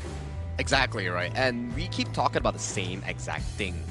You land on the correct foot in a single round robin setting, it pushes you one step closer to that first, second place finish that directly sends you into the main event. Because if you can go to the main event, why do you want to go to the last chance stage? Because last chance stage is not that you're third place, you automatically qualify. True. You have to battle through 2 other sets of BO3, single elimination, only you can make it out of the 4 teams available. Tiring. And if you're looking at the rest of the squads, this is Group D, and I was saying this earlier today, that this is going to be the strongest group, right? And so going in, when you're potentially going up against Hong Kong, China, Singapore, as well as South Korea, you're going to have a hard time, right? So these two, dare I say, it's almost like a must-win because the other teams in the group are so very strong. True. So we can say that this is one of their only few chances for them to try their best to get some points and to secure a higher place and standing inside the group. Correct. And it's just like what Holler said, right? It's like if you lose out this game, your chance gets diminished heavily because it's just because that your group mates, I mean, they're not your mates, they're your like opponents. Yeah. They're just more experienced and well competitive, geared up compared towards you, so it puts you on a competitive disadvantage here. But talking about advantage here, I think this can be earned through drafting itself here. So for Sri Lanka, we do see Dolia and also the Arlie being locked away as their first 2 bans, and Syria has chose the Maishinui and Liang that will be locked away for selection here. So what will be the first pick here coming in from Sri Lanka? We're going to have to find out. I mean, I think going into this one, when you're looking at these two teams in a must-win situation, it's all about pressure, right? Getting yourselves in a prime position where when you have that first victory, it's going to feel great. But if you're on the losing end of this one, you're looking on the bottom of the group, looking up, it's going to be almost insurmountable in that sense. I agree, and Sri Lanka actually picked Lapu-Lapu first, but the response coming from Syria is by taking Zhang Fei and Chano. We've seen a lot of Zhang Feis today, and a lot of them really revolves around the gameplay of this Zhang Fei because of this S-tier ultimate coming from him, and I do feel like we are bringing back to our previous times where Zhang Fei has been picked quite a lot and the win rate goes up all the way up to 70% even. Yeah, it's a very prized pick, especially in this specific patch itself. You are given the privilege to either peel for your teammates with the Unbridled Outburst, the early game shielding coming in for that strong early 2v2, and in towards the mid game here. Instead of only playing protective, you can also go for those aggressive Unbridled Outbursts, which is the Zhang Fei ultimate, to look for that big play to get that gold lead for your team. Yeah, the only thing I don't like about the Zhang Fei is that Sir Cloud mains him, right? Everything else about this guy's kit is so good. He provides so much in terms of the team fight, everything that you want. He is such a good hero. Yeah, but he does have to get his stacks first, which is called Madness, before he can use the Unbridled Outburst. But we do know he's a very good hero. Also, having Atta in Sri Lanka, I believe Syria have to be very careful. They really have to have a hero that really uses Doomsday to really get all this HP out. I think that's a good point, right? Especially like Doomsday has been a staple item coming in for the farm laners build. Even if you're Chano, for example, that goes for the crit build, oftentimes you will go towards the Doomsday after your Daybreaker to really cut down these big tanks here. And for Sri Lanka, they lock in the Direnjie and also the Atta here. So their first 3 picks are already very early to mid-game centric, so they need to find a way to slow down the farming tempo here coming in from Syria's farm lane, which is the Chano. One thing we've seen today is just like the junglers are usually kind of like the Atas, kind of, just kind of controlling like the team fights, being like more the tankier style. And I know that some of the high-flying, like the mobility, aggressive junglers haven't really been taken as of yet. I can't wait till we do see that because we have yet to see that style. I agree. Maybe everyone is still being conservative and trying not to go too aggressive right now. But it seems like Syria is trying to answer the doomsday question with Fateh. Having Fateh with his ultimate, he's definitely going to be able to really cut HP from Atta. But they do have Byron here. So most likely, Atta's going to be playing jungle? Yeah, that's definitely going to be the Atta jungle here. A much more favorable role coming in from Sri Lanka here. Tarusha will be getting on hands on the Atta here. But I want to point out a bit on Sri Lanka's draft here. That is an all for nothing early to mid-game draft. There is no late-game hero coming in from Sri Lanka. If they fail the early game, that's definitely going to be super punishing. But simultaneously, if they win the early game, they can steamroll this game within the 10-minute mark. I mean, that's the goal, right? That's the piece. It's all about the early game. I think that, most of the teams that have struggled are looking for that mid to late game, but they're not able to stabilize the early game. So they really struggle and they kind of suffer for that. They have not had a good time. I agree. With all these hero picks, what do you think, Sagi? I think it's going to be great. Oh, I think it's pretty 50-50 coming in for both squads. It comes down to whether or not that Sri Lanka is able to hold down the early game that we talk about here. But let's save the chit-chat. Let's bring it over to the Gorge and hand the sound over to the casters here. Both of you, take it away. Thank you so much, Sagi. As we go into this one, game number 1. Again, it's all about tempo. It's all about this, making a statement, right? Especially in Group D. This is the one, dare I say, it's a must-win for both of these guys. I agree. It all depends on how they do these early game rotations amongst them. And it seems like Syria is also quite used to doing this goal sharing technique. This rotation is being done by Ibrahim and Abdul Aziz together. So it seems like they do know how to make good use of this goal sharing technique. It's all about the value, but it looks like Amaka is going to just try to get back to safety. The burst, the charge back was perfect for him. He does stay alive. Yeah, and he's going to be doing a couple rotations back towards mid lane, and I think Abdulaziz is going to have his time to clear mid lane together with his jungle, which is very, very important. And also, knowing that they do have Durenzi right here, it's going to be quite a strong late game for Sri Lanka. Look at how Syria went all the way from the bottom lane. They put pressure on, but then they're like, wait, we need to go back to our farm. And they went all together to the Crimson. That is a long journey, right? They were not able to do that quickly, and it's kind of wasting a little bit of time just traveling. I agree, and they always rotate together, which is very important in case something happens. The Jangpei is always there. Ibrahim is always ready to do something, but he still doesn't have his ultimate yet. Yeah, the wind slash, but the ghost ship just shutting that one down. He, if he was on my team, he would have locked me on the wrong side of that ghost ship. But the Chaos Cinder doing a little bit of work. Farusha will be fine though. It's been quite a while since we last seen a Dune playing at jungle, and right now they're doing it with Amar, and it seems like Amar is quite comfortable doing this with the Unruly Blade and the Unyielding Might passive. It's gonna be a strong Dune. Yeah, and he's going to be a problem, right? Yeah. I think the Dune, with the tanky style, he has so much control. He's able to take a punch. He does everything well. But one thing to kind of take note of is the fact that, like, Harusha and Amaka both have Smite. So come those big neutrals, it might be a bit of a problem. Yeah, and in fact, actually, both of them buy these items, right? Jungle item, and we don't have Lapu-Lapu buying the roaming item just yet. As if Joyu is the one who's buying the roaming item, so it's gonna be quite a different technique that they're gonna try to pull off. But it makes sense. Joyu doesn't need items. Yeah, doesn't need items, but it's still a situation where you're kind of like Amaka. He's like, I'm the jungler now. I will take over, right? Yeah. Like, maybe I don't trust you. Is that what it is? Yeah, maybe. It's true. Yeah, well, we might learn a few things from Imalka. You will never know. But again, their gold situation right now, the economy is still quite okay. It's not too different. It's just 300 gold for Sri Lanka in front of Syria. And it all depends on how this Jangpei is going to do his ultimate after this. Yeah, and they're sticking together, right? The gold sharing is just used very effectively here. It's about that, you know, the wave clear, letting Amar get going, because he's going to be the guy that's sticking up front, but he is 1.1k behind Tharusha, which is not a great spot for him. I agree, but it seems like they might get a little bit sandwiched over here, but Emalka decided to pull back just a little bit, and it seems like they're trying to prepare for what's about to come, because Tyrant's going to be spawning in 10 seconds. Yeah, this is going to be that big fight. Again, it's all about posturing, it's about fortifying, but they got to clear the wave.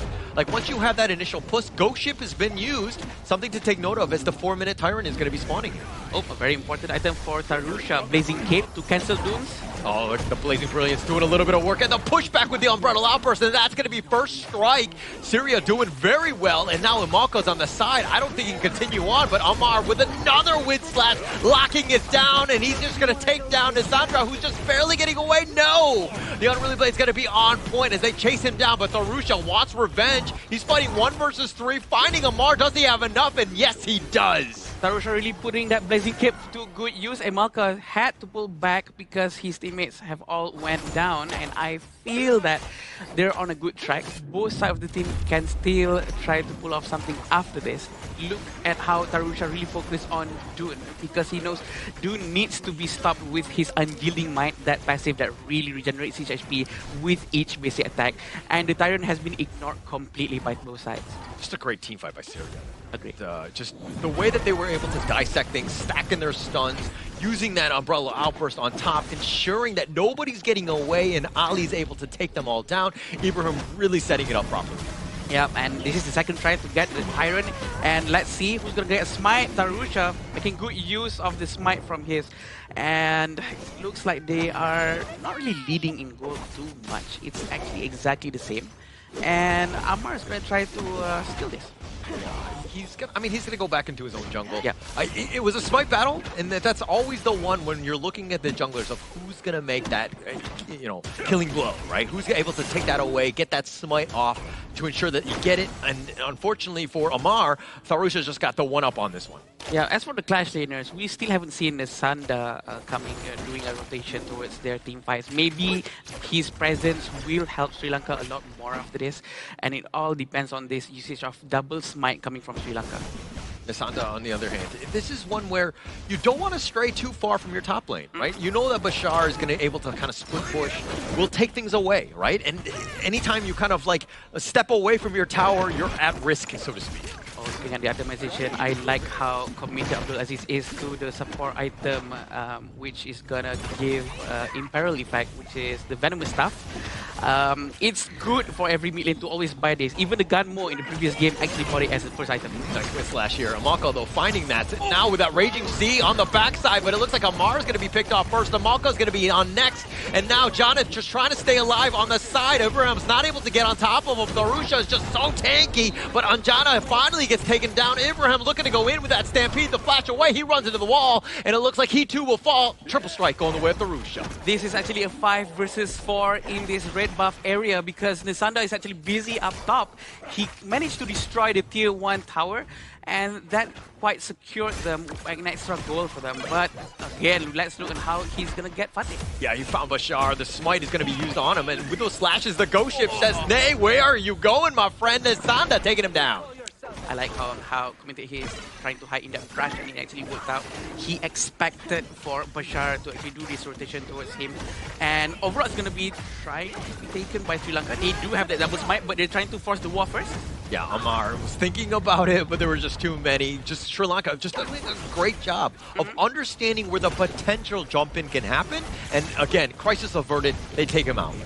And they are trying to group up in the mid lane, trying to destroy this, the most important tower in the entire game. It looks like the Umbrella Outburst is not ready here, Howler. Oh, nice little stun, but it's going to be fine with the Raging Sea. 3-man, but under tower. Amalka needs to be a little bit careful. The one last shot finally taking him down. He was just sticking around a little too long. He pulled it off quite well, although he did went down. But again, it's not bad. It's not bad.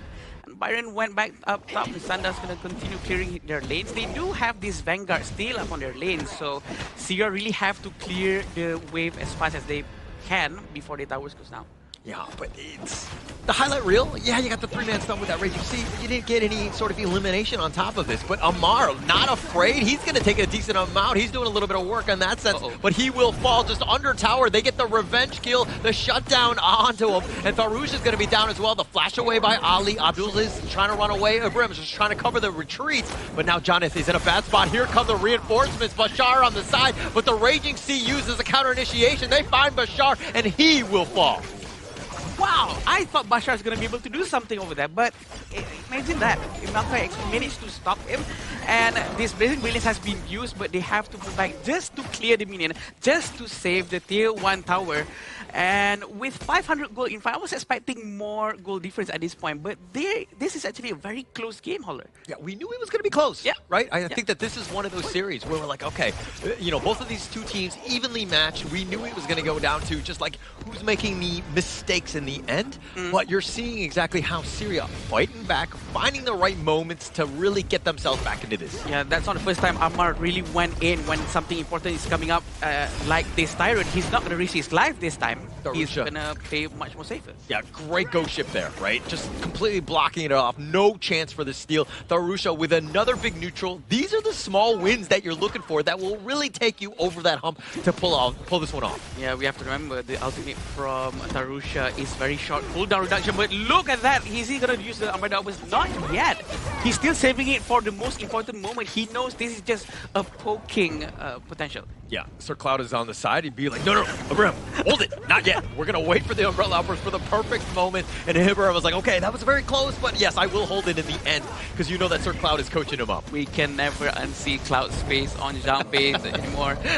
But we do see he's trying to start the Tyrant for his entire team. And we also know that Bashar is nearby to help them if they need him. But Amar is actually quite far. The only person with Smite is quite further away from the Tyrant. Yeah, and to be honest, for me, I kind of like the Shadow Tyrant. I think it's a higher priority, at least for me, at the 10-minute mark.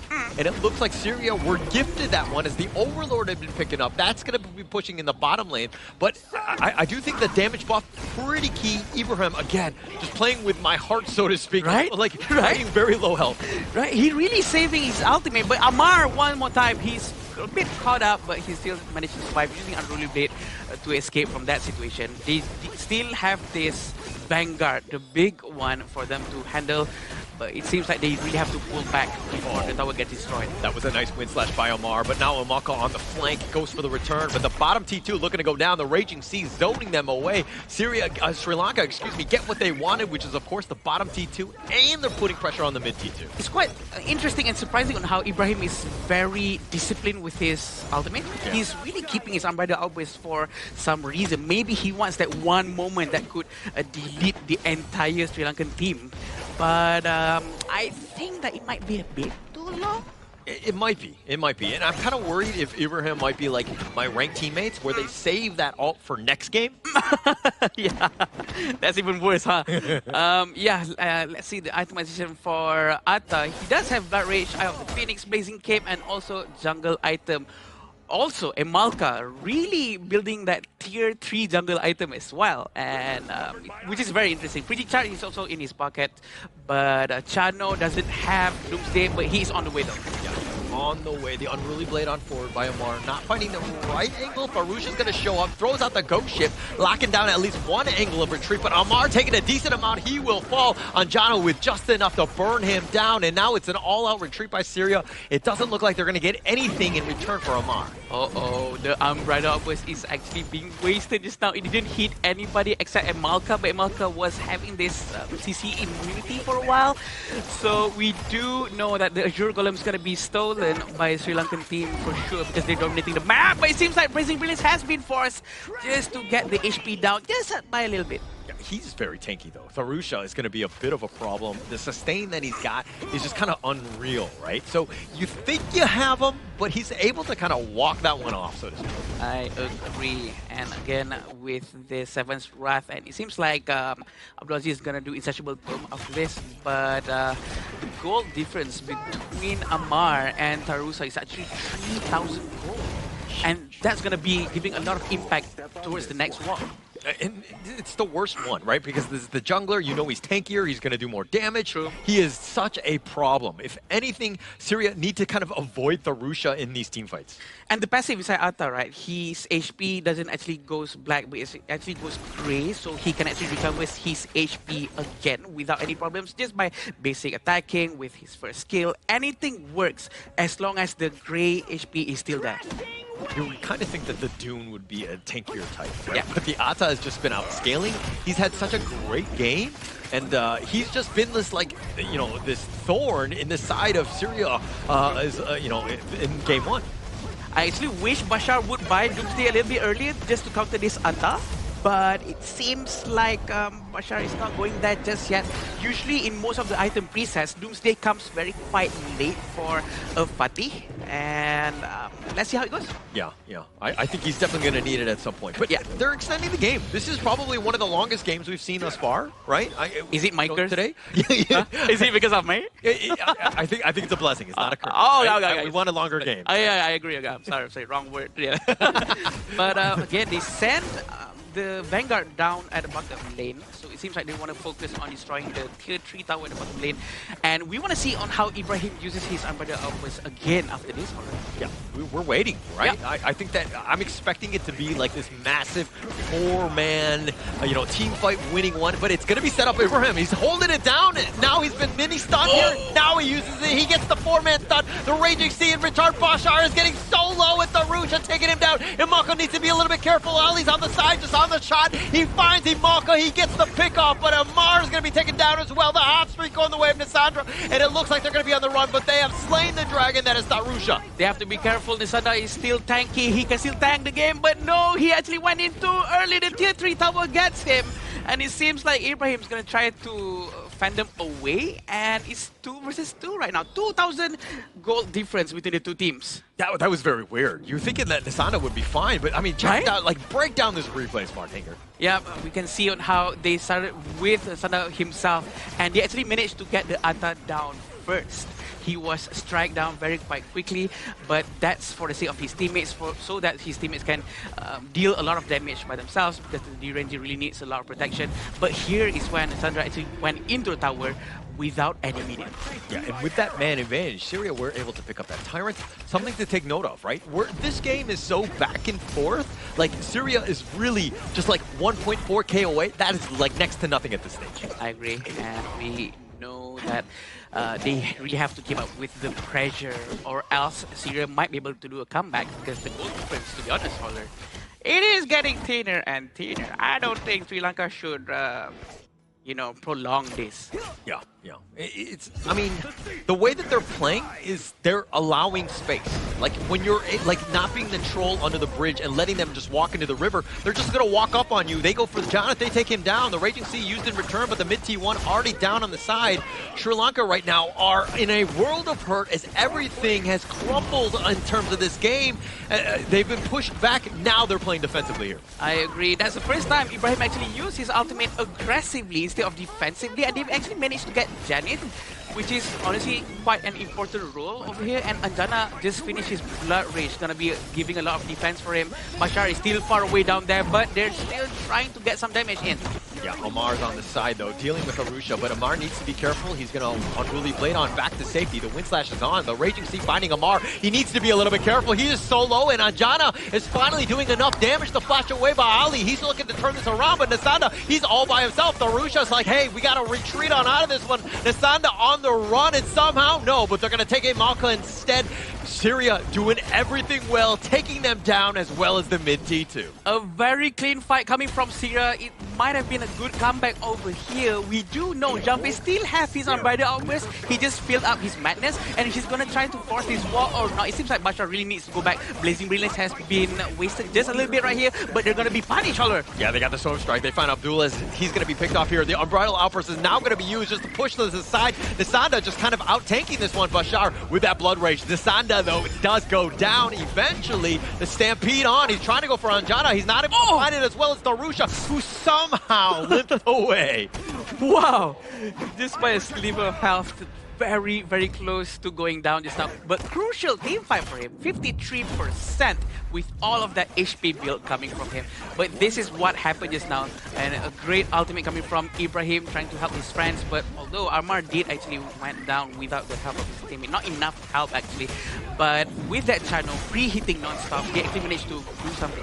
Oh, here's the ghost ship. The Overlord is about a little under half. Amar just trying to find Tharusha, but instead he decides to turn attention to the Overlord. The fights are all a little disjointed. The Overlord finally being taken down by Bashar, who was trying to create space and somehow limps away. Ali, though, gets slowed. He gets Imperial Order, and that's going to be Sage's Sage, where they're going to be all on top of him. He tries to Historic Signal away, but he too will fall, and that's a shutdown going the way of John.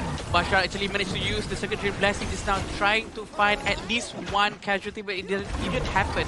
And we also know that Ibrahim is nearby. Is he going to fall in? Yeah, looks like Sage's Sanctuary is going to be popped for him. Tharusha, the Umbrella Outburst, is now on top, but he's outside of the Blazing Brilliance. The Wind Slash on top of Nisanda, who's continuing to fight. I don't think he got the memo to retreat, and he finally does. Wow, what a game. I know you haven't finished yet, Holder, but what a game. 1,000 gold difference, and actually Syria is leading the economy. And they're going to try to get the Tyrant before Tempest spawns, but it's going to despawn in 5 seconds. Can they do it? Yeah, I think yes, Tharusha with a smite just ensure that he gets it. He's been on point with these big neutrals. True, Shadow Tyrant has been sent to top lane though, so it seems like Janith are tasked to clear this wave as soon as they can, because they have to try to get the Tempest as soon as possible. But we have to remember, Syria does have the Primal Bond, so they cannot start the Tempest as soon as it spawns. Yeah, they're going to have to wait a little bit on this one. But at the same time, they can contest. It's going to be a little bit more janky in that sense. So it's not the best case scenario for them, but Syria, man, finding ways to come back into this one. And we do know Atta has his power spike actually plateau and goes down, but look at this Blazing Brilliance, Holler. Yeah, just a little bit. He's going to be not liking that one. Burnt like a little rotisserie chicken, if you will, but he's going to shake that one off. I think he will be fine. But again, if the Tempest Dragon is up, we finally hit a late game. That's true, that's true. Tharusha again plateauing with his damage, but look at this channel. Is he going to go down? No, not yet. Oh, on the side, the Umbrella Outburst only catching on to one though. Can they get more? The Raging Sea used to return. Amaka doing a little bit of work, but Abdulaziz, he's going to be picked off. They've gotten Amar frozen in. He's going to unruly blade on back. The Stampede is going to be on point. They find Sage's Sanctuary. Amaka is going to be picked off. They finally find him. Bashar looking to do some work. Finding Tharusha. Does he have enough? He's actually out sustaining this one somehow, some way, but Anjana finally gets shut down as well. Bashar now turning this up. He's got the Blood Rage, the Storm Strike on top. They have the control. He dashes away, and again, Bashar surviving. And Tharusha actually managed to recover a lot of chunk of his HP back up just with that one skill. That shows on how dangerous Atta can be without the proper itemization such as Blazing Cape or Mortal Punisher or Venomous Staff. But it seems like Nisandra is going to try to start this objective as soon as they can. But they do have to be aware of their top lane. They were trying to, I mean, Nisanda had started this one off the solo. Ibrahim is definitely making his way there. They've got vision of this. The Storm Strike on. Do they have enough time to burn this down? Syria's just making a mad dash for it, but on the side, Amar is going to be there. The Tempest Dragon is so low. Who's going to take this one down? With the Blazing Brilliance, Abdulaziz somehow steals it from underneath, and Nisanda is going to be taken away. A crucial kill theft, and Nisanda is so low. The Chaos Cinder is on. He goes for the Storm Strike turn. He's looking to turn, but the reinforcements have arrived. Syria are there, and they're looking to march it down the mid lane. Abdulaziz with that amazing steal. They're going to try to force the tier 3 tower. Blazing Brilliance has been used, and Anjana has been struck down, Holler. Yeah, they've gotten him, but Hamaka with the Raging Sea onto 3, but he's going to be taken down. Abdulaziz with the triple strike. They've opened it up. They've got the Wind Slash, and they will take game number 1. Wondrous strike before destroying the crystal. What an achievement from Syria. And we do know this shows that discipline and commitment in defending and trying to wait for the right moment for the jump phase ulti is important. That is correct. This was a 20-minute game back and forth between Syria and Sri Lanka here. We saw the early game, fantastic stuff coming in from Sri Lanka, trying to use the funnel strategy, mid lane roamer item with the jungle utilizing all the available gold on the Atta, making sure that this Atta was a beefy boy. But in towards the late game, that's where Bashar and also the channel started coming up as late game threats. And in the final few moments, Abdulaziz on that Angela stole away that Tempest Dragon and got a Quadra Strike of all things to end the game for Syria. What an amazing game, right? To set things up, and that was exactly how you wanted to do it. Like that, just being able to find that moment. And it's in the last stages where you're just able to get the steal, as you rightly pointed out, Saki, and to kind of get that triple to quadra, like everything that you wanted to end this game. That was perfectly played by them. Yeah, and I actually saw Amar with the Unruly Blade. He actually used it behind the Tempest instead of going towards Tempest. I was actually quite worried. Yeah. Because he's the only guy who's holding Smite. Exactly, yeah. But then somehow Abdul Aziz, with the skill set that he used, he managed to steal the Tempest. I was shocked. I think it's the full burst damage potential coming in from the Angel, like Chaos Cinders into the Blazing Brilliance, and then it caused the damage to be running down really quickly on the Tempest Dragon. And if you're on the smiting side, on the Ata, you're being like, oh, wait, that's going to be a pretty difficult smite to land because the damage numbers is just boiling down really quickly here. But props to Syria's mid lane Abdulaziz. That was such a crucial steal. The game was neck and neck tied at the 22-minute mark, but that steal really nailed the game down for this game one. Yeah, and it's like right when they needed a hero, Abdulaziz shows up. Right at that moment, and the way that he was able to do it, it couldn't have been better as they go into this one. But what a great game one here. I agree, and the fact that Sri Lanka was actually holding 2 smites and they lost it must have hurt just a little bit more. But look at this, the itemization coming from Syria. They actually have 1 Blazing Cape from Amar to stop Atta's aggression. And venomous stuff from Abdul Aziz definitely, and it actually helped quite a lot. Blazing Cape also from Ibrahim. Yeah, which makes a lot of sense, right? As we see towards Sri Lanka's side, it's actually a well-planned out early game from them. Janif went for the Knowledge Gem start. So, Knowledge Gem and Jungle Item, when they're both present, whoever last hits gets the full gold. So that's how you funnel gold into Tarusha. That's why Tarusha was being such a menace in the first 15 minutes of the game, being supremely tanky, getting all these big teamfight wins for Sri Lanka here. But when the game scales into late game, it goes back to the draft discussion we had just now. Syria's Chano and Afati, these are ultra late game characters that actually carries you post 15 minutes here. When they went to 15 minutes and still had the gold advantage towards their side, it was entirely Syria's game to win. Let's go back to Tarusha there, because you rightly pointed out that he had a great early game. He had a really good mid-game as well. But where did the wheels fall off? Like, why did this team that was having such a great time, why did they all of a sudden just get crumbled by, Syria? Draft. Because if you were to look to the hero selection coming in from Sri Lanka, Byron, early to mid-game. Atta, early to mid-game. Zoyu went for the Knowledge Gem start and is a sole late early game hero. And Direnje is not the best marksman to be scaling into the late game comparing to Chano, one of the best late game farmers we have in the Asian Games version. As you can compare towards the damage chart, we see Anjana doing 211,000 damage, while Ali, he was doing 226,000 here, and both mid lanes are also battling a 40 damage route here in this game one. So the way we classify farm lanes, like which one is early game based hero, which one is more late game, is usually based on their itemization, right? Whoever uses items like Critical Eternity Blade, like Shadow Reaper, they are leaning more towards the late game compared to the Renji. It's more towards tank hitter. It focuses more on Doomsday and Sparkforge. Oh, it is a very easy, I would say, comparison that you mentioned just now. Is on your itemization. Those who go Sparkforge, Doomsday, Daybreaker, those are more of a early to mid game marksman build. And if you go the traditional critical, which is the Shadow Ripper Eternity into the Daybreaker, is more of a late game build, which is exactly the situation for both the DRNGA and both the Chano in this case. As you can see in this gold graph, Sri Lanka was leading a comfortable probably 2,000 to 3,000 gold lead until the 15-minute mark, where they suffered a huge team fight loss, which let the entire game go to a later stage up until the point where Abdul Aziz on the Angela, and then we have the Chano, and then we have the Fatih, all scale into the late game, which allowed for that late game win for Syria. Actually, the first curve going down was actually the first Ibrahim's rather outburst with aggression and not for defensive purposes. And I think that actually worked out for them. Yeah, it definitely did. That was that moment, right? We were like, oh, what is he going to hold it for? But he found the right moments. Yeah. Abraham definitely hit him, gave themselves a chance. I mean, let's not second guess what he did because he really showed up on that one at the right time and ensured that he had it. And Maka had a great game as well. The Raging Seas were on point, really setting up the spacing for Tharusha.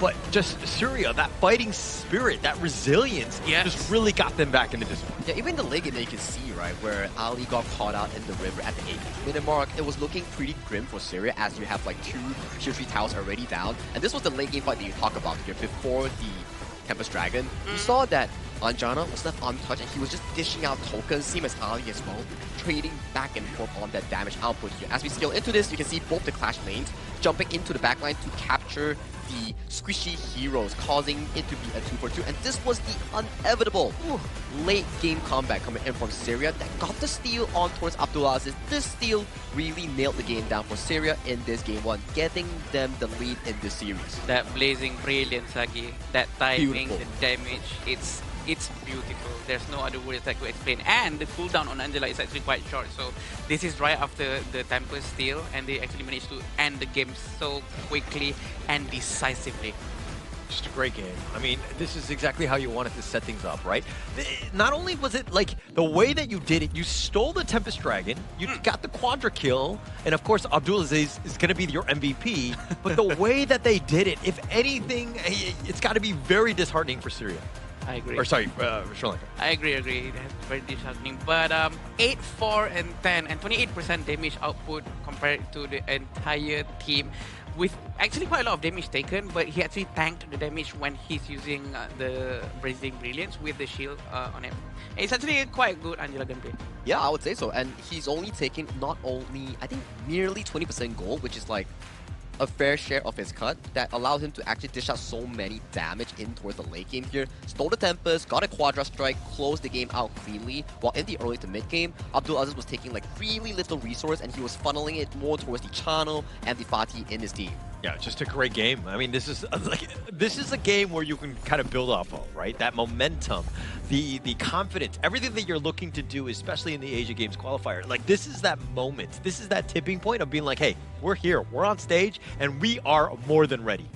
If anything, I feel that maybe Team Sri Lanka is already good in early game.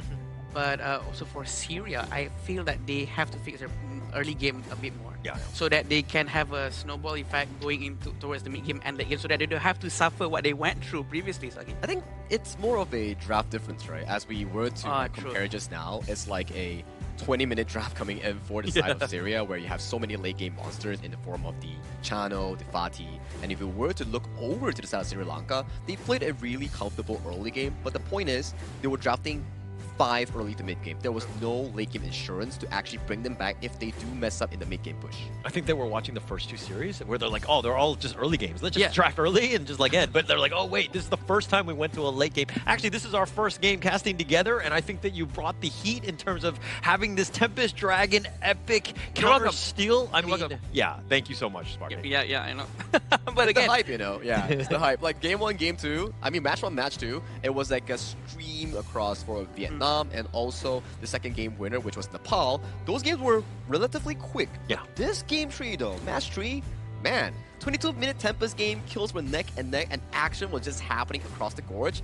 Definitely a different, refreshing sight that we're seeing in this upcoming match 3. But let's thank our sponsor as well. All this wouldn't be available and ready without our official venue and hotel partner here, which is Petaling Jaya Marriott here. This is the official venue partner for the 2026 Asian Games Esports Qualifiers for the Honor of Kings official event. Thank you so much, Marriott Petaling Jaya, for sponsoring us.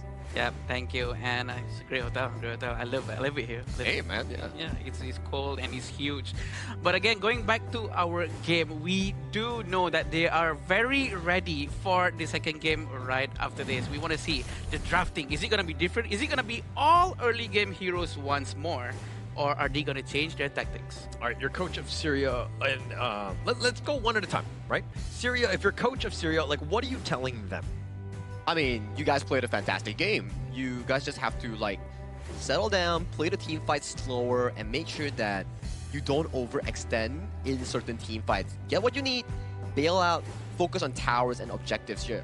We love team fights here, but the name of the game is objectives that leads to consistent goalies instead of just brawling 5v5s. I know viewers love 5v5s, but the objective of the game is to get those constant goals that you can get from getting those tyrants, overlords, or buffs and towers. All right, now you're the coach of the Sri Lankan side. What are you going to tell them? Now, this is something interesting about Sri Lanka here. I like how they pre-planned out their priority on gold sharing. They gave everything to Tarusha. So to make gold sharing with the roamer item work on mid lane, you must have a roamer that's capable of taking the smite spell, which is what exactly Sri Lanka did just now on the Lapu Lapu. Yes, you do lack out the extended ultimate or spell 2 charge range without the flash, but the way they do it is very simple. We funnel everything to Tarusha so he can dominate the early game here. So for me, you can repeat the same process, but make sure on the farm lane, you get something equivalent in the late game to make sure it works. Yeah, I agree. And also, probably a little bit of mistake, I think, from Lapu Lapu. He did not buy roaming item. No, I think that's why we say it. It's like a different strategy because mid lane already bought the roaming item, so you need a jungle item to cancel it out. If you have 2 roaming items, it doesn't work out. Oh yeah, that's true. Yeah, that's true. Because they want to make Zhou Yu is the one who's gonna be roaming around a lot and try to zone the enemy out with his fire. And yeah, we're gonna see again another Zhang Fei as the first pick from Syria. Clearly, they're very comfortable with it, Sagi.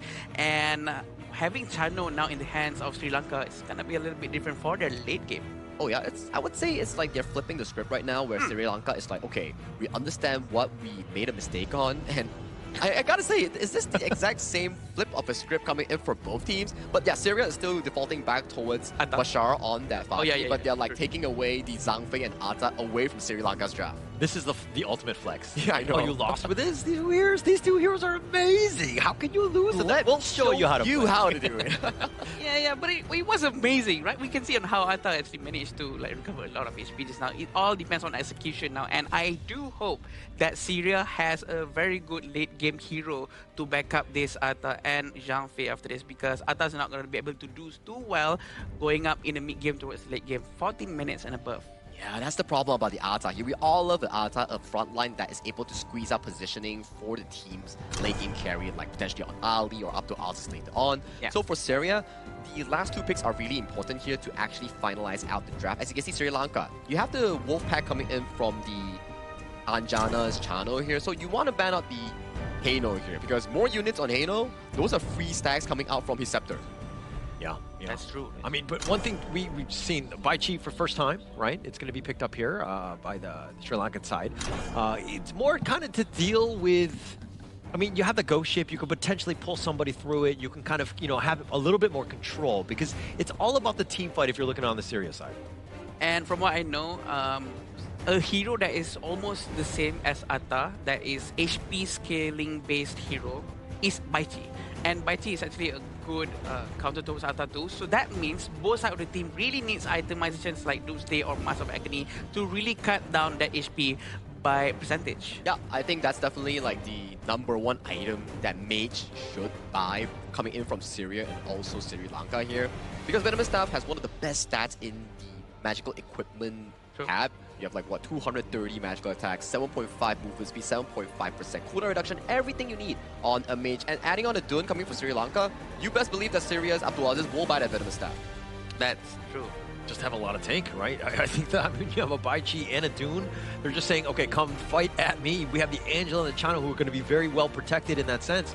But I think a little bit more control, a little bit more ways to kind of, maybe a little bit more burst damage on the Sri Lankan side really rounds out this one. I agree, and it seems like between Sri Lanka and Syria, there's a pattern between the two teams. Both of them actually really prefers to play much more on the tankier side, and sometimes we see other teams that really prefers to play a lot more with assassins, but not this one. They really prefer a lot of defensive mechanism from both sides. I am loving the Lady Zun pick coming in from Syria. If there's something that really counteracts against tanks, it's definitely the Lady Zun, especially when Lady Zun is one of those heroes that doesn't need too much resource. You can pour most of the resource into pockets of Amar or Ali to make sure that they have what it takes to carry on the mid to late game. And Lady Zun, her ultimate Destructive Deluge also reduces physical defense and magical defense coming in from the key tanks, which is Sri Lanka's Dune and also Bai Chi.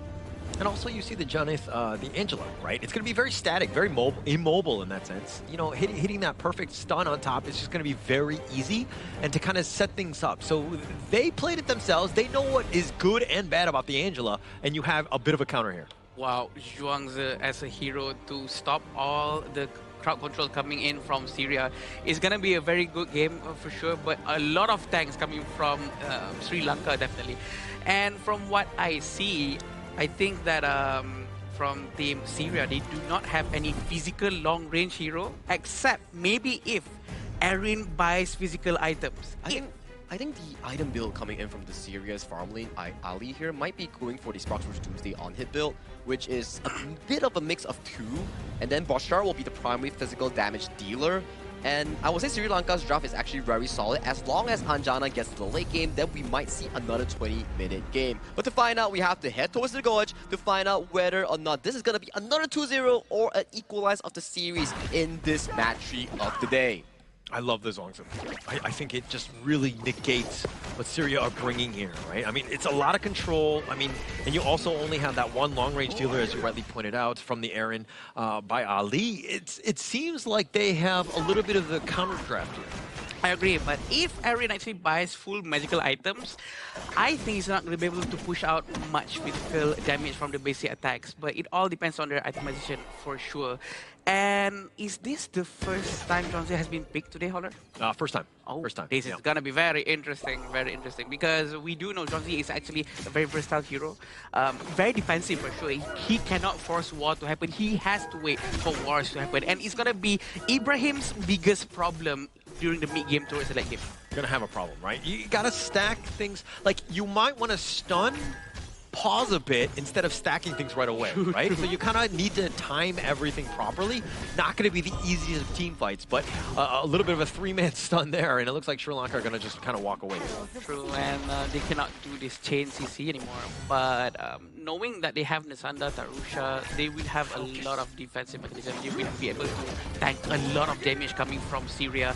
And I am not surprised if this game goes all the way towards Tempest again. It's going to be a lot of defensive plays unless they really want to force something out with Amar gonna go into the jungle of Sri Lanka So if you're thinking kind of like a reversal of game one, but still with the Ata doing a very aggressive, kind of controlling the game, is this lineup really set up for success in the late game to close it out, unlike what they did in game one by Sri Lanka? It is, very much so, especially if Bashar goes full damage to compensate the lack of damage coming from Syria.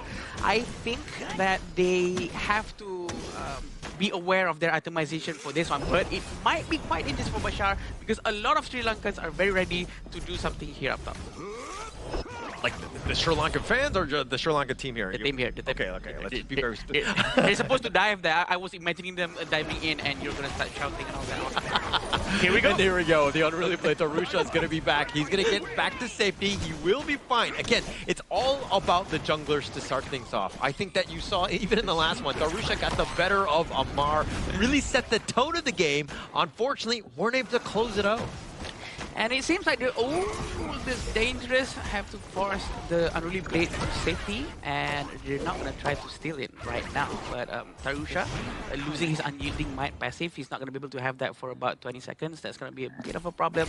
But as of now, both teams are not really trying to force anything. Still 0-0 at minute 3. And we also know that Jean-Pierre already have his ultimate right now.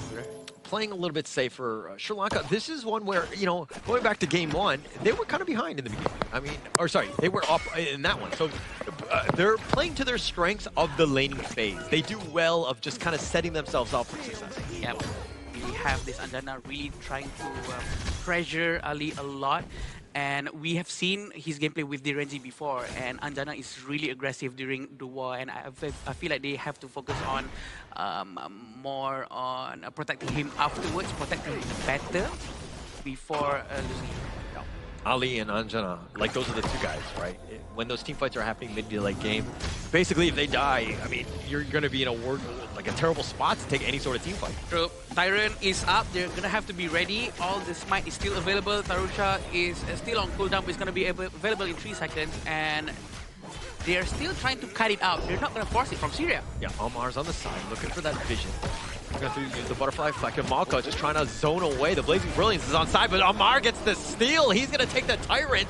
And now Sri Lanka, there's really not much left to fight for, but Amar is still there, and it looks like they will eventually disengage. Very smart coming from Amar. He actually used his first skill just to jump around, evading the Blazing Brilliance, and simply smite. And no one is there to try to disturb him, to stun him, and stopping him from using his smite. And it seems like it's very easy still.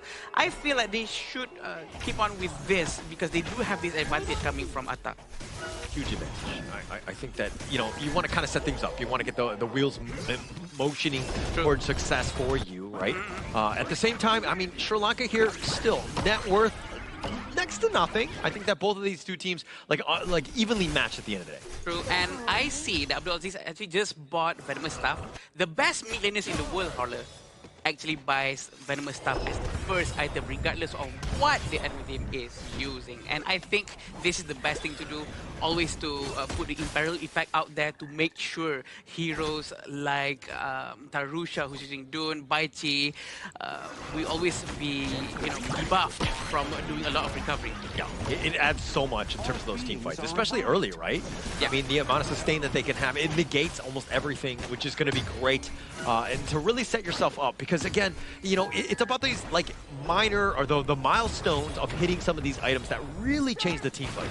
Yeah, let's see a bit of a goal difference here. It seems like Dune from Tarusha. Oh, Anjana actually went down at top lane, Holler. Yeah, it looks like Anjana and Ali both like trading away on this one. The Overlord being picked up by Sri Lanka, so they're getting another good start to their game. Great for them. Yeah, and we know that they're going to try to destroy the bottom tower first. Rotation is being done by Sri Lanka. Smart from them to rotate together, trying to make sure that they don't get caught. But it seems like they're trying to force Ibrahim to use his unbridled outburst, and Malka still have the butterfly effect in his pocket, and he's not going to use it for now. Yeah, no need to use it. I mean, no need to panic. I think Ibrahim is... I would be panicking. Yeah. Same. Right, just hitting it regardless when one person hits you. Yeah. Is he going to use the ultimate right now? Is he not? That's will always run in my mind, and you know, it's going to be very scary, especially up on the stage, you know, knowing that this is real, this is the Asian Games. They really do want to make sure that they don't do any mistakes. But we can see another free tower for Bashar. Yeah, and I like it how you talk about that, because it is about the nerves, right? It's not as easy as just, you know, sitting from the comfort of your home playing this game. There are eyes on you. There are lights, right? There's a lot of pressure, and you got to perform. So it's a high-stakes event for you. Such as the nerves that I have to make sure that I can perform here as well as you have, Holler. You know what I mean? Okay. Don't know what you mean. So I do understand the stage fright, being up on the stage and trying to perform as best as you can, knowing that all the fans in your region is rooting for you, but they're trying to capture Atta. Amar is still half HP. Oh, the taunt. Amar has been locked in. They're sending everything at him. They've got the pullback as well, but Amar is actually out-tanking all of this one. And now Ibrahim, he's the lower end, but Sri Lanka just kind of not able to find too much out of the attempt by Syria here. Yeah, they're really not trying to commit too much. They are just trying to see if they're going to do some mistakes here. Maybe we can catch them out. Amar really crossing along the river without any problems whatsoever. He knows he's tanky enough for now. We do know Atta's power spike plateau probably around 16 minutes into the game, so he has to do something right now. But it seems like they're really playing around Bashar right here, Howler. Yeah. Trying to give him a lot of space to destroy towers by towers in the top lane. Yeah, not scared whatsoever. And Ibrahim just leaving Savior away. This bottom T1 was under assault, but Nisana's there. He's a tough out. He's going to protect that, you know, that bottom T1 for quite a time. It's going to be tough to kind of just crack into that one. So they're trying to get the Azure Golem for now. It's just Ibrahim opening the map, providing vision to his entire team, which also in turn provides safety for his entire team. But it seems like Amar really wants to have one war at least, but the disengagement that has been consistently done by Sri Lanka has been quite successful every single time. Yeah, he's like egging him on. He's like, come at me, bro. Trying to like get a little bit of a response, but they're not falling into this one. They're going back into their sides, just, again, extending the game, trying to go to that mid game when you're a little bit more farmed in that sense. True, they need a better bait, but he's trying to capture with the ship. Sandra is still trying to tank this damage just by a little bit, but no problem. Both of them are jungle tank. There's not going to be enough damage to take down each other. No chance at this point. I mean, Ocean of Tears onto Malka. He'll eat this one. Look at how Syria are trying to invade, right? You want to be aggressive and take most of the fights there, and then maybe you steal a jungle camp here and there, and you're going to come out on the positive side. And we have to remember, Nasanda hasn't been able to join these main team fights yet. Not yet. We're still waiting for the lane waves to be used in a massive way that we're assuming Sri Lanka is going to need that one moment to make sure that they manage to capture the entire team of Syria.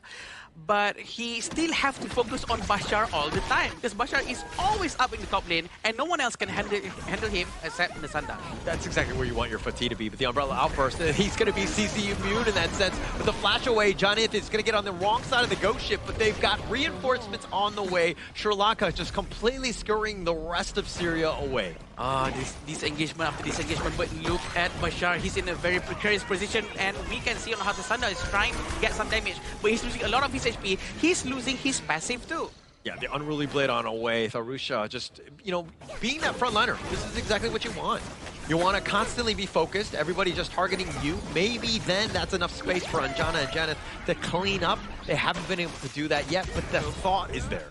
And it seems like no doomsday coming from Fatih yet for now, and Ibrahim is still providing vision for his team, and they're going to try to steal.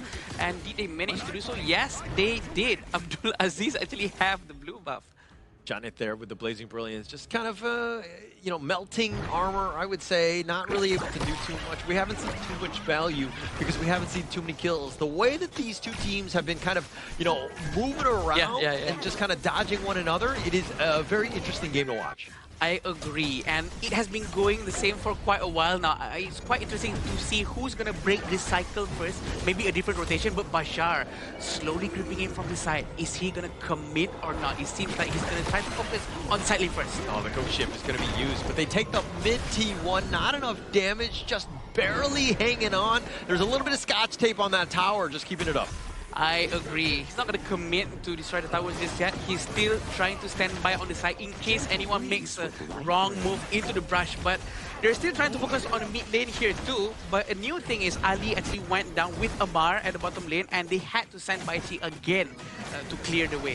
If you're Syria, you've got to be annoyed because usually this is kind of like that moment where you look at a fight, but they're doing a Chaos Cinder, the Blazing Brilliance, the flash away by Bashar just staying alive. But just to end my point, Ibrahim, even if he gets the perfect angle with the Umbrella Outburst, you just kind of negate all of that because you got a monk on that. I agree. And Amakal is so ready to use his ultimate. I believe that the butterfly effect is just being kept just for Ibrahim.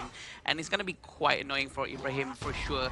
But again, they still have to make sure that the butterfly effect is used somehow. So he still have to use it anyway. But it's very interesting to see on how he's using Howl as the item for roam. It's going to be giving a lot of movement speed that they need to capture anyone in the backline instead of relying just on the crowd control, however. Yeah, but on the same side, yeah, Malka hasn't used the butterfly effect, but they haven't been able to go aggressive. Right now, they're losing towers slowly but surely, and here's the Umbrella Outburst finding Nasanda all by himself. He's isolated, being pushed aside, and it looks like Nasanda just tanky enough, he gets to the bottom T2. You can't do it. It's a Baichi. It's too tanky. It's the opposite side of Atta. Not opposite. I mean the similar copy because it's HP scaling whatsoever. But the Sandra, he's here. He's trying to get Fatih. But it seems like Bashar is going to be able to run away just like that without having too much of a problem. But mid lane is going to be focused by Syria, it seems. Yeah, this is a game of the Clash laners, I say. Nasanda just happy to solo, able to get away, has enough mobility. And Nasanda looking to turn it up, has the taunt onto Ibrahim. But he too is tanky. He's going to be fine. Yeah, Ibrahim still trying to collect the madness. Can they destroy the tower? It seems like it's a little bit late for them to defend the tier 3 tower. Look at Ali very aggressively destroying the first tier 3 tower. Finally, for Syria. It's about objectives. It's not about kills. It's not about, getting those eliminations that you really, really want. It's more about just playing the game, playing the map. What was happening in the mid lane, it was all just a little bit of a bait. Nobody was really looking to fight. They just wanted to create space to take that bottom team. I agree, and it seems like they're going to try to steal this Azure Goal, Crimson Golem. No problem for Amar with that smite.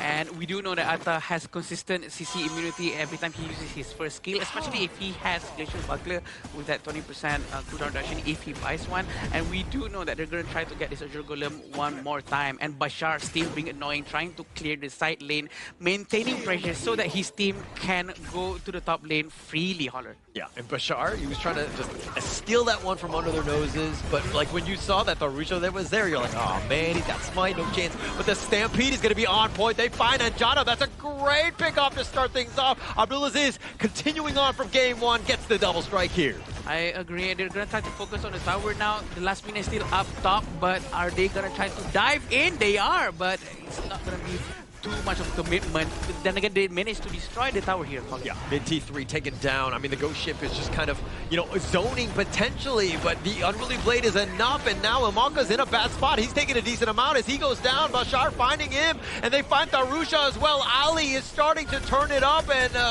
Nisanda is all by himself. The Crystal is going to be taken out, and Syria will take game number 2, and another sweep in the series. Amazing game coming from them. This time they managed to win during the early game, which is what I was hoping for, because they do have a strong late game, and this time they do know how to pull it off. You can definitely see Syria building up the confidence after that game 1 victory, and as they found the perfect unbridled outburst towards that mid lane, when they saw the fact that the Zhuangzi just wasn't in sight for that play, they went for it, captured both the mid lane and the farm lane coming in from Sri Lanka, and that's where they found a deciding teamfight win to get the Crystal, and that's a clean 2-0 coming in from Syria. Really well played again. I think it was just a lot of that momentum. It's so hard to come back from a game 1 where you go the distance, things that are looking so good for you, like Tharusha is just completely dominating, and then having that, you know, the Tempest Dragon stolen from you, and they just clean up, right?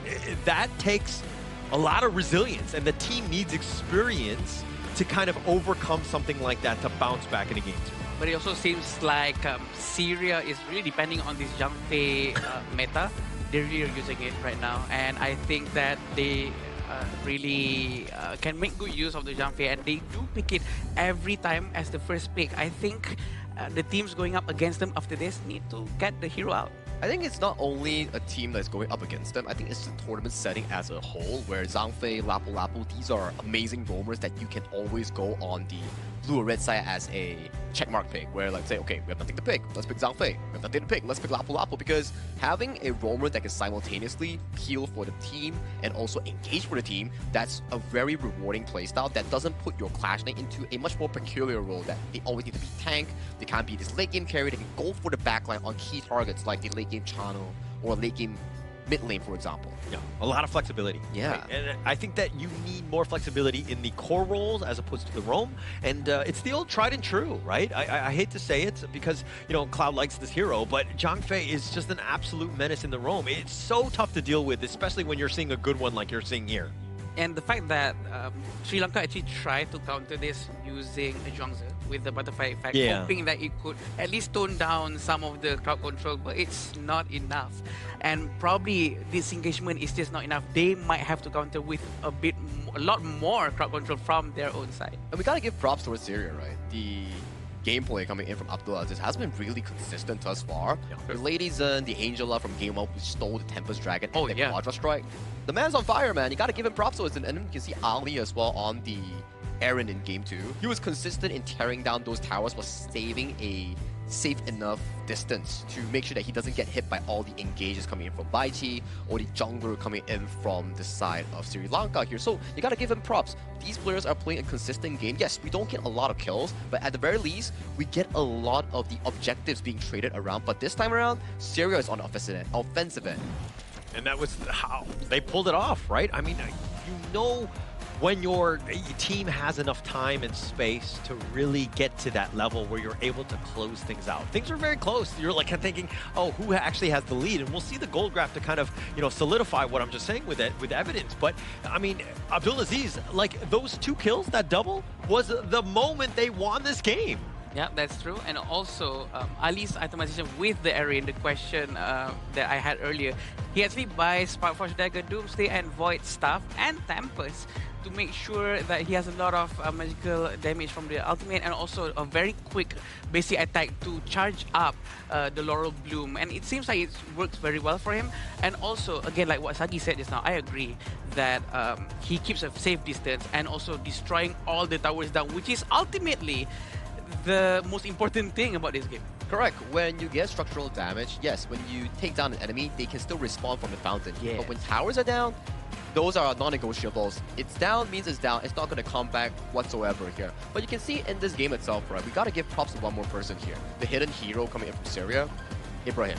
Because the reason why that Abdul Aziz was able to get that double kill later on in the replay that we may see is because he found a perfect moment that Amalka was away in towards the side lane when Anjana and Janip was defending that mid tower. And he found that moment immediately. Unbridled Outburst into the Winter's approach, capturing two key members, which is the double carry of Sri Lanka, thus ending the game for Syria in a clean sweep fashion. Yeah, and not dying as well. Yeah, just being able to set things up. That's exactly what you want from the Roam, where you're able to kind of get multiple man CCs plus, you know, setting things up for the rest of the team to clean up and just staying alive, which is not easy to do at times.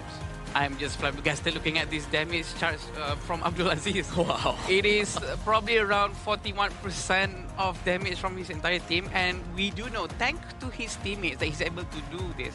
Of course, Bashar's split pushing on the side lanes, giving a lot of space for his teammate, and making sure that Abdulaziz have a lot of space in front with the help of Ibrahim and Amar. Yeah, this goes to the same thing, right? Like we say, like, okay, Sri Lanka, you have a lot of front line, you have the Zhuangzi doing Bai Qi. But yet again, who can really handle this Ladyzen? Because Ladyzen is notoriously known to bully mid to close range melee heroes that has not a lot of mobility here.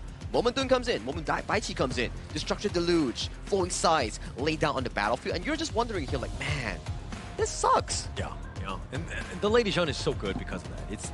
It's such a good mid laner.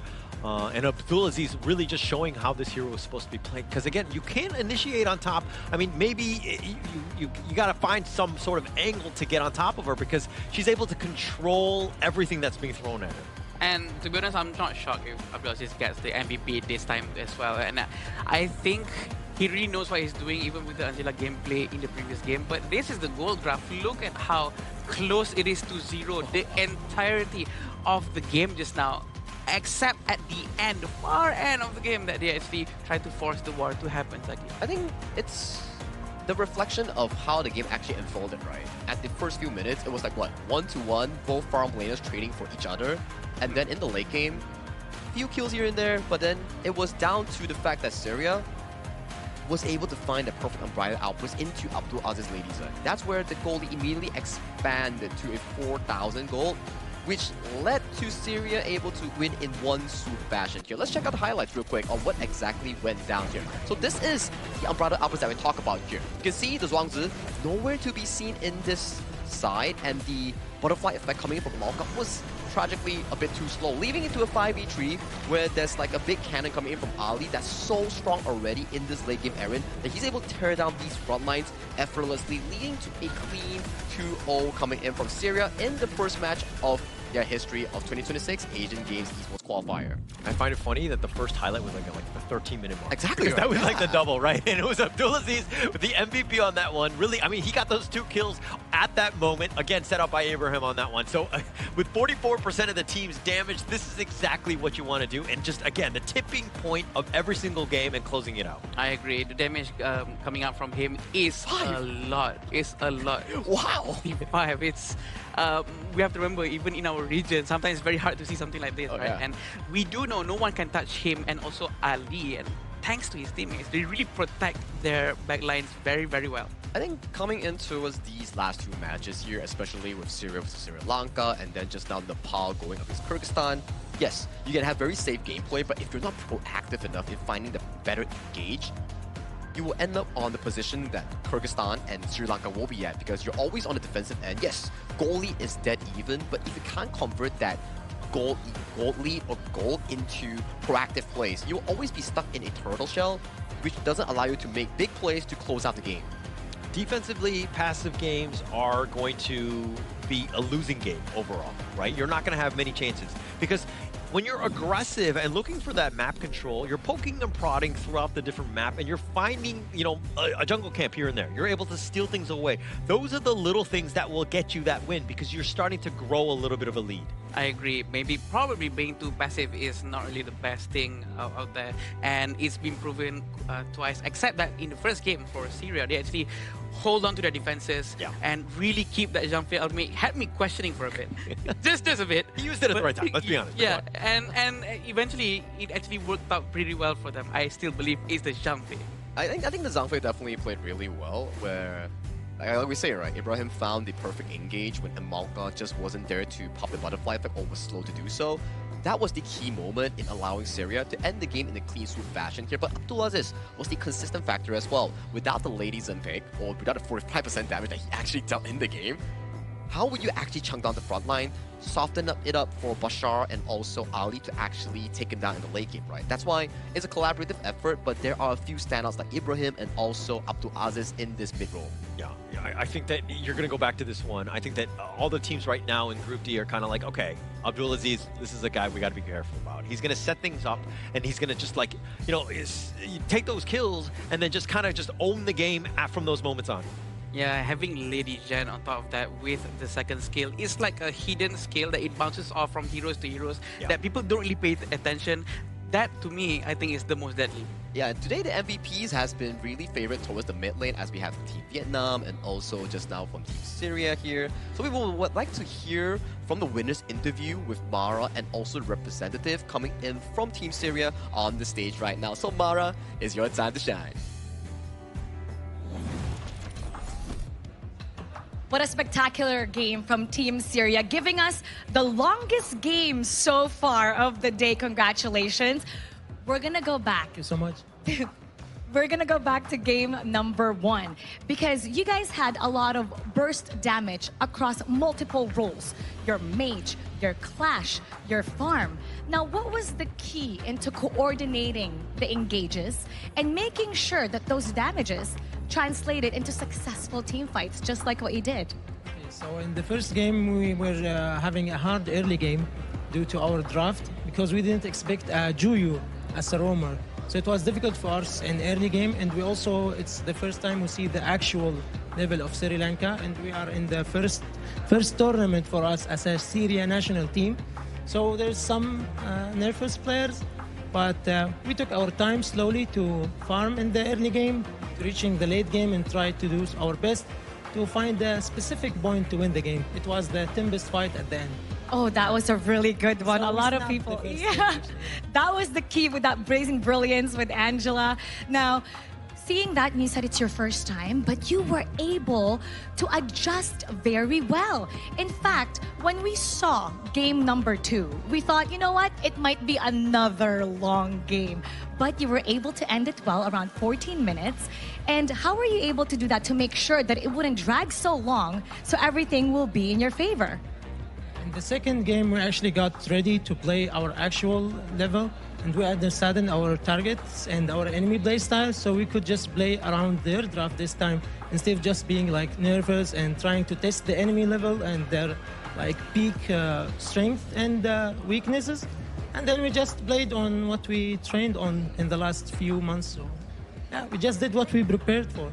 Okay, if you were to rate your team's performance today out of 5, what would you give? On the second game only, right? For the entire match. For the entire match. Because even the first one, you were able to turn it around. I don't think we were that bad in the early game, but the first match. But overall, I think we can do better. Maybe like 6.5. 6.5. 6.5 out of, this would be out of 10. Because it's our first time. It's Next times will be better, yeah, of course. But even with this first time, you were so impressive. Thank you so much. And for sure, the regions are looking out for you. How about you invite everybody to support you for your next match? Yeah, sure. I want to thank everyone who trusted in us and cheered for us. Thank you so much, and we promise you to keep progressing and improving ourselves. And we know we didn't do well in the first game, but the second game was a gift to our fans. Thank you, everyone, for trusting us. Oh, don't be so hard on yourself. You were so impressive. And we're looking forward to what they have to show next, so watch out for them. And we're going to break it down a little bit more. Everyone. So we're going to head back to our casters. Lead the gorge.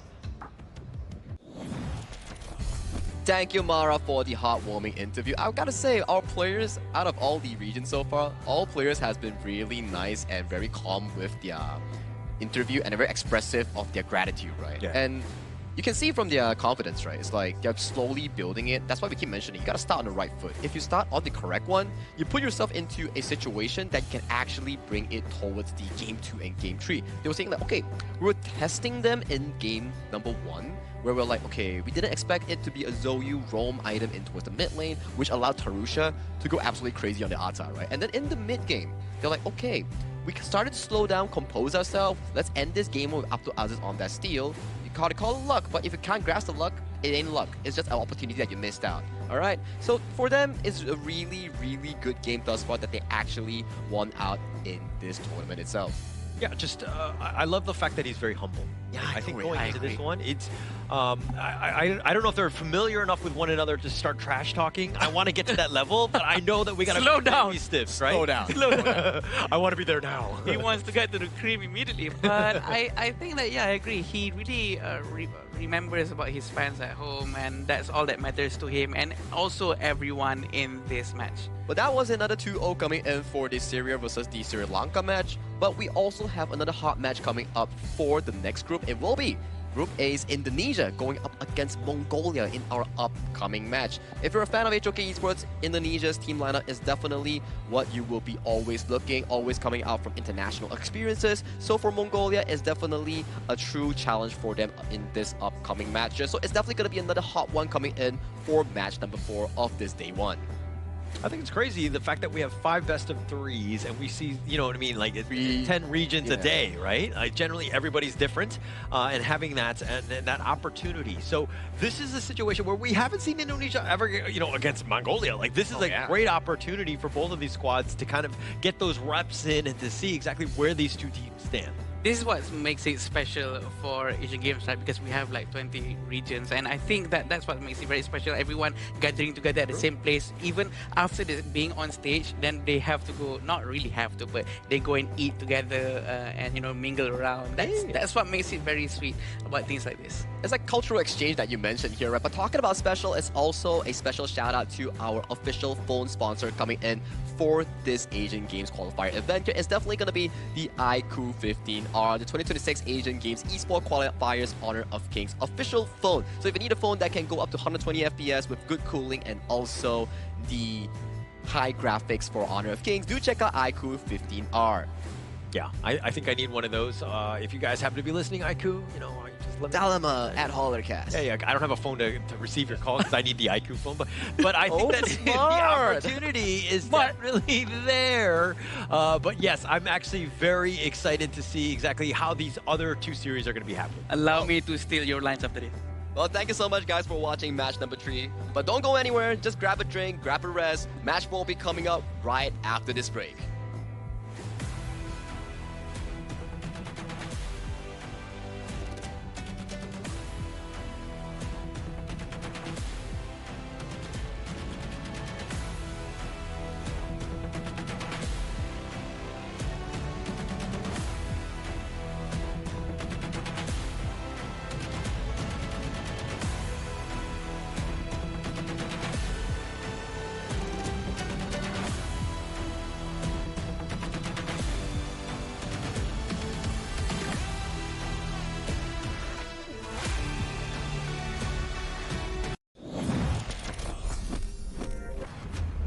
Is that really your best?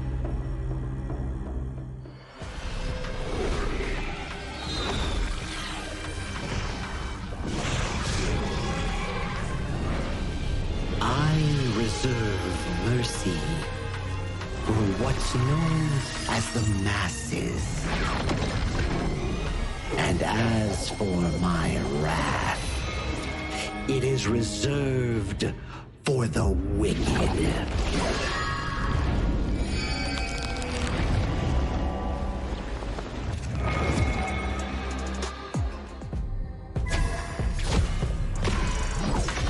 Only after enduring all 81 trials did I see how this world's hardships never end.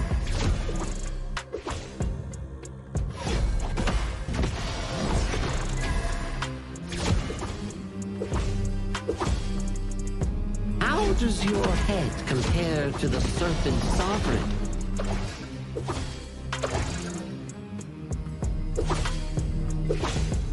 Yeah! Huh?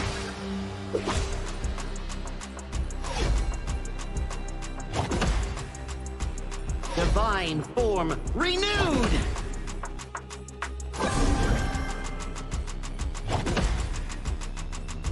Evil, be gone!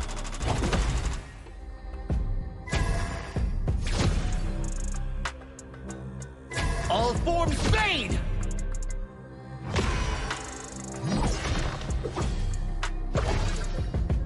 Before the Lotus Podium, all suffering ends!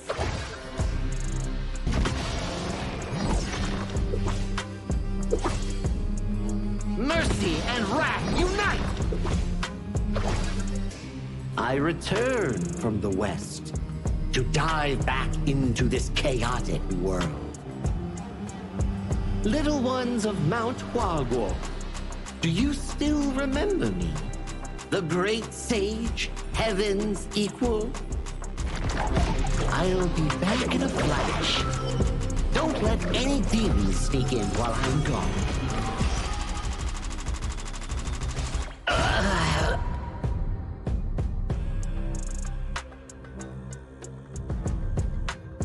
Time to leave the stone behind and see where fate takes me.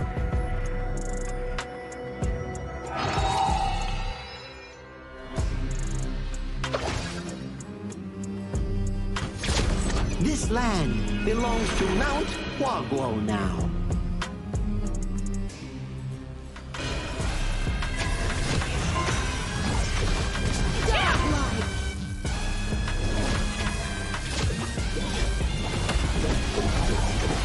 Legendary!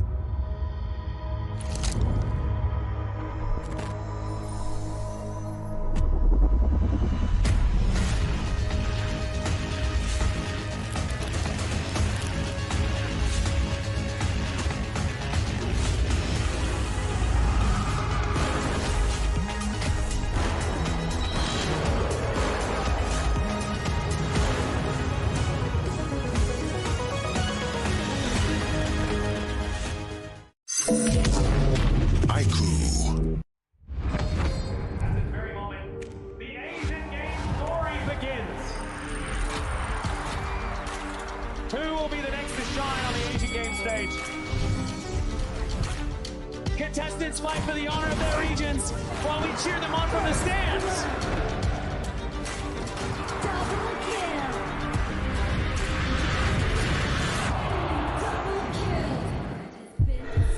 This is a challenge, but it is also an opportunity. The tide has turned.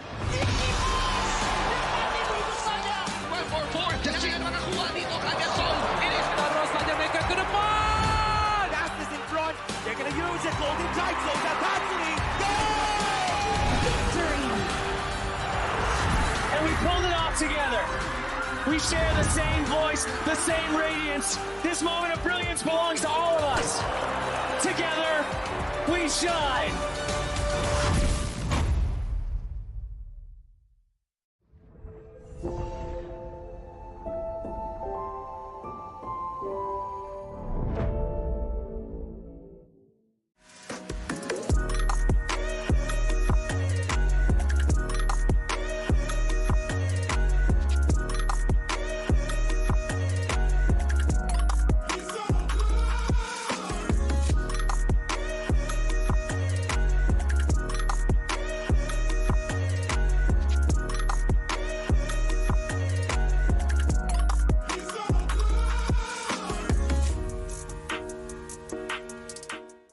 The new Honor of Kings version is here.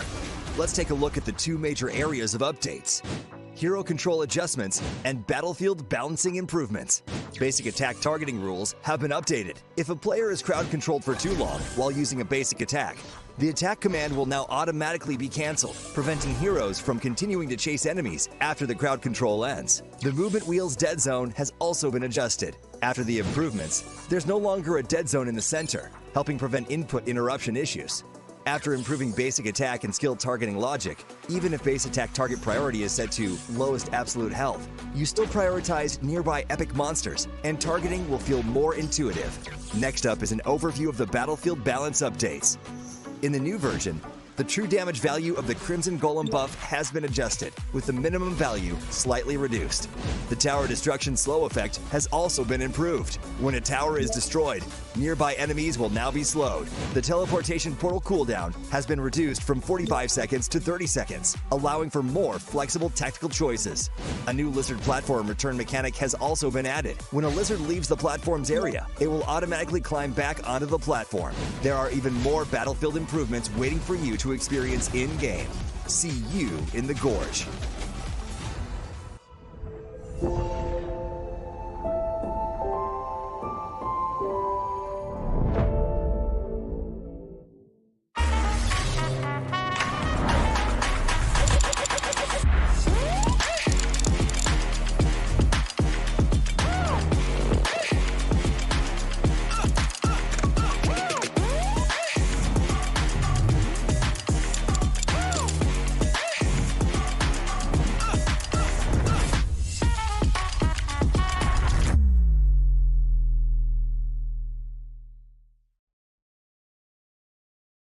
Azuria, the southern archipelago of Primera. Here, humans and great beasts live in symbiosis. How this came to be traces back to a never-ending catastrophe. 2,000 years ago, Azuria's mightiest great beast, Anita, merged with the power that fell from the Sky Dome.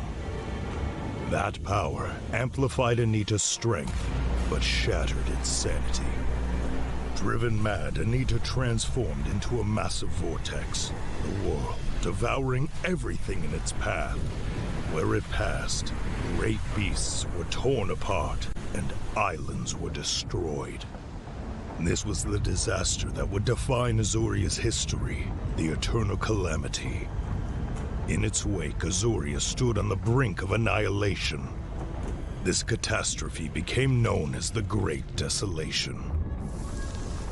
In despair, the humans and great beasts, once mortal enemies, became each other's only hope of survival. The great beast Devita and humanity's greatest champion, Devara, abandoned their conflict and chose to work together. The great beasts sheathed their fangs, and the humans let go of their hatred. All surviving life grasped at one final power, the churning. Deep beneath the sea lay Amrita, a force brimming with boundless vitality. Through the combined efforts of humans and great beasts, it was awakened, restraining the calamity at the center of Azuria and restoring life to the world. But the calamity was not destroyed, merely sealed within Azuria's center. It erupts from time to time, bringing countless disasters to the land. Devara collected his knowledge and power and passed them down through the generations, hoping that one day the calamity could be ended for good. And so,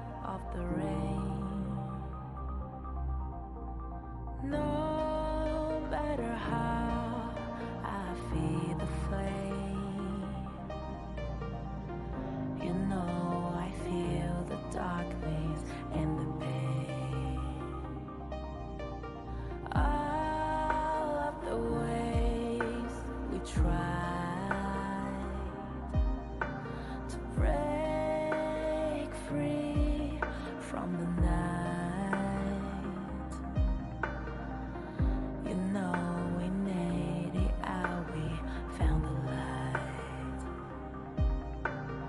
I fly so high, light up the skyline. Let's do it this time, like it's a whole new vibrant world.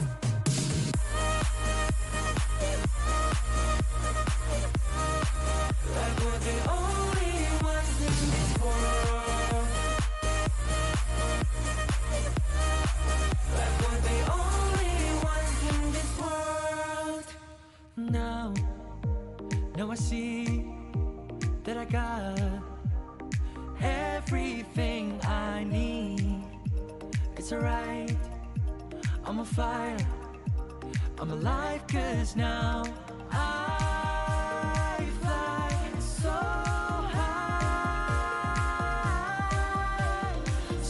high, light up the skyline. Let's do it this time, like it's a whole new colorful world.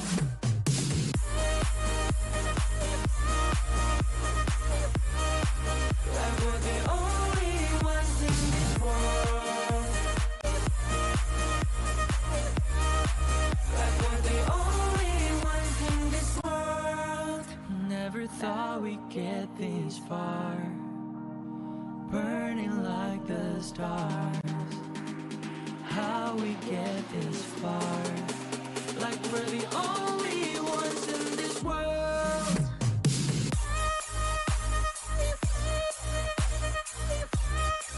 Like we're the only ones in this world. Like we're the only ones in this world.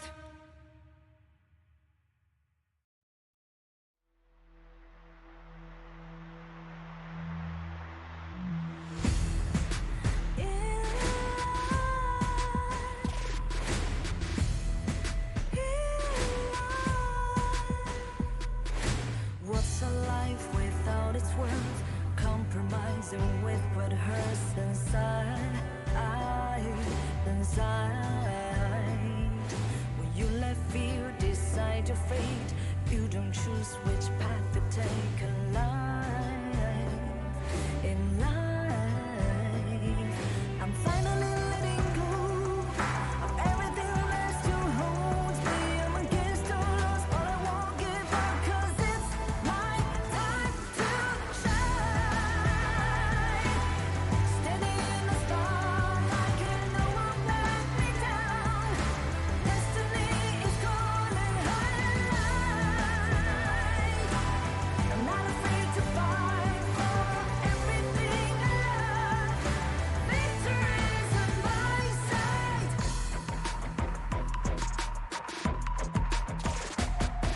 The more we lose, the more we gain. The more that nothing stays the same in time. Can't love ever, can't forget. What you see is what you get sometimes.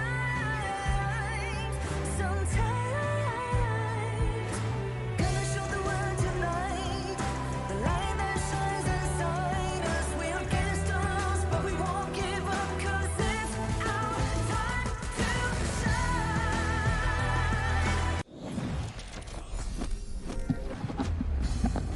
Welcome back to the 2026 Asian Games Esports Qualifiers for the official Honor of Kings event. My name is Sagi here. Once again, we welcome you back to match number 4 of this day number 1. And right now on the casting desk, we have replaced Holler here because he has been used up and his old tank has finished. So we have welcome back Sir Cloud once again, partnered up with Adam Spartanker on the broadcast here. Welcome back.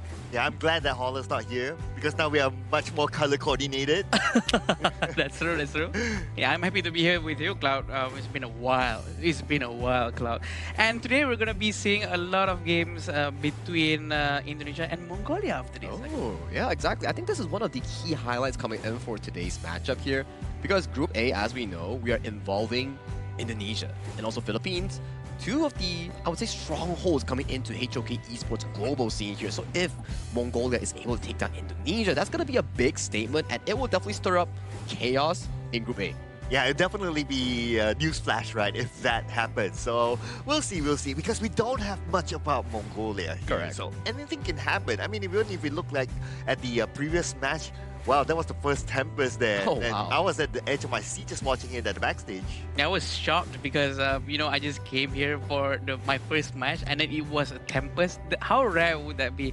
But we do know that Jumpy again is going to be a lot of hot picks today again for the next game also. But we might see different picks from Indonesia and Mongolia. Exactly, you're right. But let's do put on focus on a bit things on coming in from the official HOK server here. It's definitely going to be the new season that's going to be coming on towards the June 17th, called the Grand Venture here. Explore the gorge and discover hidden treasures here. If you did watch the entire trailer coming in for the Dev Talk, you can see that on June 17th, 4 new heroes, a bunch new more events, collabs, and also the new Spriteling feature that actually digs treasure that you can actually see. So no more Spriteling spells, but in a different way in the gorge. Yeah, that's going to be really special, right? Because you don't know what you're going to get. That's based on the trailer that I saw as well. So it will be exciting to see how it will be in the game later on. That's a fun thing, right? Because every time we have new events, new add-ons, and previously we had this Spriteling challenge, and this 17th, everyone's going to be focusing on it. And also for today's game, we do know that the patch is different for sure, and we're going to be seeing a lot of fresh heroes.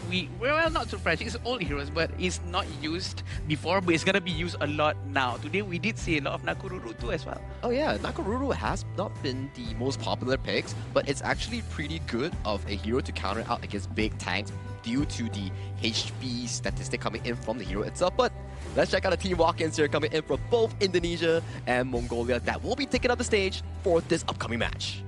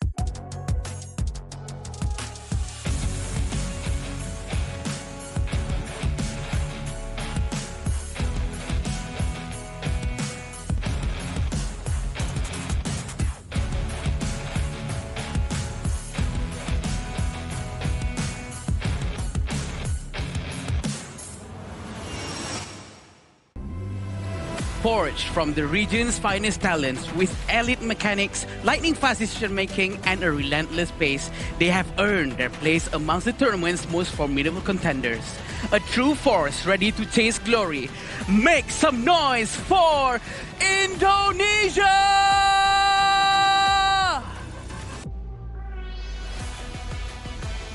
A rising challenger driven by raw potential and fearless aggression. They may be the underdogs on paper, but their unpredictable nature could be exactly what creates the next great upset. Entering the stage, Mongolia! As the players fist bumps, the game for match 4 between Indonesia and Mongolia officially commences here. This is their first game coming in from Group A. You know the rivals coming in from Group A will be looking at them and observing their gameplay, their strategy, trying to break through as the first and second seed in towards the main event for these two squads. Yeah, and what's interesting about this lineup is that they have a lot of experience, and we know them, right? Like Iqbal, Nabil, Emmanuel, Agong, and Naufal. These players, we've seen them a lot. So by putting themselves out there a lot, that means their data is out there at the same time. I agree, and we all know that these are very familiar players. Going up against players who, well, most of us are not very familiar with. They are definitely someone to look up to and for us to research on how are they going to be playing these Asian Games. Exactly, right. That's why Asian Games is actually such a strong and fun event for the Asia environment itself, because there's a lot of players just coming in, showcasing their skills, and who knows, some pro teams will actually pick them up. But let's introduce Mongolia to the stand. Yeah, for Mongolia, we have Yavuhulan, we have Dovadorj, we have Yondo, Batolzi, and Batgarel. Definitely one of the players that locally picked specifically for this tournament to represent their region. Definitely someone who the entire region is looking up to. Exactly right, and these are the finest gentlemen coming in from Mongolia to actually look for their region's pride in honor of Kings in the Asian Games qualifiers here. If they can do it well, they can make it to the main event, which is what everyone in this qualifier is eyeing for, the top 2 spot. If not third place, you go to the last chance stage. Yeah, they could be a developing challenger, but they have a lot of raw potential, and I'm pretty sure that they have this fearless aggression with them, especially with the fact that, again, right, you don't have much data about how Mongolia plays, so you don't know what kind of play style will they bring onto the table. And we do know Indonesia have a lot of experience, and we do have what we call as Om Kuros as the coach over here, and we know that he is going to be helping out the team also. And Mongolia, we having that they don't have data on public, we do know that it's going to be a strength because it will be a lot of surprises. Exactly. The art of surprise is actually what allows underdogs or other teams try to surprise the tournament favorites here. So for Indonesia, if the game haven't commenced yet, everyone is on a 50-50 foothold here. Until you find out your opponent's strength in-game, that's where the scales start to tip to either side. Maybe you're more mechanically gifted, maybe you're more disciplined here. But in this case, it's Mongolia's time to prove, because everybody might be thinking like, okay, Indonesia might be getting in the bag, but hey, that's what competition is for. You want to prove your opponent wrong. Yeah, I had a little bit of a chat with the Indonesian coach the other day, and he was saying that although these players, they come from different clubs, different teams, but he kind of felt that the moment they got together, the chemistry sort of gelled. It's as if they've been playing together for months. True, and we do know that there's going to be a lot of impact into the game. And what's the most important thing right now is the draft. The draft is going to, as our friend always say, Noel, we know her, she always say that draft is winning half of the game. When you win the draft, you will win the entire game. Which is true. And to start the draft here, coming in from Indonesia on towards the blue side here, Fatih and Dolia will be locked away from Mongolia's pool. And Mongolia, to answer that, they have banned away the Arli and also the Mai Shiranui here, opening up some fancy first picks here like the Chano, Zhangfei, Lapu Lapu. All these are up and available for grabs coming in from Indonesia. It kind of surprised me again that the Dolia became one of the first few bans for the Indonesian side, but this is also the first time we're going to see the Guan Yu. Before this, Guan Yu was one of the top ban heroes, but now by Guan Yu making his debut, I think Guan Yu, you can set up, you can disengage. There's so many things you can do with this hero. Yeah, there's so many things, and sometimes we will put Guan Yu as a roamer, in fact, so we do know that it's going to be a very dangerous hero. It's just that it's a very hard hero to use, right? And we do know that Guan Yu is not that tanky. If people can actually put a strong crowd control on him, he cannot move and he can die actually quite quickly. Exactly here. So for Mongolia, their job is to protect Batulzi here on this channel, making sure that this channel gets the skill complete towards the late game and be protected from any harm here. And Indonesia, they have locked in the Ukyo Tachibana alongside with Emmanuel on that ladies and forming that mid-jungle synergy here. So going into the second phase, if you're Mongolia, you might want to target down some of the key farm lane picks from Agung and also Nofel on those roamer picks. I really like the draft by Indonesia right now, right? Like, you have something that you can engage, you have decent amount of damage, and you have control as well with the Lady Sun. So far the setup is quite good. But for Mongolia, pretty similar as well. Like, we're seeing a lot of Zhangfeis today, and I would say the win rate has been quite good as well. And with the Zhangfei, we've seen a lot of Angelas as well today. Still, a lot of control that Mongolia has. And going up against Indonesia, probably they do know how to go around and work around a Zhang Fei at the enemy side. And we do know that Angela is going to be a very interesting pick too, because previously we've seen on how an Angela can manage to steal an entire temple. So if your card is played right, I think it's going to be good for Mongolia. Yeah, but first thing that Mongolia has to answer here is definitely the Ukyo Tachibana coming in from Neville here. As we do see that Nev, as a player, he's very aggressive in the jungle here. So if you lose out on the early game from the Mongolia side, your entire jungle will be in shambles here, which is not what you want, especially when you have a late game carry on Batulzi on their channel. Yeah, and especially with that, right? So venomous stuff is going to be really important for Mongolia. It's going to be an important early item for the Angela. Probably even the Blazing Cape might need to come quickly as well for the Zhang Fei to try to counter the Ukyo. I think a good hero that could counter Ukyo maybe is Nakororo, someone who can match the amount of mobility and also the damage output. But it also depends on whether or not Mongolia can actually use Nakororo. But it seems like Dun might be their choice to be used as the jungler right now. And Indonesia is going to be picking their last two heroes again. I think that Dun is a very good pick here. As the very least, it's a very safe pick, strong early game. Even if like you get invaded, you still have the passive to actually heal up from majority of the damage coming from Team Indonesia. So at the very least, jungle is still secure, and mid lane wise, Mongolia actually has the fast push compared to Indonesia here. So the interesting here is that whether Indonesia picks up the Lapu Lapu for that mid-roam synergy to make sure that their mid-roam and jungle is still sufficiently strong here. They do pick up the latest one on towards Agon P here, so that is going to be a strong lane here coming in for the bottom lane, going for the aggressive 2v2 against Mongolia. And it looks like Indonesia, they're not going to get too creative. This is their first game, right? They're not going to play the Guan Yu roam, like how you say, Adam. Yeah, they're still going to go for stock standard. Guan Yu's going to play on the clash lane, and we're going to see the Lapu Lapu on the roam side, which I think is a really good balance. And plus, because they have the Lady Sun on their side, they have to protect the Lady Sun. And the Lapu Lapu is a perfect addition. And they take Lubu. Lubu is usually taken because there's a lot of shield coming from the opponent side, but it seems like it's going to be for different use here. Maybe to try to cut down as much HP from Lapu Lapu and maybe Guan Yu from running away. I think it goes back to a question here that we've seen from the first two series. Yeah, the Lubu is a great tool when it goes to the late game, but there are certain conditions here, right? True. Levels, items, those are the key markers that a Lubu actually needs. And if you look towards the Mongolia draft, yes, you have a strong mid-jungle roam that could potentially combat in the early game to give Batulzi and Yahuhan more room to actually scale into the late game. But the problem is, Indonesia's early game is super duper strong, especially on Iqbal and Agong here. So for them, they have to combat the early game here. And this is match 4 of day 1. Indonesia takes on Mongolia in this first match. I am personally confident with this Lubu because you have the Zhang Fei to set things up, right? Like if the Lubu earlier today, they don't really have any other heroes to set it up for him, but this time you have the Zhang Fei, you can come in and set up, and then the Lubu follows up with the Tremor Model. I think they have it in the plan. I agree, but also Indonesia has quite a very balanced composition coming up from their team, and a quick rotation coming from Yundu and Bad Girl trying to go to the bottom lane. Iqbal is still around top lane. He's not going to rotate too quick as of now, but we do know as soon as he have his ultimate, he's going to be doing a lot of rotations, trying to flank everyone from the back. That's going to be very interesting in the mid towards the late game. Oh, I really like the quick rotation there by Emmanuel. Like after the first wave, he goes down to help the Lady Sun to win the lane while Batuzi is all alone. And look at the damage received by Batuzi. He is in a critical position right now.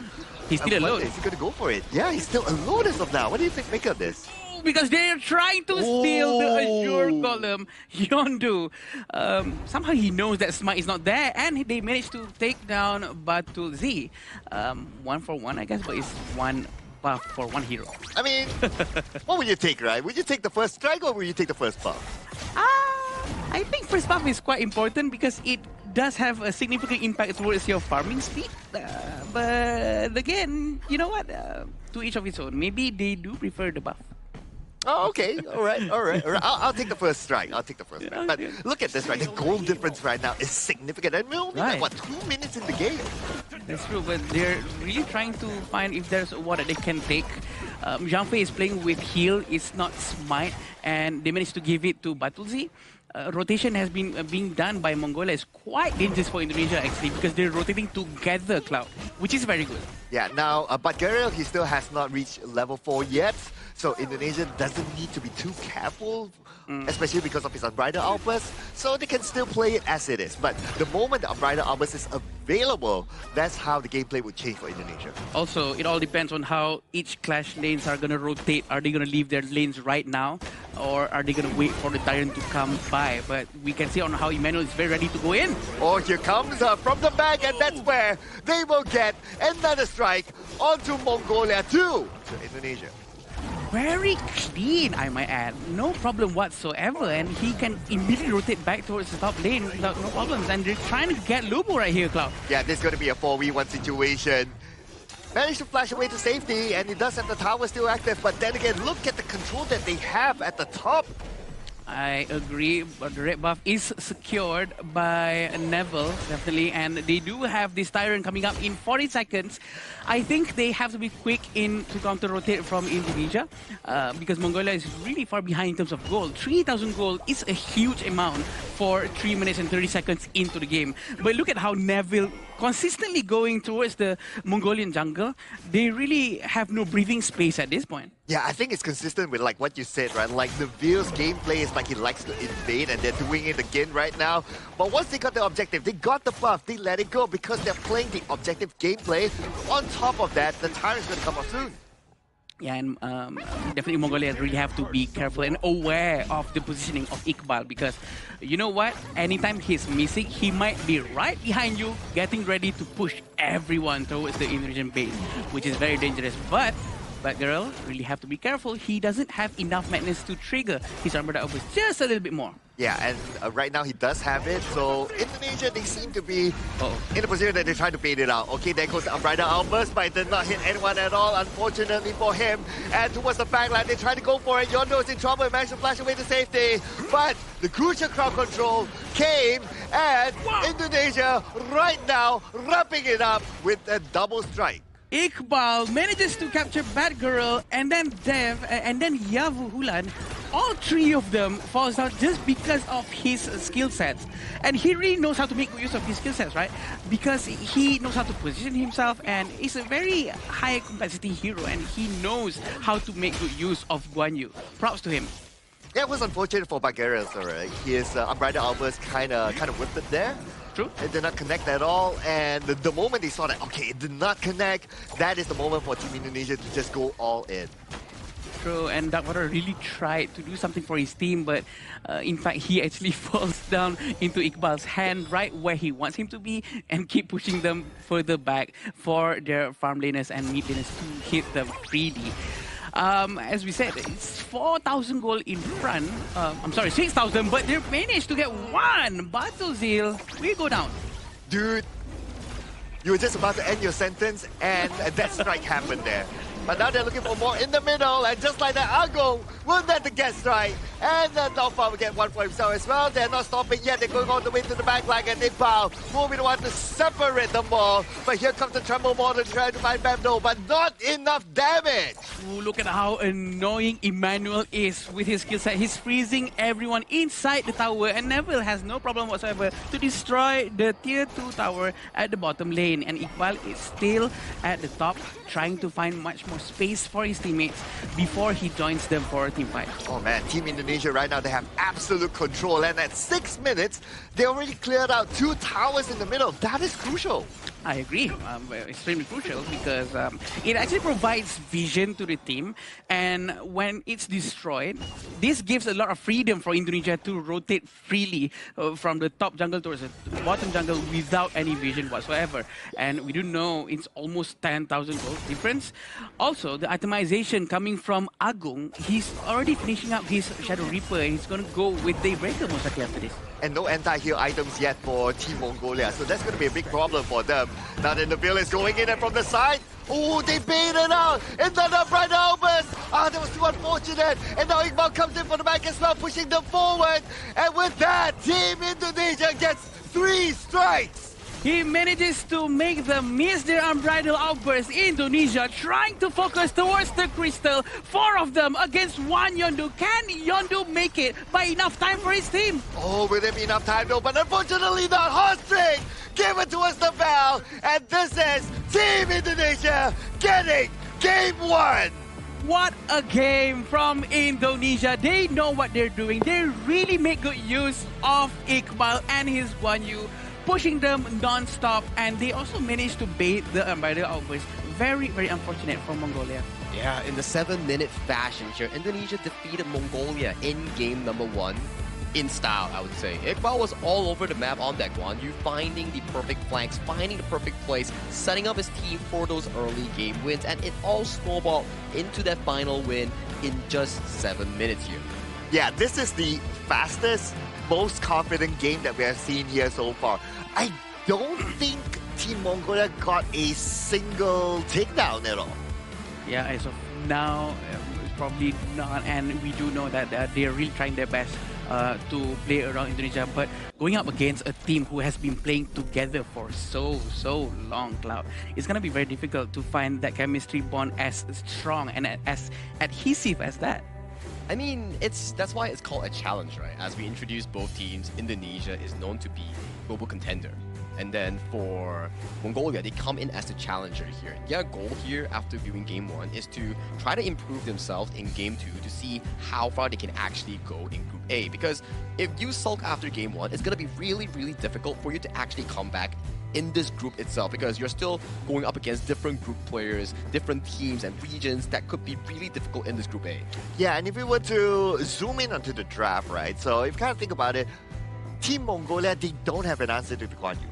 Like, the Guan Yu, we know it as a high mobility sort of hero. Like, it can be anywhere, it can go behind and just surprise you, right? They don't have, like, let's say, a hero that can just track the Guan Yu down. Because the Lubu is not going to do that. I agree, and they do need probably different sets of heroes trying to stop the Guan Yu, and this is the itemization that has been done from everyone. To be honest, there's not going to be a lot for you to see, because the game actually stopped quite early. There's a slight mistake here coming in from Mongolia's jungle reset. Dog George, I think he went for the roamer item instead of the jungle item here, because there is a certain preset for Dun in the global server that gives you the roamer item instead of jungle item preset. So that is why maybe the goalie in the early game was so in favor of Indonesia here. Maybe this one would be fixed later on in the second game. Oh yeah, you're right. That's a good point out there. This is if I were to play a Dun roam.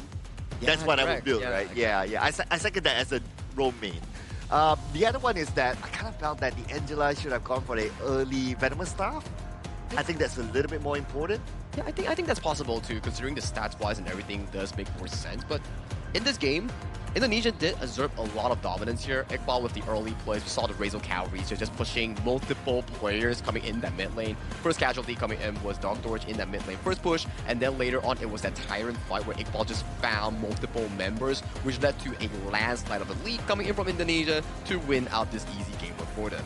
Yeah, and this is the amount of damage that has been done by them.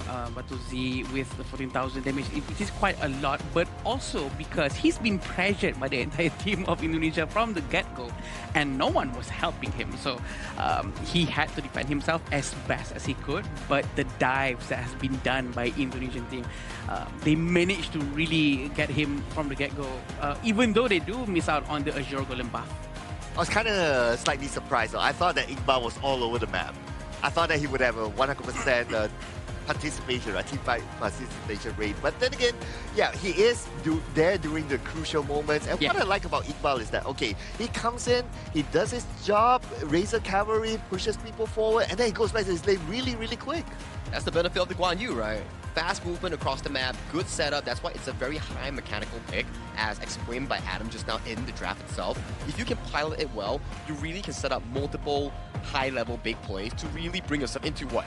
12,000 goalie in a mere 7-minute game. I agree. This is the smoothest draft I've seen, by the way. It goes straight up high, and there's quite literally nothing Mongolia can do just now. And I think it might have to be going back to the draft, because if they don't want to handle Guan Yu, if they don't want to ban Guan Yu, they have to pick heroes that has single target stuns that's easy and not too hard for them to handle. Even Milady's ultimate can be used. Yeah, you would definitely need more crowd control here, because this Guan Yu, he's super mobile here. That's why picks like the Ata, picks like the Diathea, all these are great heroes in actually stopping this Guan Yu. Because if you don't stop him, you're just gonna have a field day like this, just charging everybody, setting up his team for great success in all these team fights. Yeah, we're getting a lot of examples here, right? Just looking at Iqbal is beautiful on how he controls the Guan Yu there. Beautiful. And at this point, it's like the gap is just too big in terms of goal, in terms of leveling. They can easily get pickoffs by the side, just like what happened to Batuzi. I agree. And again, Scepter actually bought by Yondu as the first item. I think that is an okay move if he wants to burst people down instead of trying to put an imperil effect on them. But I do feel that in general, they still need a lot of focus towards Iqbal, because Iqbal is really a free man, Sagi. Look at this. Yeah, just like 3-man Razor Cavalry pushing 3 members with 3 crucial crowd control, setting up the 3 takedown coming in from Indonesia. Casual 13-0 game with a 7-minute finisher. Definitely crazy performance here by the man himself. Yep, Iqbal taking the MVP with 208, 17.3% damage. Might not look much, but it's a very important selective damage that he's done towards the Mongolian team. He chooses what he wants, and he really helps the team out to have a nice start of a team fight. I mean, if you kind of think about it, right, putting stats aside, it's all about what he does inside the game, right? Like the timing of him coming in, and what I like about it's not only him. The moment he starts to push heroes, right, then his other teammates are able to follow up.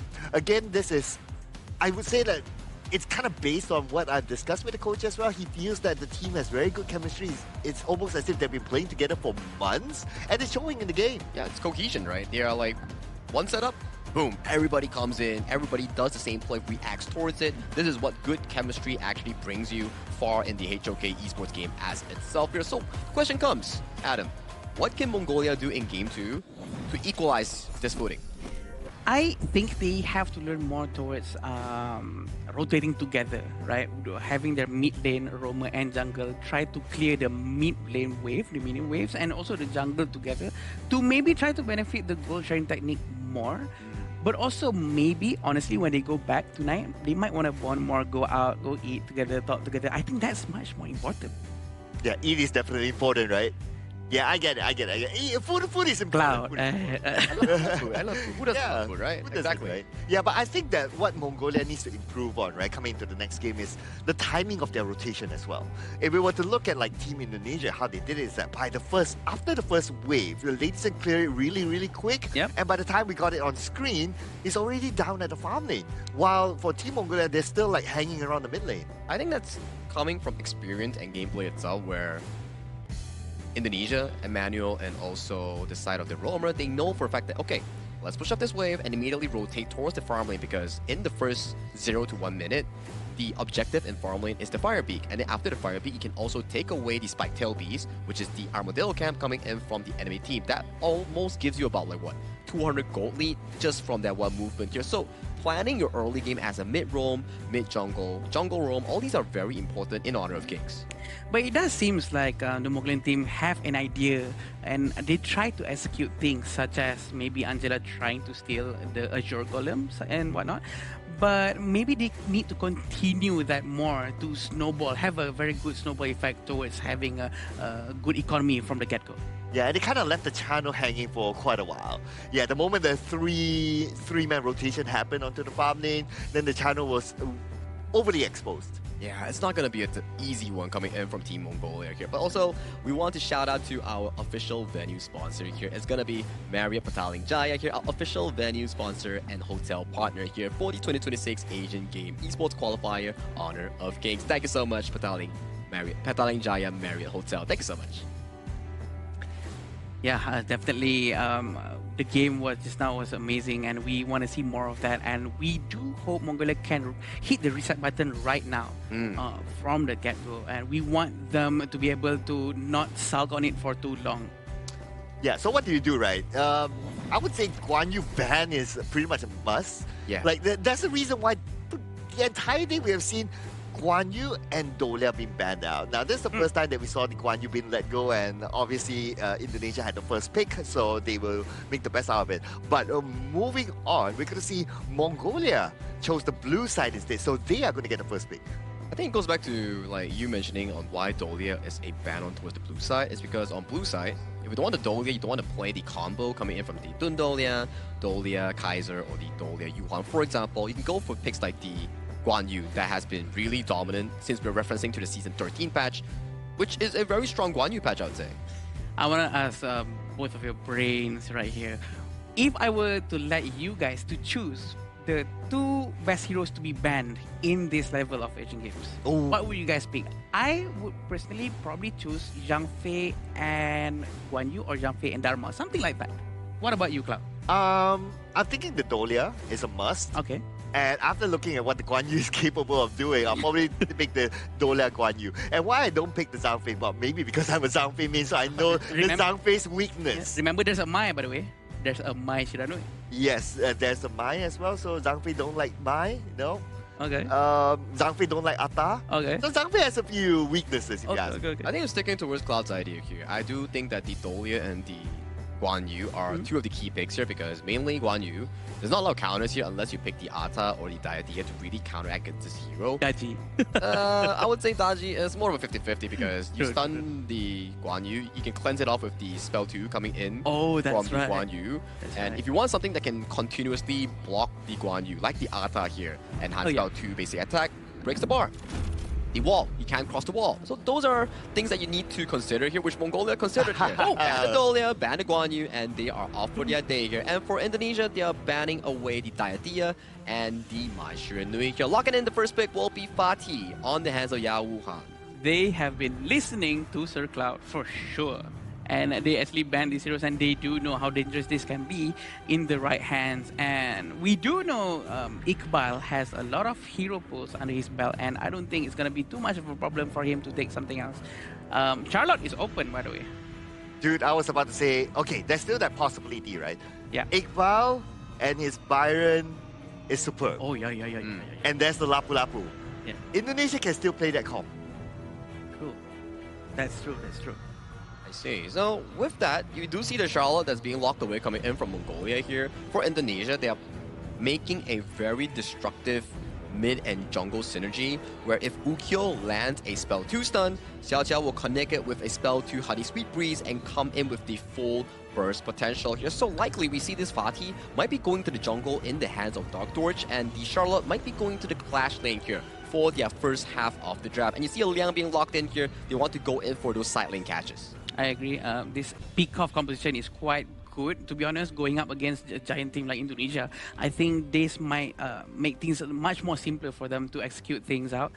But also, having Sunche in the side of Indonesia is going to be quite a bit of a problem too for them, because Sunche has a lot of mobility, and he can bring a friend towards a team fight, Cloud.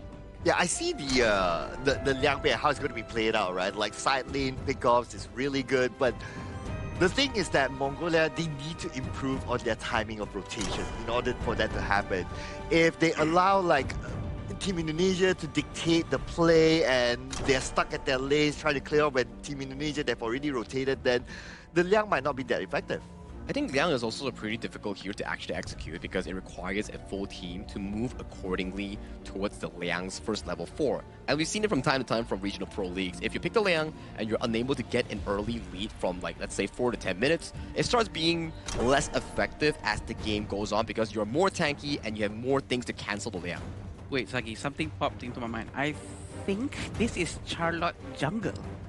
I mean, we've seen Fatih jungle and Charlotte clash. It could be a potential one if they do decide to put it towards 2. Yeah. But so far, we still have to see Mongolia's last 2 picks here. Indonesia is still siding for their roamer pick. Potentially might be the Zhang Fei or Lapu Lapu or even Guigutsu if they actually want to bring it up in this stage.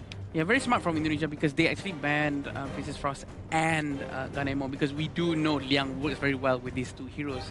And this is going to reduce a lot of power picks from Mongolia, but the last 2 heroes from Mongolia is going to be very important, Cloud. Yeah, I guess if they were to pick the Liang, they should have like just straight up pick like either one of those combos together, right? But because they picked the Liang and the Charlotte, then the ban was kind of obvious for Team Indonesia after that. But it's okay. I think it's still executable. It just depends on who is going to be the follow-up from Team Mongolia. So ladies, and I think it's pretty okay. Yeah, it's okay. Not the most perfect one, but still acceptable coming in from Team Mongolia here. Potentially wanting an Angela or something with more burst might work even better with Bagriel on that Liang here. But since the comp is finalized here, we will have to see where this Fatih and also Charlotte will be going here. likely, as we revealed through the previous games, Fatih is usually the jungle here, but it depends on Mongolia's decision and the player's suitability on the picks itself. And for Indonesia, they're still lacking a roamer pick as their final pick here. We have seen some iterations where Sun Tzu can go to roam here, but it depends. Indonesia, what does Naufal want to play in that roamer pool?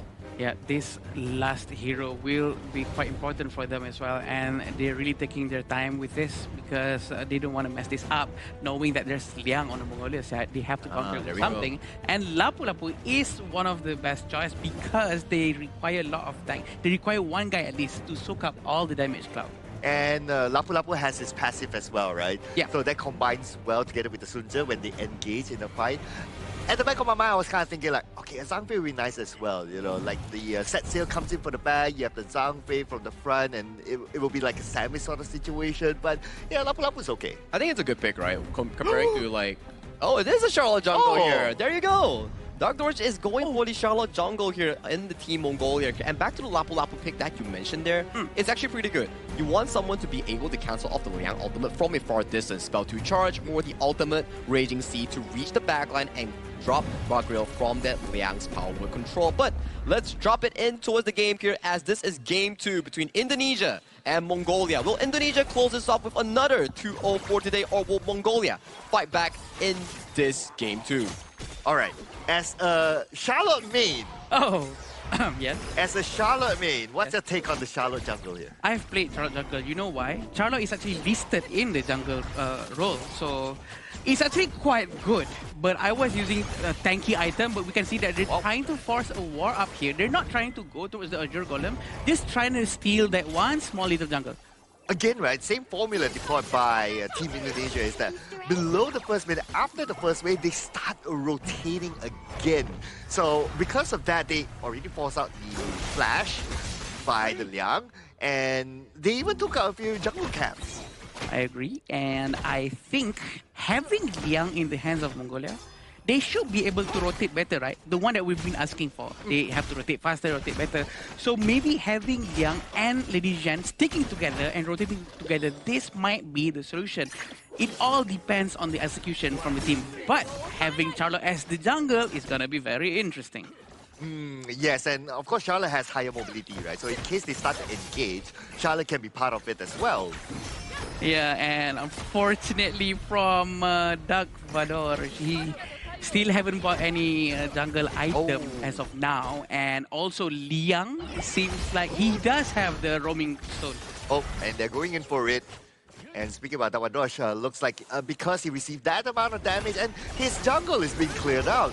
Now, Liang is in trouble though, and looks like the first strike will be given to Indonesia. It's going to be a bit of a problem. He doesn't have a jungle item, which means his smite damage is not going to be high because it scales with the item. He's going to try to stun, and I think he might go down. He manages to run away. Okay, that was a close one though. Neville used the smite onto Dawadosh, and that was a close one. But then again, the objective is to try to clear off the jungle side from Team Mongolia, and now because of that, Team Indonesia, they're almost a 2k goal difference. I agree. Below 4 minutes, Indonesian actually have a debuff being in the jungle of Mongolia, so they should have lesser damage output. But again, this is not being benefited by Mongolia for now. Maybe they don't understand this just yet. But we can see on how Charlotte is struggling to get his jungle for himself because everything is getting stolen, Cloud. Yeah, man. Team Mongolia, they're just everywhere across the map, right? One moment you see them at the bottom, around the blue buff area. Yeah, another moment you see them at the top, just like that. It's like they are just everywhere. I can imagine our observers having an interesting time trying to catch the action. That's true, and they're really grouping up here, trying to get some damage. And ultimate coming from Xiao Xiao, and he manages to run away. But the dragon is not enough damage. This dragon is not enough damage, Cloud. Yeah, I mean the set sail in general, it doesn't give that much damage, but it is a good skill to knock out. But at the bottom, looks like the power control was used, but then again, because they did it underneath the tower, now they're in trouble. The counter engage comes in, and Argo gets a double strike. They manages to get that one, but Yondu is very ready to go in. The control of the fan coming from Emmanuel, it's going to be quite dangerous for him. He have to avoid that as much as possible. But 5 seconds before Tyrant comes up, I feel like it's going to be an easy Tyrant for Indonesia. unless if Charlotte do something. Yeah, unless if it's a big steal, right? That's the only unless. But then again, another takedown here for the side of Team Mongolia given towards Indonesia. Just right at the moment when the Tyrant is up. And Venomous Staff has been bought by Emmanuel. They're going to try to steal the Azure Golem one more time. Tyrant has been taken by Emmanuel again. And it seems like they're going to be focusing down onto the Tier 1 tower at the bottom lane. It's going to be a quick one from Indonesia for sure. Yep, now Fang shows up. Batuzi is in trouble. And that's going to be an easy one for Team Indonesia. On top of that, they get the tower. That's true, that's true. Right now, I'm still waiting for Yavu, actually, Cloud. I'm waiting for him to do his rotation to help his teammates. Because at this point, if he stays at his lane, I'm not sure if it's going to do any good. Because his team is still losing left and right. He really needs to involve himself more into the war and hopefully provide some extra damage for the team. But with the 6,000 gold difference at 5-minute mark, it's going to be a problem. And Yavu is going to go down. Oh, and maybe not only him though, his teammate as well is in trouble right now. Team Indonesia just everywhere across the map. In fact, at this moment, Team Indonesia can't even go for the Overlord if they want to. True, Yondu is going to get the Scepter Vibration, not the Venomous Staff. This is going to be quite different. He's going to go for the burst damage. They do need more damage output, but also they need more defenses set up. Oh, speaking about setup here, set up by a Team Indonesia from the build to get a hot streak. And on top of that, they're going to get the mid tower down. And because that mid tower is down, now Team Indonesia, well, they already had control of the jungle. They're going to get even more control of it. And it seems like they're going to be sending Agung down to the bottom lane so that he can push the minions and they can get the Tier 2 tower. A quick dash coming from Neville and getting one strike from Dark Vador. There's nothing much they can do about this situation at this very moment, right? But what do you think? What's the winning condition or the comeback condition here for Team Mongolia? It's gonna be very hard, but they have to defend as much as they can and find that one moment to play around Fatih. They have to make good use of Fatih at some point and the Liang. So they have to go in together. The cohesion that Sagi was talking about, that's the most important thing. Oh, but we haven't get to see the Fatih really get into action yet. He was kind of rooted at the clash lane, while even Iqbal was like rotating around the map, right? So he has to find... I would like to say that, okay, he has to rotate together with the team, but then again, his items are quite lacking behind. For sure, for sure. And we were actually hoping for that rotation to happen early on so that they can keep up with the goal economy coming in from the Indonesian. But a very good ship. Yep, here comes the set sail all the way to the backline. Power control used, but then again, they don't have the damage to get that takedown. And Naufal will survive that one, even though it was under the tower of Team Mongolia. And they managed to destroy one tower, which is very important for them. Having 12,000 gold all the way to the front in 7 minutes is huge for Indonesia. They can actually try to force at a million or bottom lane if they want to. Set sail is going to be available right now. He might start something here. I'm scared now, This potentially might be another 0 for Team Mongolia here. But here comes the build all the way to the back line. And they are putting pressure, not allowing them to just try to find a counter back of the Team Indonesia. Yeah, and it seems very like a hard game for Mongolia right now. I'm not sure how they're going to come out from this, but I believe that they will be able to try their best to maybe recollect something, maybe try to defend the minion as much as they can. But having this goal difference being this huge, Cloud, I think the winning condition is almost gone. Oh, man.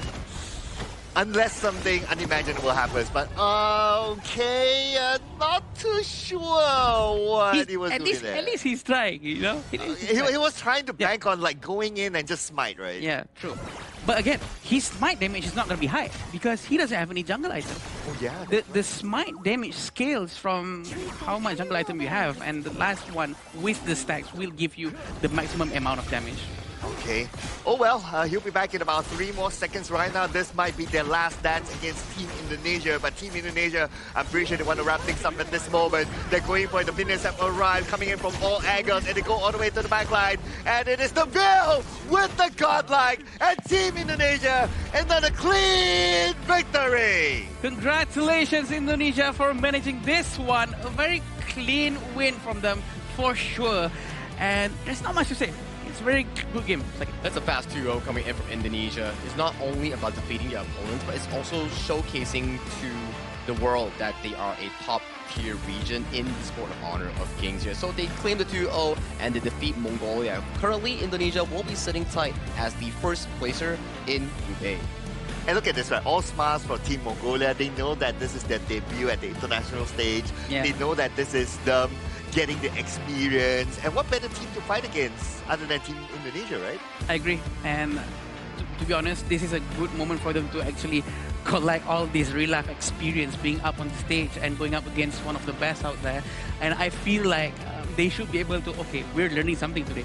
Maybe our bands and pick, maybe our hero pool might have to change it a little bit. And I think they might have enough time because we're going to be here for a very long time. Yeah, we're going to be here for at least 10 days here for the full duration of the 2026 Asian Games Esports qualifiers. So for Team Mongolia, there's still much more time to actually adjust themselves and bring them back to a equal footing with other teams. Yeah, whatever it is, not all hope is lost. Correct, Right? Today is only day number 1. It is their first game. They still have plenty more games to go. So who knows? Things might turn out better for them in the next game. I agree. Still, they have to fix their rotation for sure because we can see that on how they don't really rotate quick enough, or maybe they're not really aware about the goal sharing technique that they're able to do and to make good use of all the economical things. Experience and also the, I would say, knowledge on these things are actually very important, especially for Mongolia. In this case, they will have to go back to the drawing board and go back to their scrims and practice for these upcoming stage games, right? Because these stage games, single round robin. You lose out one chance now, and you have like 3 more chances to potentially put yourself in 3rd or 2nd place if you want to go for that main event. Yeah, absolutely agree. I think it's about the timing of the rotation. We can see that the timing is clearly very different than Team Indonesia. Like Team Indonesia, below 1 minute, they've already started to be all across the map. Right? Whereas for Team Mongolia, they're still kind of taking their time. But I can kind of understand as well. Like if within that 1 minute mark, your opponent is like in your face, you have no choice but to play with their rhythm. Agree, and also the fact that they actually have a lot of damage reduction for Indonesian team when they're inside the jungle of the Mongolian team. They should be able to group up and try to gang up against them, but they don't manage to do that just yet. Maybe they're not used to it for now. Yeah, let's check out the post-game stats on what exactly went down between Indonesia and also Mongolia here. As we do see towards the scoreboard here, it's clean zeros, I gotta say, coming in from Mongolia, as their opponent is just too darn strong. Yeah, it's just dominating, right? I mean, 2 games in a row not able to get a single takedown. Well, it's a learning experience for them at the end of the day. Itemization-wise, well, I guess looking at the Ukyo Tachibana, could have been done better at the early game. If you remember, there was no... no, it was the Charlotte. Yeah, Charlotte didn't get a jungle item. Yeah, I think they're also aware that, okay, maybe Charlotte is not the best jungle out there to be used, in all honesty. But also because with that in mind, they do know that, oh, he doesn't have a jungle item. Maybe we should try to go in right now because we have a better smite advantage. And with the power of numbers, a good rotation, they managed to really clean out the entire resources away from Charlotte. True that chaos as well. Yondu on the ladies actually suffered 0 deaths as well, while also trying to dish out as much damage as possible. So props to him as well for actually holding the fort, despite the fact that Indonesia actually tried to brute force that entire game. Yeah, and I noticed that for Team Mongolia, they did not have any anti-heal items. So no anti-heal items, you're going up against the Ukyo Tachibana, it's not it's gonna be tough situation. Yeah. True, and we can see that the damage output coming up from Emmanuel, also known as Senko. He is amazing at using Chow Chow, and also his positioning, making sure that his team will receive this and extra support coming from a burst damage from a Chow Chow is very, very effective. And to be honest, from the Mongolian side, they're also trying their best to do a lot of damage output coming from Yondu, from Batuzi, but for Dog Vadar, it's very unfortunate for him. Yeah, it's pretty unfortunate, I would say, as well. But you can see as well, when we talk about Neville, Emmanuel, and also Naofal, mid-jungle roam are the key essence coming in for Honor of Kings. If Game 1 was Iqbal pulling off the crazy plays on towards Guan Yu, Game 2 is more about Neville, Emmanuel, and Naofal controlling the early game jungle and making sure that Dr. Orange is punished for even stepping into his own jungle. Yeah, it's that trio that made it work, right, at the end of the day. what do you think about the Liang? I don't think the Liang really executed well because when you get the power control, there was once at the bottom I remember, and it was underneath the enemy tower. So the timing and when it was used was kind of off as well. To be honest, I think it's a very good pick. But again, it all goes down to how they execute. And Liang only works best when he constantly have someone with him. Yeah, correct. To consistently give out a lot of damage, especially when he's using power words. But when there's no proper rotation, it's not going to happen easily. It's difficult, right? Because you have to view through the heroes that's been drafted coming in from the Indonesia squad. You have Ukyo, Xiao Qiao, and also the Lapu-Lapu. Very strong early game, fast mid push. And you have the Lady Zen and also Charlotte and Biang, which your mid lane, slow push. So if Neville wants to invade the jungle, he can bring his mid and jungle, mid and roam immediately to enter for that invade. Yeah, and the Liang didn't really have that combo, right? Because it was banned out. And how they kind of put the draft together, it was like, like what we talked about, right? If you want to put a Liang, then your next pick has to be either one of those combos, the Gan and Mo or the Princess Frost. But because they put the Liang as their third pick, then there's no way they're going to do the combo no more. Also, they don't have this frontline tank either because they're also hoping for Fateh or maybe Charlotte to eventually buy some tank items if she manages to get the resources she needs. That's true. And you can see that this is some very good positioning coming from Emmanuel. The moment that Argon got altered by the power control coming from Bagarel, immediately he comes with the Honey Sweet Breeze to cancel out the Liang. And after that, it's a steamroll coming in from Indonesia, finding pickoffs left, right, middle, center, leading to a clean game finish. Yeah, and at this moment, they're just rotating and trying to invade jungles. And at some point, it was like the Charlotte didn't really have any space to farm at all. Correct. I really want to see like more of the breakdown later on. But then again, not able to farm as a jungler, it's hard to scale back up. I agree. And, you know, Charlotte is also a hero that you cannot get left behind in terms of gold. Regardless if you're in Clash or you're in jungle, you constantly have to get this gold to have an advantage over your enemies, especially when you want to build more towards the tankier side. But yeah, I believe Mongolian tried their best. Yeah, they did try their best here, but with this, Indonesia takes it 2-0, and the MVP of this game will be Emmanuel. 409 on that KDA, 34% damage, 13.7% damage taken, with a total goal of only 18.2%. Like I mentioned here, Indonesia was all over the map, and Emmanuel, he was doing an insane job on that Xiao Qiao. You know what, Sagi? If there's space for like 3 players up here, I'm sure all 3 of them, like what you mentioned, will be up here. Just put him on, all of them. Yeah, but we're not going to give our graphic designer a hard time, right? Like, okay, we have to pick one. Okay, and Emmanuel, of course. And he did really set up a lot of good stuff here throughout the game. Yeah, with this Xiao Qiao gameplay coming from Emmanuel, it's insane. He's positioning, he's always ready to help out. And honestly, Xiao Qiao's ultimate is also zone control, presence control, and making sure the enemy cannot come in. But the rotation coming from Indonesia team is one of the best that we've seen today. So we do know a lot of other teams are going to be focusing on this game today to make sure that they can learn as much as they can. Especially Philippines. You know for a fact that Group A, Philippines and Indonesia, they are long rivals from previous tournaments, their region itself from the competitive history. So definitely Philippines, they have a next match coming up that they will be eyeing towards Indonesia to battle out for the first and second slot. Yeah, they're probably thinking like, while watching this game, they're like, I could do better. Yeah, I could do better. Okay, you guys got a 2-game clean win. Okay, I'm going to get more takedowns than you and still maintain a clean win. That's true. And also, we do know it's very unfortunate for these 2 regions, right? Because they always clash earlier on in any group from the previous tournaments. And this is happening again and again. But it's very interesting because everyone is rooting for them because we both know that they are very strong regions, Aki. Correct. Very strong. They're definitely really strong regions here. And for now, this upcoming series has been previewed, right? And for now, we will have to check out the interview with our winners, which is Indonesia, with Mara on the stage. So Mara, if you may, please show us the interview.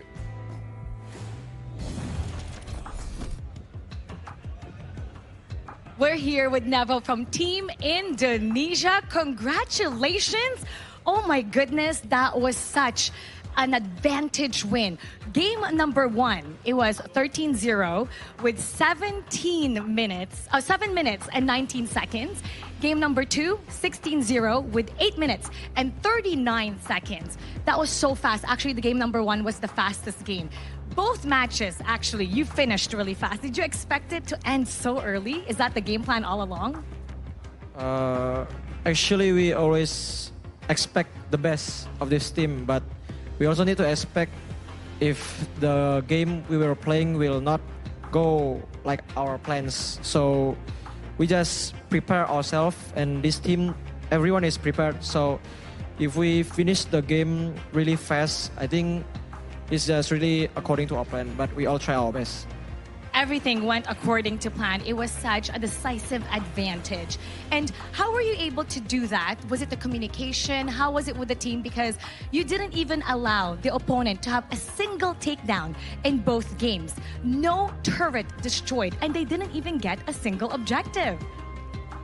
I think it's because of all our hard work from our coaches, our players. I think all our hard work is paid off.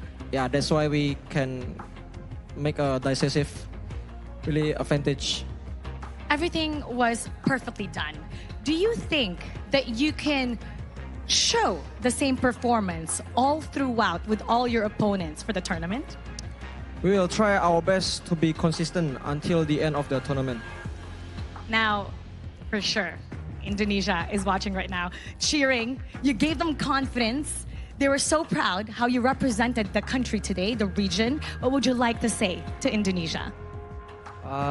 Untuk Indonesia, terima kasih udah support kami terus. Ya, yang gue minta dari kalian sih tetap support kami, mau kita lagi di bawah maupun lagi di atas. Ya, itu sih. And how would you translate that in English? For the Indonesians, thanks for supporting us and always support us even when we are on our downfall or even when we are on our highest level. And what I want to ask you guys is just keep supporting us. You heard it from him. Keep supporting Team Indonesia. And we have more on that with the casters. Lead the gorge. Thank you, Neville, and also Mara. You can definitely see the patriotism coming in from Neville himself, that he knows for a fact that when he stands on this stage in Asian Games qualifier, he's representing not only his club, but his nation, his region as a whole. Oh yeah, and we know that the support from the Indonesian fans are really, really up there, right? So yeah, like what he said, right? Keep on supporting your favorite team. But yeah, it's a dominant performance, so to speak, all the way. I agree, a dominant performance, and as expected from everyone as well. So definitely they're having the pressure coming back from their own region, and it's gonna be a lot of pressure on them, and they will try their very best to perform and not give any space whatsoever. Also, it's also a form of sportsmanship. Correct. Right? To beat your opponent with all you have, it's a form of sportsmanship because you cannot give them any chance, because if you go all out, people gain your respect. You have to gain respect through actually getting it, not asking for it, right? So for this upcoming match, we will definitely be involving their rivals here, Pakistan and also Philippines in match number 5, which is the final series of the day. I bet all the Filipino fans are definitely waiting, hungry to watch this upcoming match, because this is definitely one of the another spotlighted match for today. Yeah, I personally can't wait to see this one as well. I mean, we've seen a dominant performance by Team Indonesia. I'm sure there will be a level of expectation from the Filipinos as well. But will it be easy for them though? Because I'm pretty sure Team Pakistan will want to challenge them.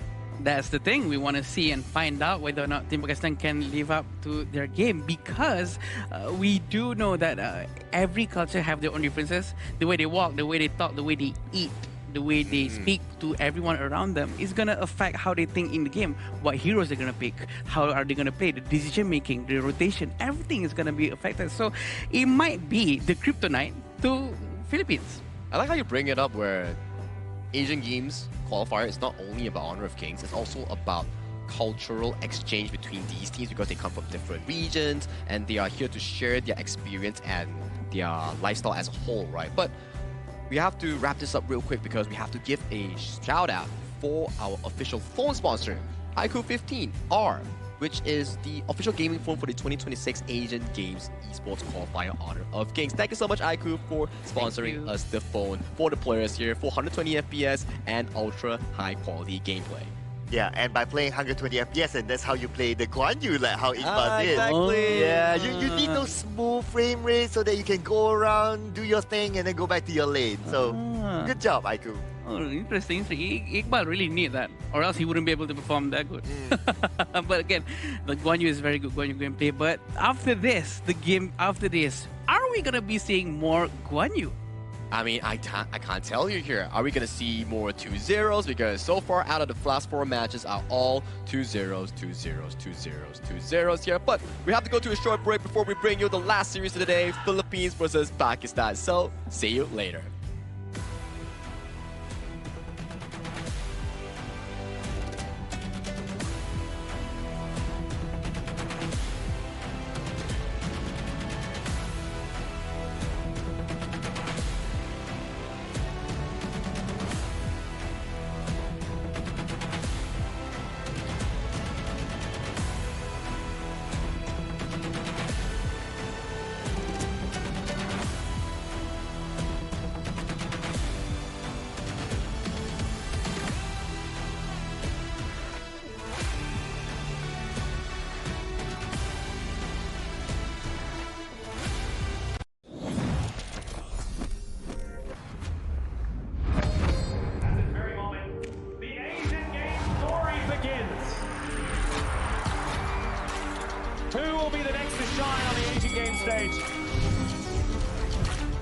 Contestants fight for the honor of their regions while we cheer them on from the stands.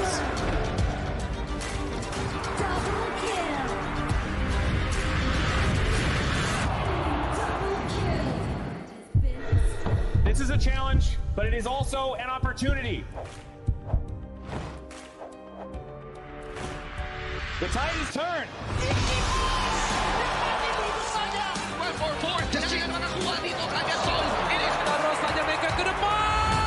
Aspas in front. They're going to use it. Golden Tide close out Tatsumi. Victory! And we pulled it off together. We share the same voice, the same radiance. This moment of brilliance belongs to all of us. Together, we shine.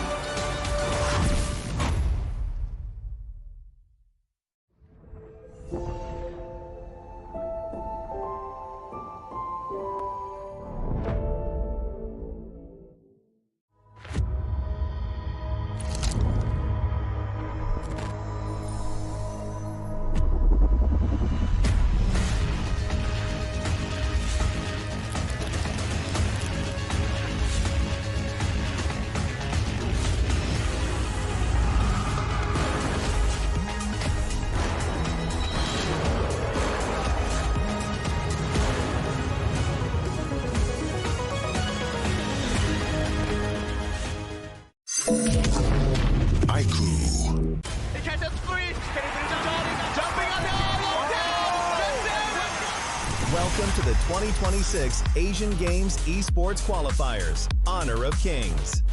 20 regions, 1 stage, and only the strongest 9 teams will earn the right to shine above the rest. Taking place in Malaysia, June 13th to 21st, 2026. Coming to Malaysia, this is the battleground where teams fight for the right to qualify for the Asian Games. 20 teams enter, but only 9 teams will move on. Apart from the 20 regions, there are 3 regions that have direct qualification. Here is the 2026 Asian Games Esports Qualifiers Honor of Kings format. First, the 20 teams will split into 4 groups of 5. In each group, every team faces every other team once in a single round robin, with every match played in a best-of-3 format. That means every match matters. Every game matters. Every single point matters. The point system is simple. Win the match, earn 1 point. Lose the match, earn none. At the end of the group stage, teams are ranked by the total points they've collected. And from there, the road begins to shine. The top 2 teams from each group qualify directly to the Asian Games main event. That gives us 8 teams advancing straight out of groups. But for those not through yet, the light isn't out. The teams that finish 3rd in each group still have one more shot. They move into the last chance stage. There, they battle through one final BO3 single elimination bracket until 2 teams remain. The 2 teams will then face off in a BO3 match to claim the one final qualification slot. So in total, 9 teams will make it through, 8 from the group stage and 1 through the last chance stage. That is the rule. Now it is time to see who can rise through it. From across the world, regions gather here in Malaysia. 20 teams, and only 9 will qualify. The path is set. The stakes are clear. Together, we shine. Stay tuned, and we'll see you at the stage.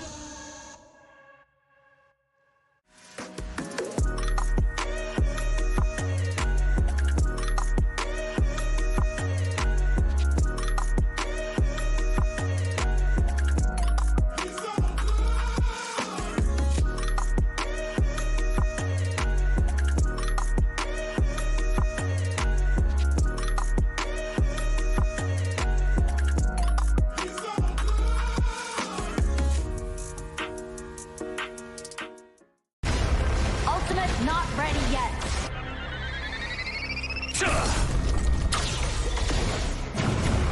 You have slain an enemy. My magic murmurs in ecstasy.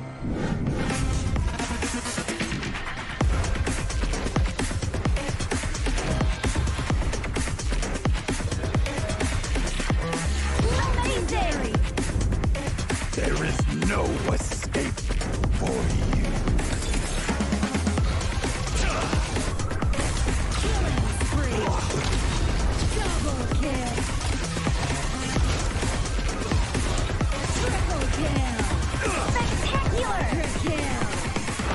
Don't worry. I'll be back for your life soon.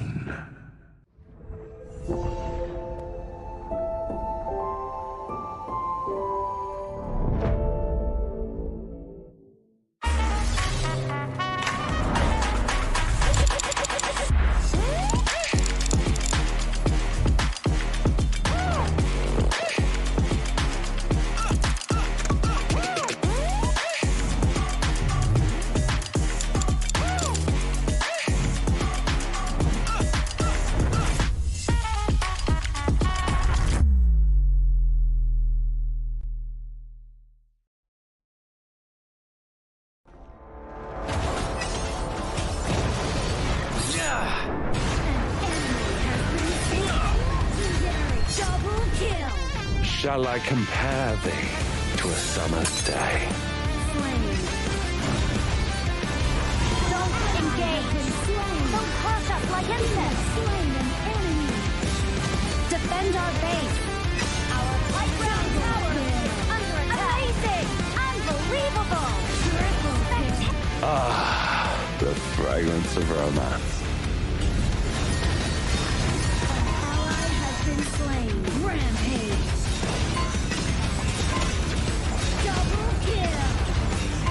Triple kill. Spectacular. Pentakill. Lady Fortune is on my side.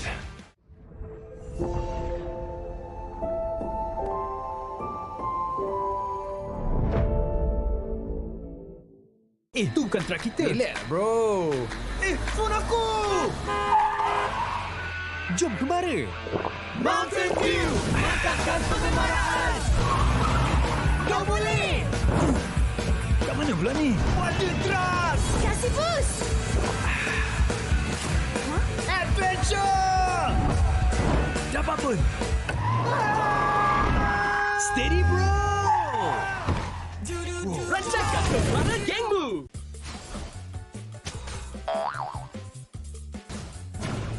They tried.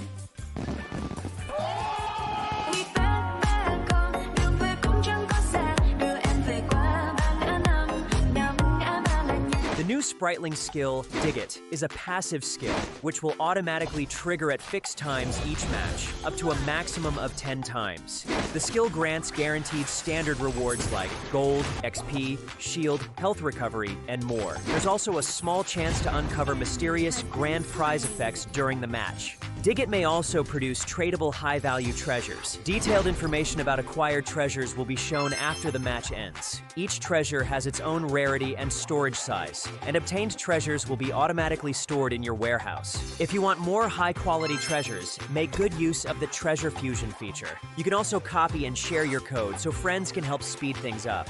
Treasures in your warehouse can be sold for event currency, which can be used to redeem skins, items, and other rewards on the event page. You'll even have a chance to win physical prizes like smartphones and cash. You can also spend event currency to bid on high-value rewards. The auction uses a hidden bidding system, where you can submit 2 bids for the same reward. The highest bidder wins, giving you even more ways to obtain rewards.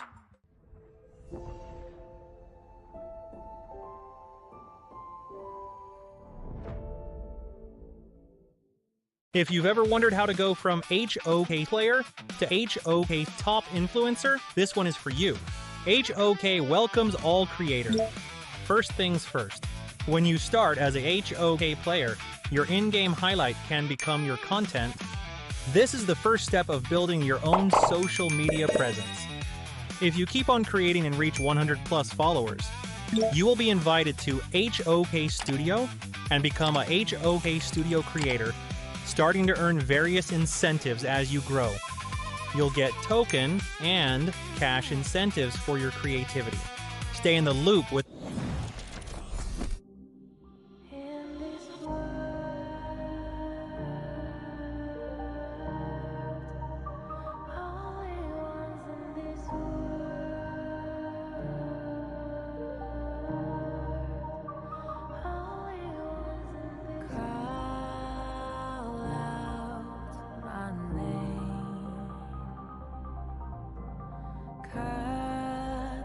sound of the rain.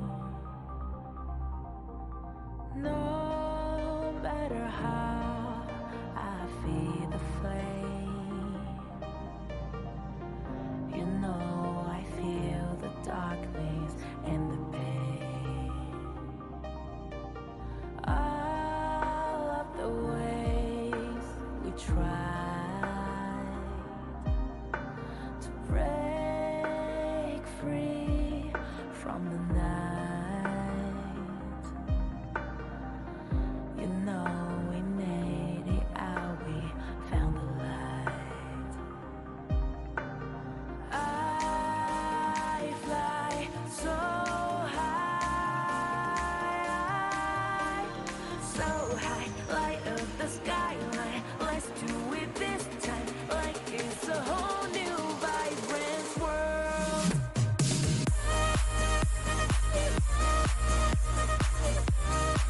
Like we're the only ones in this world. Like we're the only ones in this world. Now I see that I got everything I need. It's alright, I'm on fire, I'm alive, 'cause now I fly so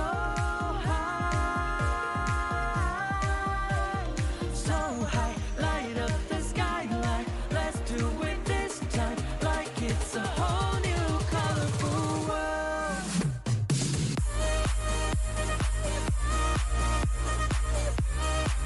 Like we're the only ones in this world. Like we're the only ones in this world. Never thought we'd get this far, burning like the stars. How we get this far, like we're the only ones in this world.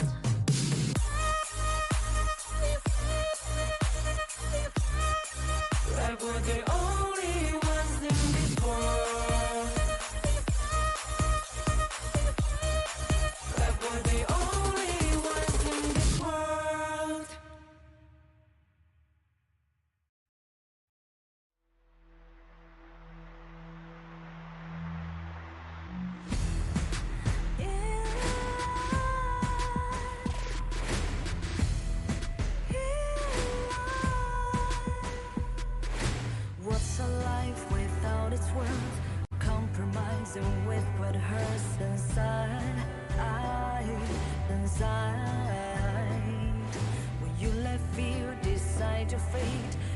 don't choose which path to take alive. In life, I'm finally letting go of everything that still holds me. I'm against all odds, but I won't give up, 'cause it's my time to shine. Standing in the spotlight, can't no one back me down. Destiny is calling high. I'm not afraid to fight for everything I love. Victory's in my sight.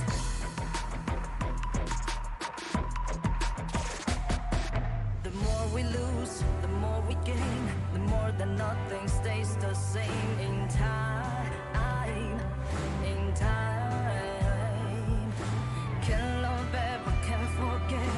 What you see is what you get. Sometimes, sometimes. Gonna show the world tonight. The light that shines inside us. We're against all odds, but we won't give up, 'cause it's our time to shine.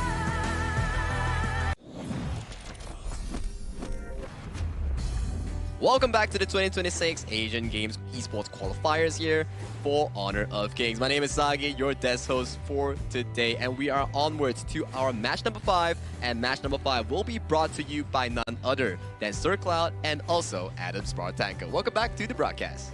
Oh yeah, glad to be back for the final series here for today. And we saw a dominant one by Team Indonesia, but next up is another powerhouse. It's going to be Team Philippines up against Team Pakistan. Yeah, we're all aware and know who are the players from the Philippines, and going up against Pakistan, they have a lot of pressure up on them, and they will have to try their best, step up their game, and go outside the box. Don't be safe.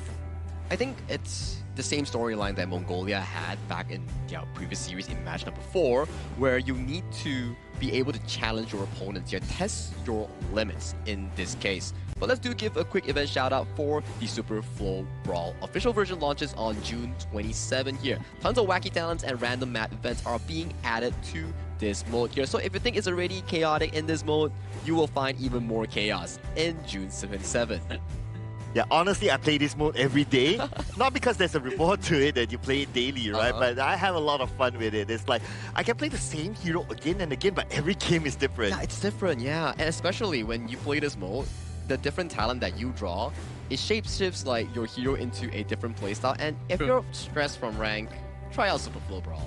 I agree, and all this while it's been in beta mode, but right now it's gonna be official. So all the talents, we can buy the talents that is locked. And all this while, the resources to buy that talent has not been available for quite a while, and now is coming back. So I'm quite excited for it too. Yeah, exactly, right. And that's going to definitely be coming on our June 17 and June 27 update here. So everything will be there. So make sure you log into Honor of Kings on June 17 for 4 new heroes, new modes, new sprite link effects, and in-game goodies here. And June 27 is the Super Flow Brawl that we mentioned just now. So everything is in line for the biggest update of the year. Oh man, can't wait for that, can't wait for it. Just like how I can't wait for the next matchup, right? Yeah. Yeah, obviously it's going to be the debut for these two teams as well. And we've seen a lot of Team Philippines and their players, right? But we might not have seen as much of Team Pakistan. Well, you want to see them? Let's bring them up to the stage as Philippines and Pakistan will take the stage for the final time today as they will be involved in our match 5.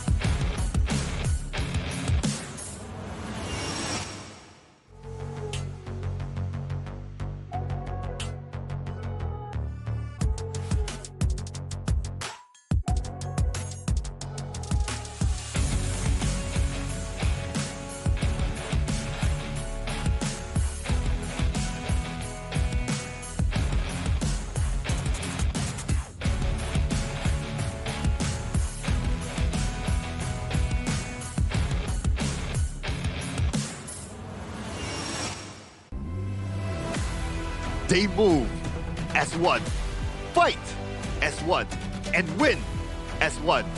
With exceptional teamwork and late game execution, they know exactly how to turn patience into dominance. The battlefield is set. Make some noise for the Philippines!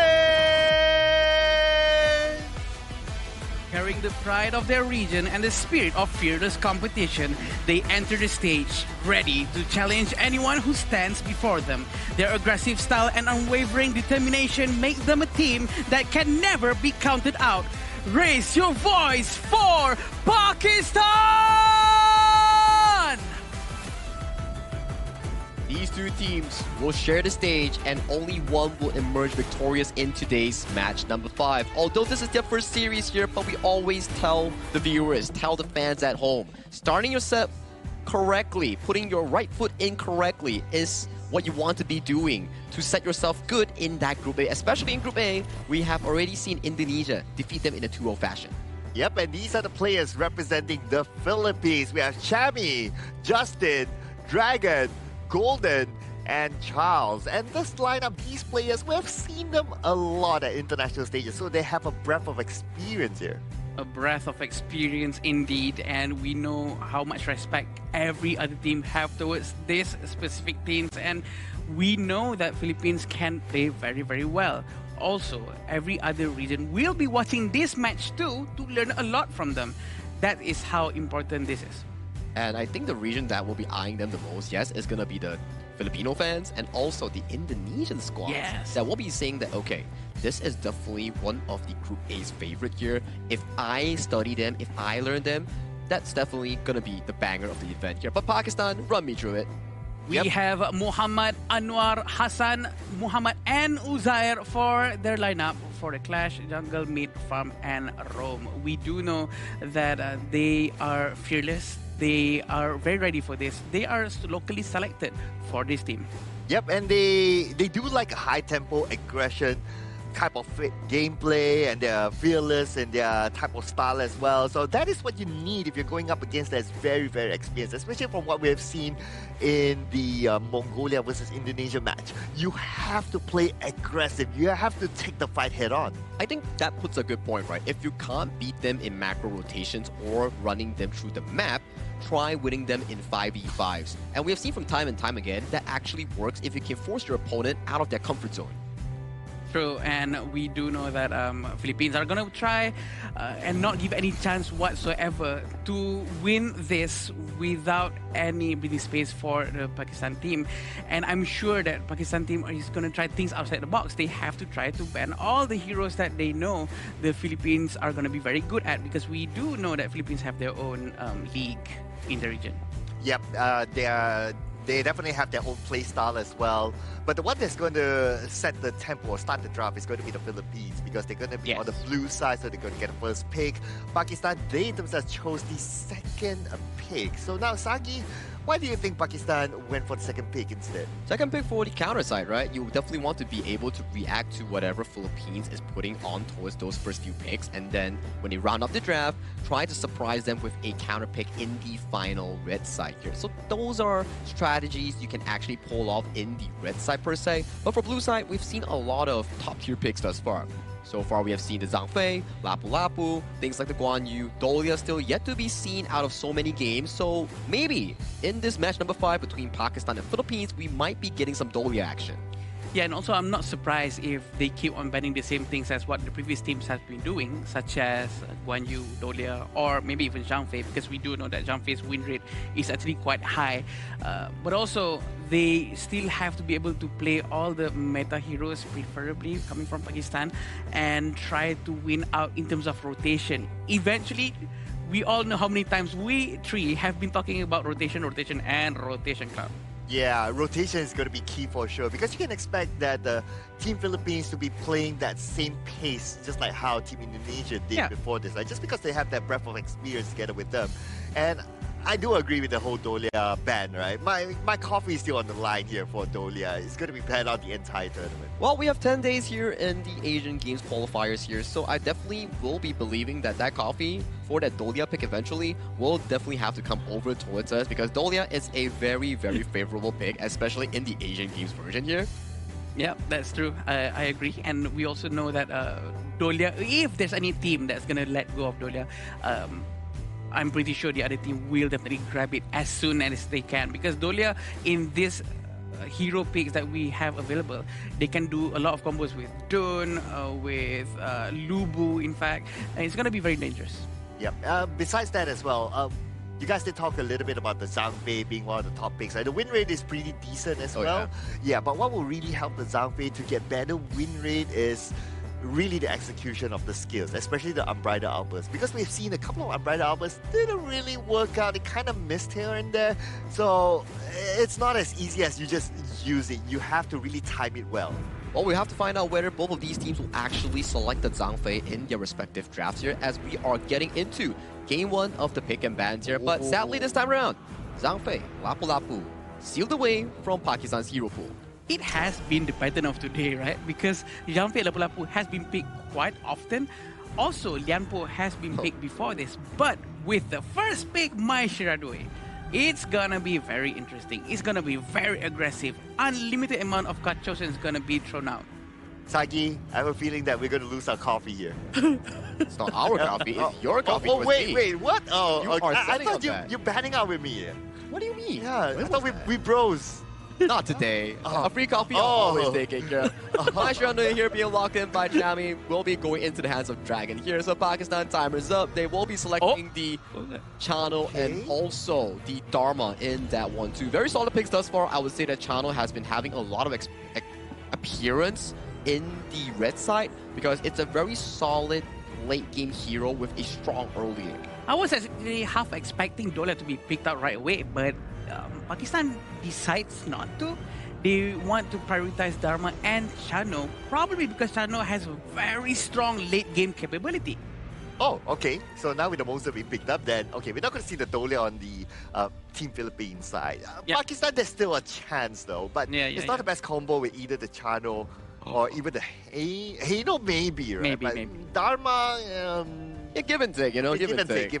But it's still doable. But Philippines side, I would have to give them props, because this is a comfort draft for them. Philippines itself, Charles, he is known for his Mozi play back in a previous tournament that was very eye-shocking. And coming into the second phase here, there's more Romans that are being removed from the pool coming in from Philippines. Since they have already locked in the Mozi, you can see Zhang Fei, Lapu Lapu, Lianpo, all removed from the pool, away from the hands of Uzair. Oh boy, Philippines are really focusing on all the Romos here, all the tanks, I might add. And this is very good, because they do know that all these other teams that might not have their own league yet, they are much more used to playing these kind of tanks, such as Zhang Fei, Lianpo, and Lapu Lapu, which is, honestly, it's not a bad pick. But Arlie and Direnji coming from Pakistan is also good, because it's a hero with high mechanical shielding. Okay, thanks Philippines for saving my coffee there. Okay, yeah, because the combination can still happen for Team Pakistan. Right? They can still take the Dolia +1 of maybe like a Dun or even an well, Alain maybe not so, but maybe a Dun. But okay, that's out of the question now. True, and this next hero is gonna be very interesting for them to pick, Saki. Well, they have the empty option of the jungle and also roamer here, with 4 roamers being removed from the pool. Potentially something like the Diadia, Donghuang, Guiguzi, all these are available picks that they can actually venture into. But I am liking this spicy pick here coming in from Pakistan. Queen of White Collar will be locked in for Uzar in that roamer role. I think our good friend Ikuto will be very happy with this one. Yeah, he likes that. Okay, so how is this going to work out, right? So even if you get a hook onto anyone, right, you need to have a really good follow-up. So I'm expecting this Heino to go all-out damage. That's true. He has to make good use of this quiz presence, or else it's going to be wasted, because they currently do not have that burst damage except for Dharma. But again, we all know how difficult it is as Kui to try to catch someone, because the hitbox is honestly quite small. Yeah, it's honestly quite small, and if you whiff about it like a cm or 2 cm away, it actually misses out. But Philippines, they are locking in golden on that Shouyue here. That spell 2 is going to hit like a truck if he hits, but if he misses here, that's going to be a big chunk of the Shouyue's laning phase gone from the map. Dude, I'm looking at the Moser Shouyue combo That's here. scary. That's really scary. I have played tons of ranked games with this combination on the opposing side. It's not a good Yeah, It's not fun. even as a Zhangwei, I have no answer to that, especially at the early phase. We can't forget the presence of Mai Sharnu as well, because she's going to be able to throw a lot of Kachosens alongside the stun coming from the Cannon Blast and also Shouyue's sniping capability. Oh, it's a Fang Jungle coming in from Pakistan here. A very, I would say, let me find a word. Non-orthodox pick. We don't really see a lot, but yes, we've seen it during ranked games where you play it in the jungle. So maybe this is something that Pakistan has practiced for. But back towards the idea of the Mozi and Shouyue and a Mai Shiranui, if you're the channel from Pakistan, I don't think you're feeling too well, because you don't really have the mobility to dodge away from the Cannon Blast coming in from Charles' Cannon Blast. Yeah, and they do have a lot of long-range capability for sure, but it seems like both sides of the team don't really have enough tanks. Maybe Byron is tanky enough, but Dharma is not tanky. Yep, we have to see whether the Dharma comes in clutch, or will Charles on his signature motive find the markers here with the Shouyue that's being locked in by Dragon. This is game 1 between Philippines and Pakistan from Group A, our final match for day 1 of the Asian Games 2026 Esports Qualifiers for Honor of Kings. Let's go. Yeah, I want to kind of say that the Spirit Wolves might be good against the Moser, but then again, you have the Shouyue that you need to dodge as well. So there are a lot of things that you need to dodge. Like, dodging is like at the top of your mind right now if you're Team Pakistan. Yeah, the amount of projectiles coming in from the Philippines is a lot. If Chano is changed to Arlie, if Arlie was available just now, it's going to be good with the Maple Dance, but they're trying to get some damage into Kui. Yep, they're going in for it. And at least Muhammad came in from the Clash Lane side to give extra protection to his teammates, so that's kind of okay. And that's just the first minute, by the way. The poking capability coming from the Philippines is insane, but we're still waiting for that hook coming from Uzair, and he's still being quite conservative with it. Maybe he wants to try to hook buffs and resources away from the jungle of the Philippines, but for now, they're not going to take too much risk. Okay, I'm seeing a little bit of a switch up for Team Pakistan, right? They're sending the Heino down onto the farm lane, and the Chano is played on the mid lane instead because they know that they can fight there. But speaking about fight, looks like the first try, you blink and you miss it, ladies and gentlemen. It's going to be given towards Team Philippines. That's very convenient for them. All they have to do is just press a skill in a straight line. It all connects with their target. And we do know that Uzair is very ready to try to get one target at least, but he's still not trying to hold anyone. He needs that combo to be done with Heino, but it seems like they're committing with Muhammad playing Chano at mid lane. Yes, because he knows that, okay, you can't go up against the combo of the Moser and the Shouyue as well, so that's why they have to do a little bit of a switch here and there, which is fine. It just shows that Team Pakistan, they're adapting to the situation. I agree. They're still at the mid lane right now, still having Muhammad trying to clear as safely as possible. Having Uzair nearby trying to block potential attacks coming from Philippines. But for now, Hassan is still down there alone and he's trying to clear as much as he can. Because as of now, there's no burst damage for the Pakistan except for Heino and Dharma. Okay, I'm going to give a bit of good news to Team Pakistan, right? Okay. Is that Team Philippines, their draft is not very invasive. True. At this stage, right? So that's why they are like playing just by the riverside. They get some of the nearby camps and that's about it. But then again, if Team Pakistan drags this out without themselves invading back, then it's going to be a bit difficult. Oh, that's a very good hook. They're trying to make sure Byron goes down, but he's still okay. Okay, going onto the back, and here comes Sneaky Side the Fox, not able to move at all. And the one that will fall is going to be Muhammad H in that fight. A very good try with that hook, but they did not manage to secure the red buff. They have to let it go. They have to be much more safe. 2,000 gold in front within 3 minutes, Cloud. Oh man, we're not even at the 4th minute yet, and they're looking for more right now. Anwar really low on health, and it's a hot streak to Justin. Uzair, what can he do about this? And this is a double strike for Justin with that U-turn, able to get one more for himself. Oh, that stun is very effective. The follow-up from Golden. Golden is trying to get Hassan. Hassan have time. Rewind. He manages to use it. He manages to run away to safety. Okay, lucky enough for him, he has the faint rewind, so he's okay for now, right? But Golden came at the right timing as well, and just look at what he did. All he just do is just bang, bang, bang, and that's about it. Okay, they're trying to hit on Hassan again, and this time he does not have the faint rewind. And there you go! I was waiting for that. We were all waiting for that. We know that it's gonna come at some point. And he also already has all the items that he needs, like Eternity Blade, that's gonna really help with the damage. But look at this, Cloud. Okay, they're going in again, and this time it's gonna be Uzair being taken down. Right now, Team Philippines scaling 3K goal difference. And we do see Charles is trying to roam around towards the mid lane. Are they going to try to steal the Crimson Golem one more time? It seems like it.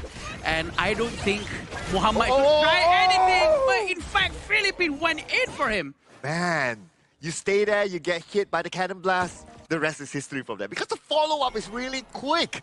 Especially if you have a Nakaruru on the Philippine side. Actually, he was giving vision to his teammates, but no one actually comes by and gives support to him. But there's a lot of minions in the mid lane. They still need to do something. Oh, the hook did not hit, and they did not manage to get the ultimate well. It was just too bad, right? Hooking the Byron isn't the best target. I mean, you want to try to minimize hooking the tank, essentially, right? Because even if you get that, you get the into the void, the tank is still able to absorb it. True. But it also seems like Byron actually dived into the hook, maybe, but they don't know, right? Because it comes from a brush. But right now, Fairy 1 is not there anymore. They can try to focus on Hassan. Hassan cannot heal the tower with his ultimate. He's trying to clear as fast as he can, but with the help of his teammates nearby, they're going to try to make good use of this number in quantity. But the shots hits the farm laner. It hurts so much, Cloud. Oh man, it's so annoying, right? The Cannon Blast. Okay, here comes into the void. Onto the motor, they will be able to finish it, and Charles will be the next one to fall, but then again, they're looking for more. Another hook, but to no avail. Not able to connect at all, but objective still secured by the side of Team Philippines with a buff. You know what, Cloud? There may still be a chance because Muhammad, who's playing Dharma, has not yet done anything, or he has not yet managed to find a moment. Because if he managed to find one moment, even though Philippines is leading 5,000 goal in front, it might be difficult for them. So they still have to be very careful. Okay, let's see if Uzai can get this hook in, right? But it looks like Team Philippines, they kind of sense something there, so they're not going to go for it, they're not going to commit to it, which is fine. Yeah. Now they have absolute control of like the top jungle side, especially with the mid tower down. We want to see how Golden reacts to this. A very good hook, but this is towards Byron one more time. Might not be the best target. His ultimate doesn't do anything. Oh, not at all. That thing's on the ball. Look at it from behind! Rampage towards the Philippines. Wow, what a move coming from Dragon. He knows how to help his team. He knows the moment. He knows that is his moment. They're going to try to focus all they can towards mid lane. But then again, they can see Hassan has been trying his best to push at the bottom lane. Hopefully, to get some breathing space for his teammates. Oh, but then again, they're losing their last tower in the middle. If you think about it from the other way, right? Like, if even Hassan goes back, there's nothing much he can do. He has to farm as much as possible. He needs to get the damage in. I agree, and we're still waiting for a combo coming from Uzair and hopefully Hassan and also Muhammad to do something. And it's very hard, right? Because Kui's hitbox is very small with the hook. People might say, oh wow, Kui should be easy, you can just aim and it should hit. But no, it's not that easy. You really have to read the patterns of movements coming from your opponents. Oh man. His hooks have been kind of 50-50, right? Sometimes you hit, sometimes you don't. And the times where he hit, he got Chammy. Yeah. And again, that's not the target that you want. But Chammy will happily throw his body forward. The moment he sees like the animation moving, he's like, okay, come get me instead. Exactly. And you get him, and then into the void. I would say it becomes a base. Oh, he managed to dodge just now. A very good escape coming from him. But the ultimate is wasted coming from Kui. Yeah, he used into the void as well. So now without that, it's going to be difficult for him to really execute whatever that he's thinking. Again, Cannon Blast will force them back, and there's nothing much they can do at this moment with the amount of control that the Philippines have. Wow, look at that stun, Kachosen, everything has been thrown towards Uzair. But look at these shots, it's connecting to the right targets. Oh, this is just projectile gameplay at this point for the Philippines, right? The cannon blast all the way behind. Even though if you're like way behind, the cannon blast is far enough to hit. I think this is going to be a very difficult game for Pakistan to come out from because they do not have that frontline tank. Dharma can build as a tank, but does he have enough items to do so right now? Yeah, that's going to be the question, right? That's one, and the other kind of tank is going to be the Kui, but then again now the Kui will be the main target from the Philippines, and Justin will be the one to take him down. Now they're looking for more. Again, cannon blast from the back secures and locks down the 3 players from Team Pakistan. Hassan just manages to escape in the nick of time. We still have Justin trying to focus down on the tier 3 tower at the bottom lane, but the top tower is definitely going to go down from Golden's shots. Oh man, Golden is just having a good time at the backline. And speaking about the backline, one of the players from Team Pakistan, Hassan, take it out just like that. I feel that they can just start focusing on trying to end the game at this point, but with 20 seconds for Hassan, it's going to be a problem. Oh, rampage for Jamie! And now Team Philippines looking at the game, but then again Pakistan is trying to find Mendo West they might, but they're losing players. And now it's going to be Anwar, the final one alive, but not for long as Team Philippines will take home Game 1. Congratulations, Philippines, for being able to take Game 1 quite cleanly, I might add, and with style, because they all use all of this projectile gameplay that we've all been yearning for so long. And those were very, very dangerous cannon blaster coming in from Charles on that motor. Every single one that hit led to a follow-up immediately coming in from Dragon on that Maestro Nui. Multi-man kicks, multi-man setups, and then one multi blast, one Kachosen, and then one wild rounds coming in from the Shoya seals the deal for that early game kill, leading to a very convincing Game 1 victory for the Philippine squad in this Game 1. Oh yeah, absolutely right. It's a very difficult game for Team Pakistan to play, especially the moment when we saw that it's going to be the Moser Shoya combo, and then you have the buy with the Kachosen as well. It's like, how do you block those projectiles, right? Your only frontliner right now is the Kui, and that will obviously not be enough. Yeah, I agree, but also that's why I think if they could have secured early on, they might have been able to use Maple Dance to delete all those projectiles, but it's not going to be easy. It's the game of timing at that point. Yeah, if you get caught by one cannon blast coming in from the motor, you'll be hit by a lot more spells. Yeah. And you might not be able to tank even all the spells. You're just going to be like, poof, you're deleted. I agree. Yeah, it's very difficult, right? On the other hand, it is the first Kui that we see in this tournament as well. The hooks has been kind of off for me. I noticed a lot of hooks being missed, and whenever it hits on the Byron. So that's arguably the worst target that you want to try to aim. And you might probably want to bring like the stun spell, because once you hit the hook, and if like the enemy hero has like a boots of resistance, they have enough tenacity to actually escape and blink away from the call to the void. So if he doesn't have like a frigid charge, it's going to be really difficult for him to actually CC lock someone. I agree, and also the fact that they do not have anyone to tank the front line, because Kui is naturally a backline tank, right? So it's going to be a problem for them to block the projectile with body blocking. And with these itemizations, I don't see anything right outside the box for the moment. I mean, it's good, right? Itemization, everything is like very well laid down. Yep. Let's check out the KDA here coming in from Dragon and also Charles. 0-1-17, 0-2-17. Everything that they've done, they've contributed all the takedowns going into Chami, Justine, and also Golden. I'm also looking at Kui. Yeah, you're right. Like the battle spell that he picked is a flash instead of a stun. Yeah, I get the flash, hold forward, and all that. But I guess in this kind of situation, if you can't farm fast enough, then getting a stun might be not bad. Give or take, right? Give or take. You gotta like pick either one. If let's say in the scenario where you can stall the game to a 50-50 at 10th minute mark, and then the Kui gets the frigid charge, then the flash becomes a surprise element to catch targets that are like in the middle of the lane.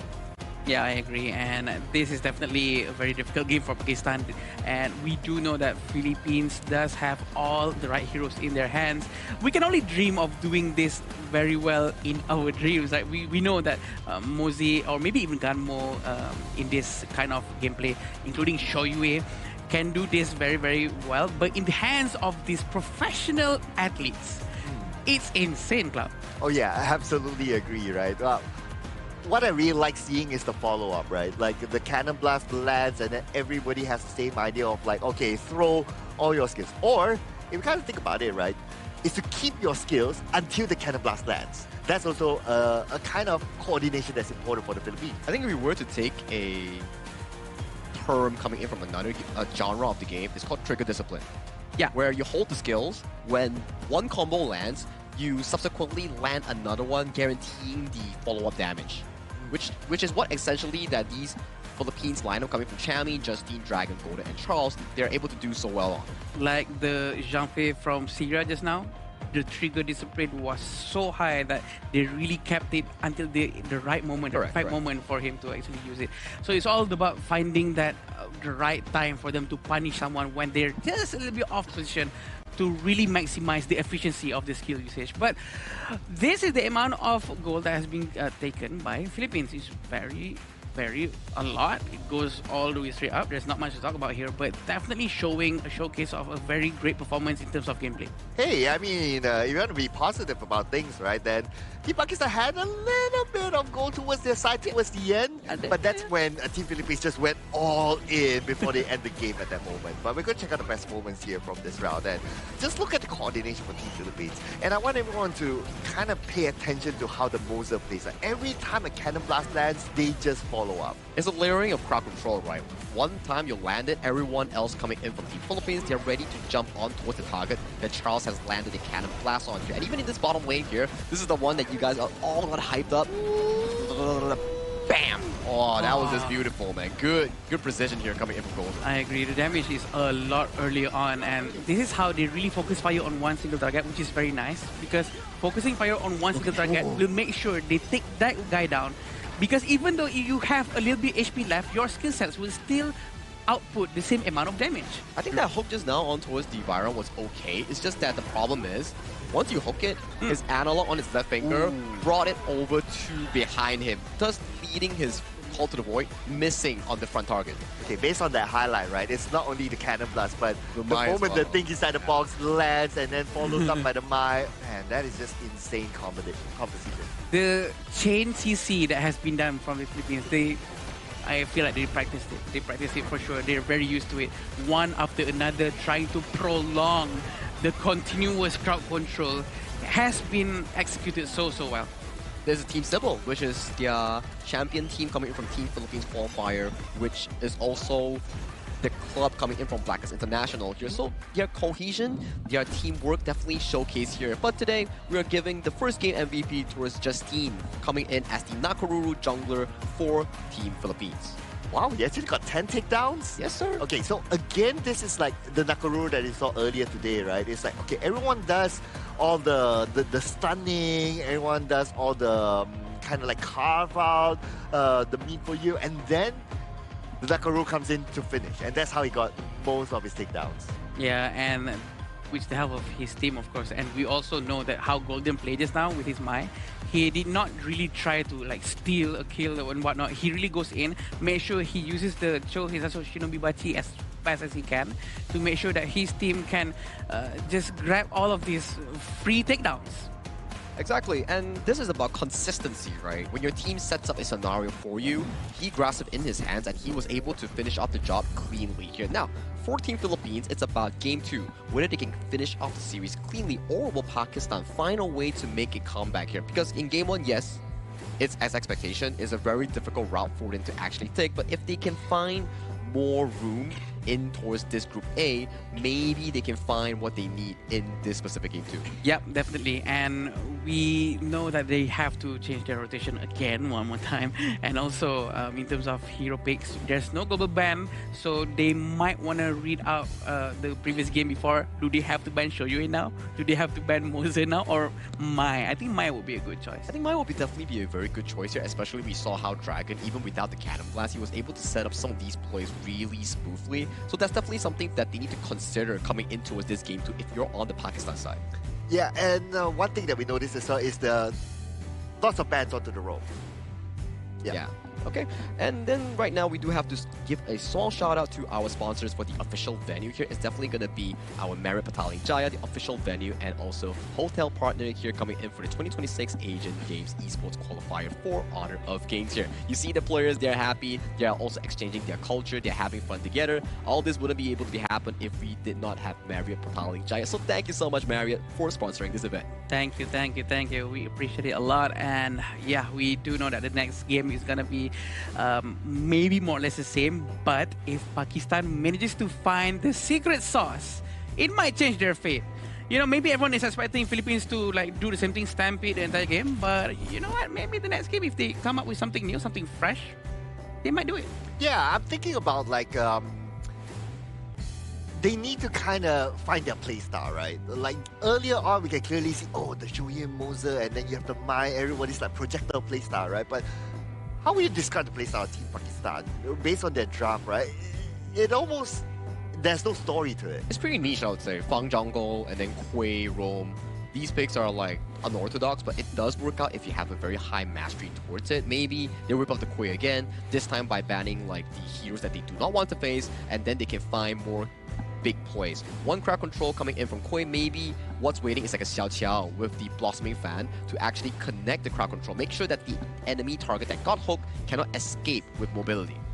But whatever it is, they're still brave enough, right, to actually pull it off with Chano in mid lane. Heino, they send him towards farm lane. To your point, I think that's actually a very smart option here because in terms of mobility coming in from Heino, you have Spell 2 to dodge, right? And you have Sustain coming in from your melee form. So putting your channel towards the mid lane, maybe it's like a scapegoat coming in to have the channel to have much more room for a fun time.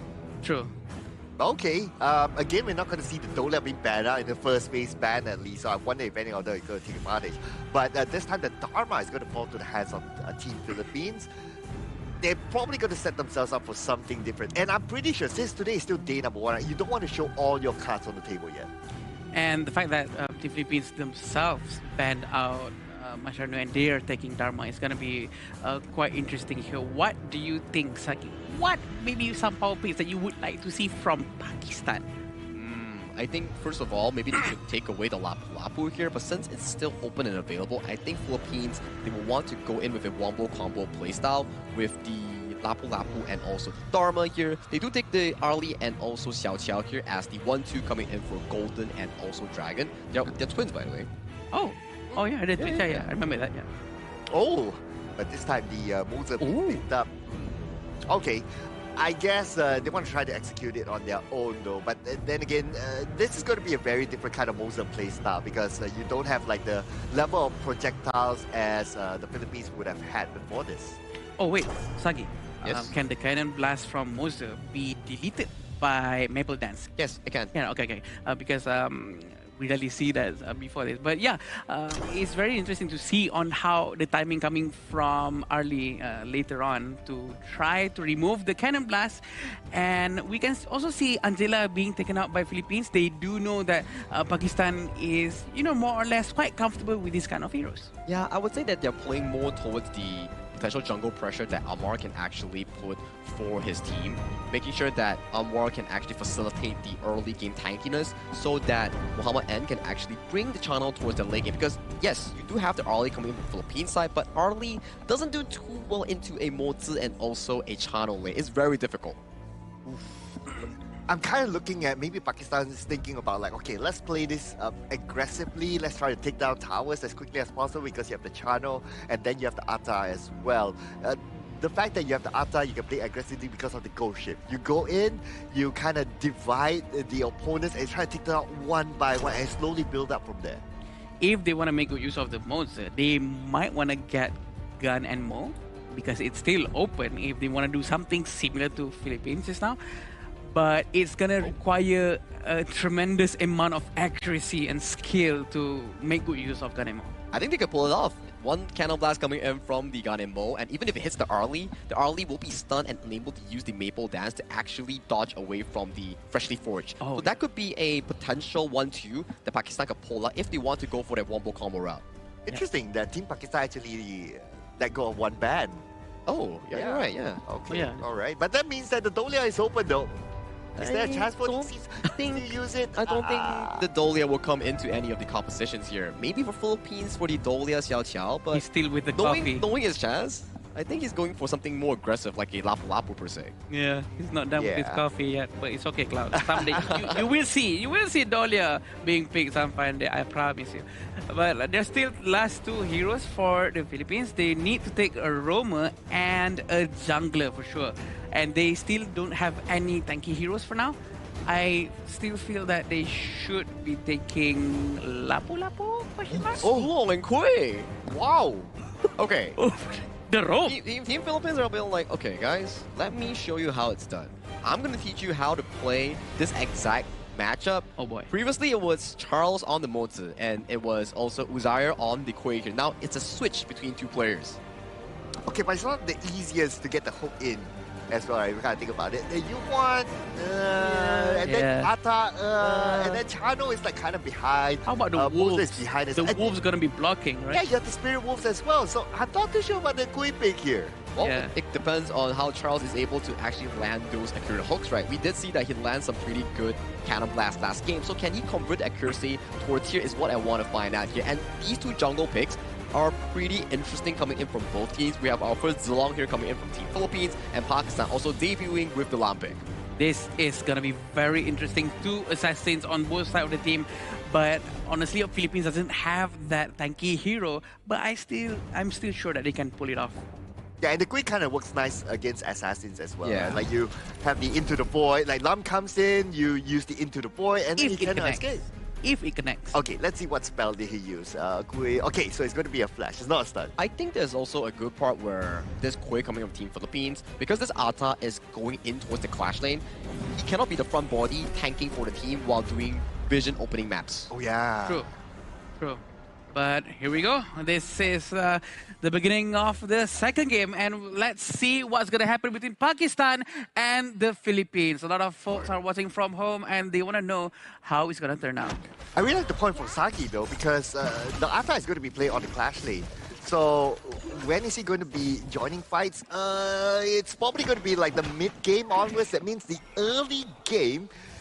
Probably Pakistan is thinking like, okay, let's just play this nice and chill, safe, and just focus on the farming. But then again, Philippines not going to give them that space, just like what they're doing right now. And Uzai takes a lot of damage. Nice hook onto Uzai, and Dragon will lock in the first strike. As Cloud was saying, he was trying to open the vision, but he got caught up, and also being in front of Charles is quite scary right now. Because the hook is gonna connect, and he knows it. And you know, Moza have a lot of a bigger hitbox per se compared to other heroes, and you know he's gonna go down very quickly. But that's just the first takedown that's gonna happen, first strike, and I think it's not gonna impact too much as long as they focus on getting their own resources. Yes, and the gap is starting to show though. We're almost about a 1,000 goal difference between two. But then again, maybe one good team fight, one good pick-off could swing it the other way. So they have to be patient here. Now, I'm looking at Pakistan trying to play the farming game. But can they play the late game though, especially if it's a Lam? Lam's not really effective at the late game, but now Hassan is in trouble. Hassan, one last in, Justin moves in! And that's going to be another takedown. A quick takedown coming from Philippines, and they're going to try to group up down here, trying to surround the three Pakistanis as much as they can. But it seems like they managed to steal away. Very quick move coming from Anwar. Oh, Charles. If only you got that hook, then yeah, they can follow up from there. But it's okay, they already got the objectives. They already cleared off the jungle at some point. Yeah. Now the buff is up again, and looks like Philippines, they're eyeing that one. Hook did not connect. Good try from him. He knows his objective, but also Pakistan did try their best to block the hook from going to the Azure Golem. And as of now, in terms of the itemization, there's nothing really off the charts. It's quite straightforward for now, still quite early. And to answer your question, Cloud, Lam during late game can be quite scary because of the mobility alone. Oh, but into the void and back into the base. This is the second time it's happening to Uzair. Very unfortunate, but they still have to try to avoid Charles. But what can they do when Charles is using the fastest boot available in Honor of Kings? Oh, and that's why he's like all over the map, right? Like one moment you see him at the top, another moment you see him at the bottom, and soon you will see him at the objective. I agree. And with the Boots of Deafness and the roaming item, it's going to give a lot of movement speed in terms of the percentage, and pretty sure will give him a lot of edge to try to hook anyone from the back line. We would love to see that. Well, let's see, is he going to do it? Okay, because if Anwar gets hooked, that's pretty much it. And he does have the Into the Void ready. But he's probably going to keep it for the Tyrant, though, because it's going to be up in about 20 more seconds. Oh, they might try to do the same thing here. And yeah, with the flash, in case if his hook hits, but they flash away, he can still try to flash with the Into the Void to try to make sure that they get sucked in. Oh yeah, that's a possibility as well, right? So I want to see one of the sexy. But ahead, here comes that hook onto the buff, and that will cancel Pakistan in the objective of getting a buff, delaying the time away. They're really playing around with this and trying to make good use of the long-range skill sets that they have, and it seems like the Tyrant's going to be in the hands of the Philippines with no problem whatsoever. Yep, Justin will lock that one in, and here comes the ghost ship. But now Team Philippines, they seem to be disengaging, but they re-engage again, thanks to Jamie! All the way to the front, and one by one, Team Pakistan will fall into the hands of Team Philippines. And Anisro had to be used to run away, and they're trying to defend mid lane tower as much as they can. But no, they want to go to the Golem. Can they steal this? That's the question. Ooh. They managed to do so with just the punches coming from Chammy. Just like that, he just like walks in and takes it home for free. And there was nothing much that Team Pakistan could do about the situation. And while all that was happening, there was a split push at the bottom. Yeah, and this is what happens right after the Tyrant. They really try to force the war, even though the Tyrant buff has been taken by the Philippines, and they try their best to get one, but they get punished. Muhammad goes down, and I think that they're gonna try to focus more on objectives from now on. It all depends on the positioning coming from Charles. Yeah, it almost feels like deja vu, right? Like Team Pakistan is not able to get into the jungle side of Team Philippines, when right now Team Philippines is starting to invade the jungle. And they're eyeing Muhammad H at the top. So we have Chammy there. Okay, Golden will be together with him. And this is their moment to try to take down this tower. Yeah, it depends on how much damage they have to go for Muhammad. But is Muhammad going to stay there, or is he going to go back? Quite smart from him. Maybe he's expecting the rest of the team to be nearby them. But apparently, Philippines is all over the Azure Golem. And they managed to hook one. Oh, and here comes Dragon with a hot streak. And not only that, they will surely lock in the Azure Golem. There's nothing much that Team Pakistan can do about this. They will lose the buff. Very fast, decisive play coming from the Philippines. All the way across the wall to get another takedown. Beautiful hook though. But then again, Hassan says, no. A very good move coming from them, but we have to remember on how Uzay is actually using Monster, which can supposedly cancel the Into the Void quickly. But again, they're going to be focusing on the tier 2 tower in the mid lane, and the stun is still coming, but he's just got a hook, the closest one to him, but he did not manage to get the takedown. Yeah, that will force Uzay to use the flash to get away to safety. So no flash for Uzay at this moment, so he can't do that flash forward, thing inside the box sort of move. Now Charles is waiting on the side, and that's going to be another hook, but this time it will not connect. It's going to be a bit hard against Muhammad using Atta. Atta also have CC immune if he times it right. And now it all depends on how Pakistan's going to play their cards. Are they going to defend all they can towards the top lane, or are they just going to let it go?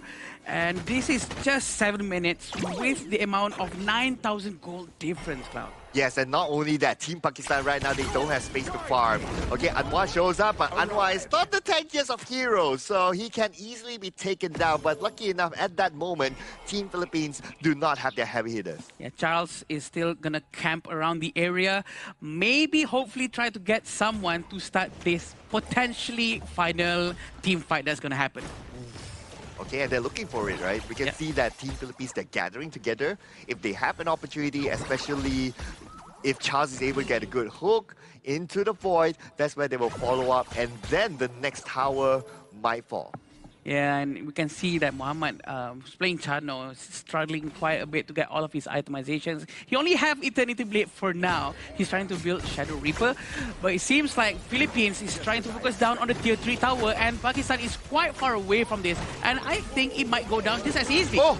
They managed to get a hook, and there goes Uzai. Will fold the hands on Tammy, and Tammy goes all the way to the back. Double strike for Tammy, make that triple strike. Looking for more. Muhammad moving to the next target. Who will get it? He's holding on for dear life, but then again, he still falls. Anwar, last man standing. Can he actually do it? The answer is no. Rampage to Tammy, and an ace to Team Philippines. Congratulations, Philippines, for being able to manage a 2-0 clean gameplay from them.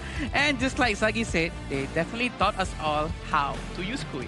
Exactly. Here, Charles was not only accurate on that Mozi, he's also really accurate on that Kui. Many of the times that we see him engage, he's managed to find hooks after hooks after hooks. And talking about engage, Shammy was also the one to find those big backline flanks. Oh yeah, I really like how his Kui turned out, right? He played it very actively. Like he goes around trying to find targets. He was very active in the front as compared to the first Kui that we saw earlier today. He was a little bit passive, waiting behind. But to be fair, it's because they were going up against the Shoyu Moser combo, so it's a bit difficult for them. But in this case, yes, this Kui is absolutely on point for me. Yeah, it also goes back to a discussion just now, right? Where you have the Ata in the Clash Lane instead of the jungle. So the vision value is really difficult to be obtained by Team Pakistan. Every time you want vision, boom, Kui hook, boom, Kui hook. And the Ata that is supposed to be blocking the hooks is assigned to Clash Lane instead of jungle. Yeah, that seems to be like the most effective thing that they've been trying to do just now. And I think the projectile gameplay that they were trying to show is far more effective early on in the first game. Oh yeah, absolutely, right. The Kui, I would say, is definitely an MVP for me. Setting things up on point, and especially with the targeting, right? Because you have so many that you can target. Which one do you go? Ata might be there, but he's always like picking the right targets at the right moment. So I would say it's a clear MVP for me. He makes it look easy, you know, and to be fair, Kui is not easy. If you miss the hook by only a margin, you miss it entirely, and you have to wait for like what, 12 seconds for the next hook.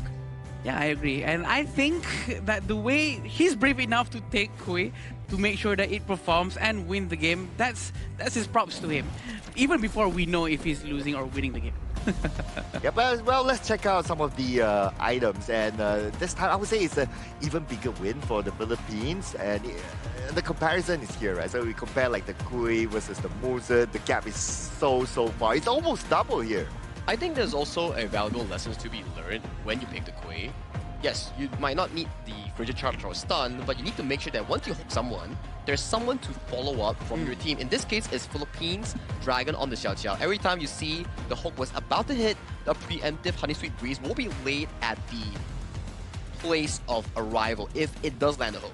That's what we previously did it from the Kui also, right? From Pakistan when they had Heino, but Heino's burst damage is not as high as Xiao Xiao because Xiao Xiao's skill set is so much more bursty compared to Heino. But it did not happen that way because it appears that Kui had to take care of Chano in the mid lane. And besides that as well, I really like how the Philippines focus on to getting the Azure Golem time after time after time. Because if you have like an assassin jungle on the other side, right? In this case is the Lam, you know that the Lam must get the Azure Golem. So every time he shows up, you go there. It's a domino effect, right? That they won the side lane coming in from the Kui, caught Uzari in the first strike, and then converting that Clash lane swap lead into jungle invasion here, which allowed Justine and Dragon to continuously invade against Anwar on that Lam here, which you see in the end, Anwar has 0% on the kill participation across the team and only a 4,000 damage. It's not because he doesn't want to fight, it's because he doesn't have the goal to actually convert into items that allows him to team fight. Yeah, and the space that he requires so much is not there. He cannot do it just because the presence from Charles is just so scary. Sometimes a Kui that doesn't hook at all is so much more scarier than a Kui that already hooked because you know it's on cooldown. Oh yeah. Yeah, and then it'll be like playing mind games to you. Like, is he gonna hook? You start to see the animation, start to move, right? And then you're like, is he gonna hook? Where is he gonna hook? Who is gonna hook? Yeah, it plays with your mind. And then we are too focused on him like actually channeling the hook, right? You have Chami coming in from the back with those 2-man, 3-man, 4-man troops, which was really deadly in this game itself. And I gotta say, look at this goal chart here. Much cleaner compared to game 1 between Philippines and Pakistan. This time around, it was all zeros for Pakistan, 0 tyrants, everything, and kills. And then Team Philippines, they got everything in the bag. They really do their best here for sure, and a good sportsmanship for sure, because they're not giving any space whatsoever. And we all expected this to happen as well, because they're one of the strongest region out there. Yeah, I mean, when the group came and today's schedule came, we kind of had an expectation that, okay, they're going to be really strong. But then again, we have to give credit to Team Pakistan as well, right? Like, the first game, they got a couple of takedowns. Yeah. So that would give them at least some level of confidence moving on to the next game. I was pretty happy to see the Fang pick, especially coming in from the jungler Amor coming in of Pakistan. It was really refreshing, and he was getting multiple takedowns left and right with the Fang's burst kit, so it was pretty nice to see. And in this game itself, we see more Kui and even a Zilong jungle of all things. Because to be honest, the damage output coming from Fang is actually quite high. It's considered as one of the bursty heroes as well. But this is what happened just now in our most recent game.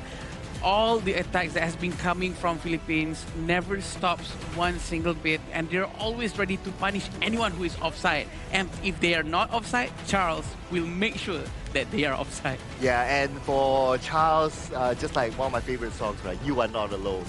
You are not alone. Yeah, he is never alone there. Yeah. Every time he lands something, every time he gets into the void or to somebody, someone's there to follow up. It's so beautiful, like Charles landing a hook, and then Dragon with the Xiao Xiao just lands a spell 2 directly, knowing for the fact, okay, you hit, I'm following you up with a continuous CC. Look at this. Hook into knockup, into another knockup here. Technically 0 time for Desire to actually even react towards this. And also like what Sagi mentioned early on, how Chami manages to always make a play following up to Charles, knowing that almost the entire team from Pakistan already have their skill already used. So all of this space created by Charles helps Chami to play a very good game. Well, after all this game itself, everybody has their star moment here. We have to award the MVP to none other than Chami, the Clash laner coming in from Philippines here. He's the wonder boy that we always talk about coming in from Blacklist International, and this time around, his Dharma 404 clean game coming in from the Filipino Clash laner. Yeah, I mean, clean game by him as well, obviously from the stats, but when it comes to execution, we saw a couple of times where he just flashed towards the back, gets his mantra in, and catching the opposing side. So I would say that it's definitely worth off an MVP. I would still give the honorable mention to the Kui as well, but maybe if you were to compare just stats, then yeah, Chami's the one.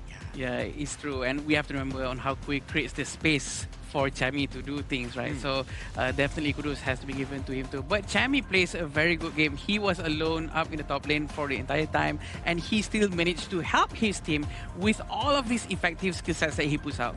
As a farm lane main, I actually feel what Muhammad is feeling when he's playing the channel, because you're playing a horror game. Yeah. Left side Kui Hook, right side a blinking Dharma flying towards you. It's super hard to react if you're not fully locked in. So I definitely understand how Muhammad feels on that channel. Yeah, and as a rogue main, I don't know how to protect you. Like you're busy in the front line doing like engage stuff, and then suddenly the Dharma is like, "Oh, you're alone!" Boom. That's like, hey, but I'm busy here. No, my farm lane. No. It's gonna be a big problem all the time, because you know the skill sets from Dharma. That's why sometimes I choose to ban Dharma alongside Guan Yu or maybe alongside Mai Shiranui, because right now the first 2 bans. Sorry? That's a lot of bans. Yeah, that's a lot of bans. How many bans do you have? Yeah, it's small. The first 2 bans is quite important.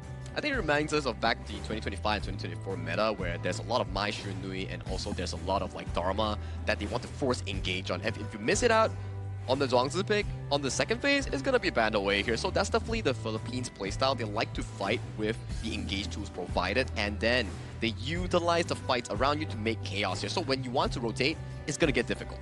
Yeah, but what I like about Team Philippines and their draft is that they have a philosophy behind it. Like, we can clearly see from game 1, okay, they're going to do this. Yeah, it becomes a storyline, right? And game 2 is like totally different. no more like relying on projectiles. They have a totally different play style. And it just shows that the Philippines is here to win. They are showing that they are a versatile team.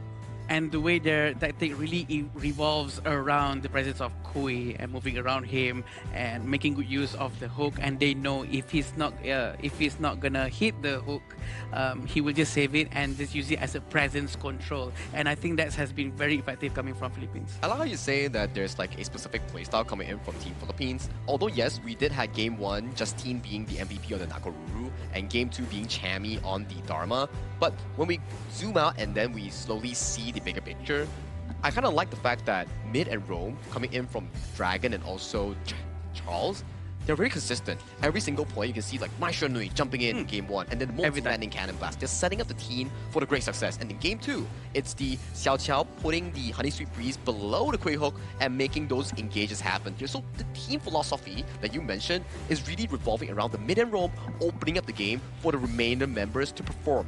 Yeah, and that's the advantage that you get when you put these players together who have played together for the longest time, right? It's just like telepathic by now. Yeah. It's like I don't need to say it. I don't know, if we have a comms that maybe their comms is just quiet and they just do it and it works, right? They're just vibing, right? Yeah, they're just vibing. Yeah, that's how the Gen Z says nowadays, right? That's how bonding. That's how bonding really helps, Mr. Gen Z people. But yeah, it's very important to bond outside the game. Yeah, it's true. Like, you want to bond inside the game, you want to be friends. That's how you form teammate bonds. But I also want to find out what Mara has to discuss with the Filipino representative for the interview later. So let's go, Mara. Let's get to the interview. Here with a big smile, Justin from Team Philippines. Congratulations with that 2-0. Now, you guys had a great advantage with your poking abilities. You used certain heroes that were so successful. You were able to pick off your opponents. How come you were using different picking heroes for the second game instead of using repeating ones to make sure that you guys were successful? Because most of the teams from the previous matches, they were repeating the heroes that they used in the previous, but with you guys, totally different. What was the rationality behind that? I think we're just used to playing different heroes because that's the standard of HOK, right? And yeah, also to like aura farming, I guess. Now, you represented the country prior. And what makes this one different, the 2026 Asian Games esports qualifiers? I think this one is different because you're bringing the whole country, and it puts us, I think, a lot of pressure because, yeah, like I said, like you're bringing the whole country, and I think every Filipinos, even though they don't play this game, they will support us. So you're saying that you feel a little bit of pressure because you said you're feeling pressure right now. And how are you guys handling that? Just a little bit. Who would you say is in your group? Who would you say would be the most threat to you that you think might give you a harder time than the others? I think Indonesia, because their players are really good, and also I know them very well. I know how they will play. And we're excited to see that matchup between the two of you. Now, the Filipinos, they're watching you right now. They're really happy with that 2-0. Send them a message and let them know when your next match is so they can support you. Thank you guys for your support, and I hope you will support us tomorrow at third match against Uzbekistan, I guess. So see you guys. Once again, MVP Justin, congratulations from Team Philippines. And we're going to go back to Casters to break it down a little bit more. Casters, lead the gorge. Thank you, Justine, and also Mara for the wonderful interview. And you were talking about Gen Z, right? He was saying that he's aura farming on the stage there. But of course, jokes aside, although he was aura farming, he did mention that he was pretty pressured because this is not only for the club, but it's also for the region, Philippines itself. So they are bringing the nation's pride coming in towards this tournament here. And then you can start to see that they are actually acknowledging the Philippines and Indonesia rivalry. They know for a fact that they are the opponents that they want to beat in this group. Yeah, I like that acknowledgement, right? No cap. Yeah, no cap. That is the game that I believe a lot of fans will be looking forward to. I try. My head hurts. My head hurts.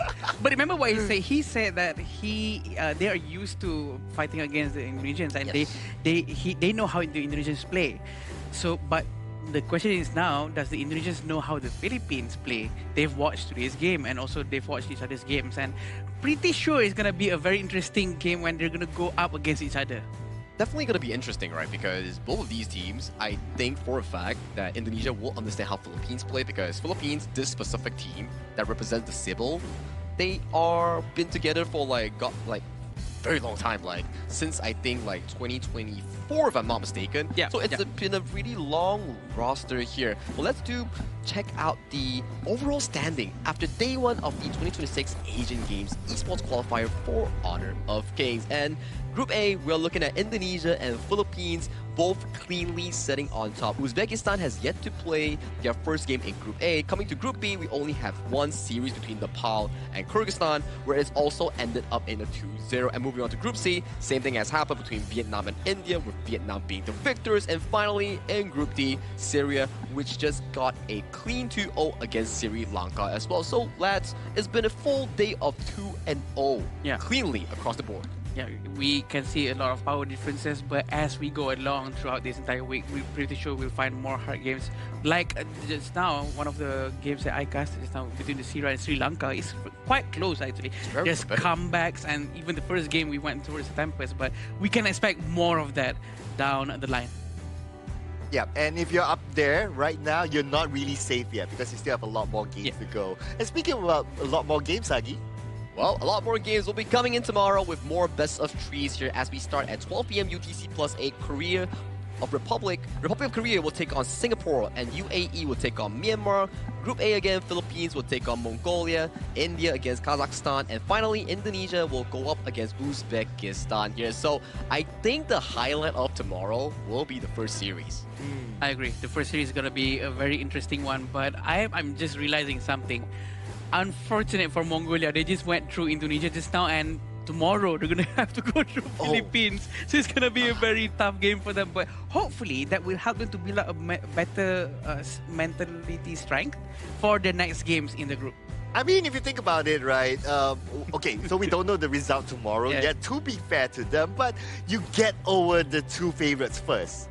Yeah. Like you let the monkey off your back first, right? And then you can focus on okay, potentially we can win the other games and give us a better chance. With the experience that they have. Yeah, I think it's a good underdog story, right? Because with how many days of group stage that we actually have in phase 1, maybe you lose in the first 2 days. It's okay. Then you make a comeback in the following days, and then you have a good mentality as the third placer or the second placer going into the main event or the last chance stage. That feels really good.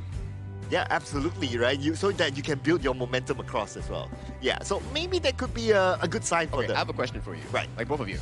Would you rather to win the first 2 days and then lose the next 2 days, or to lose the first 2 days and win the next 2 days?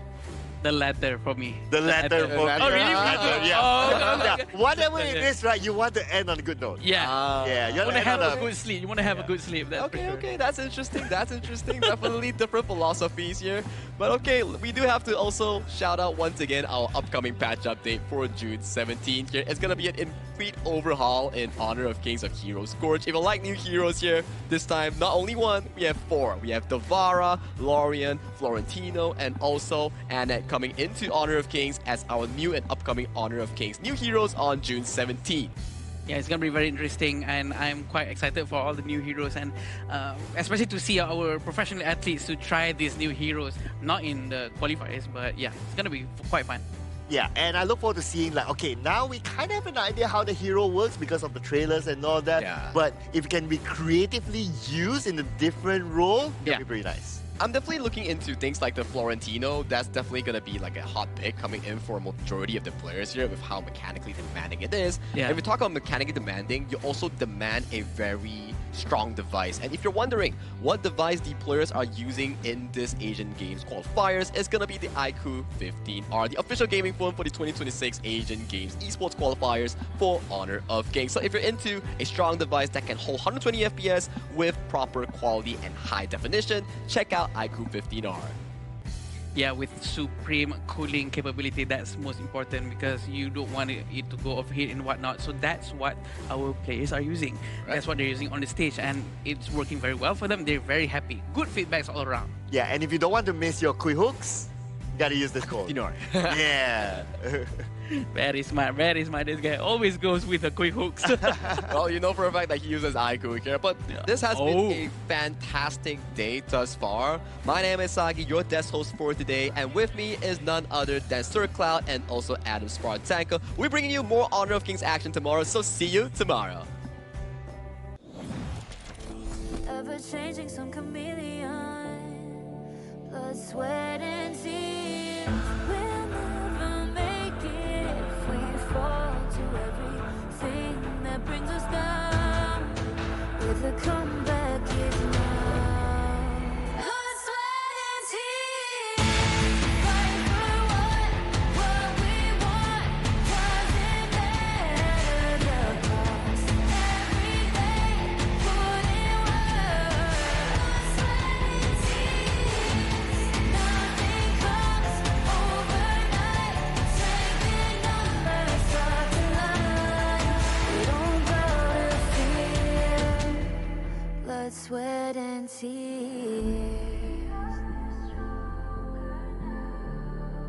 Blood, sweat, and tears.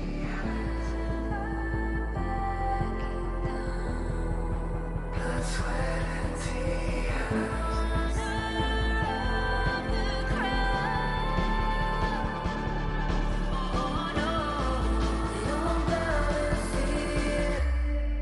Blood, sweat, and tears.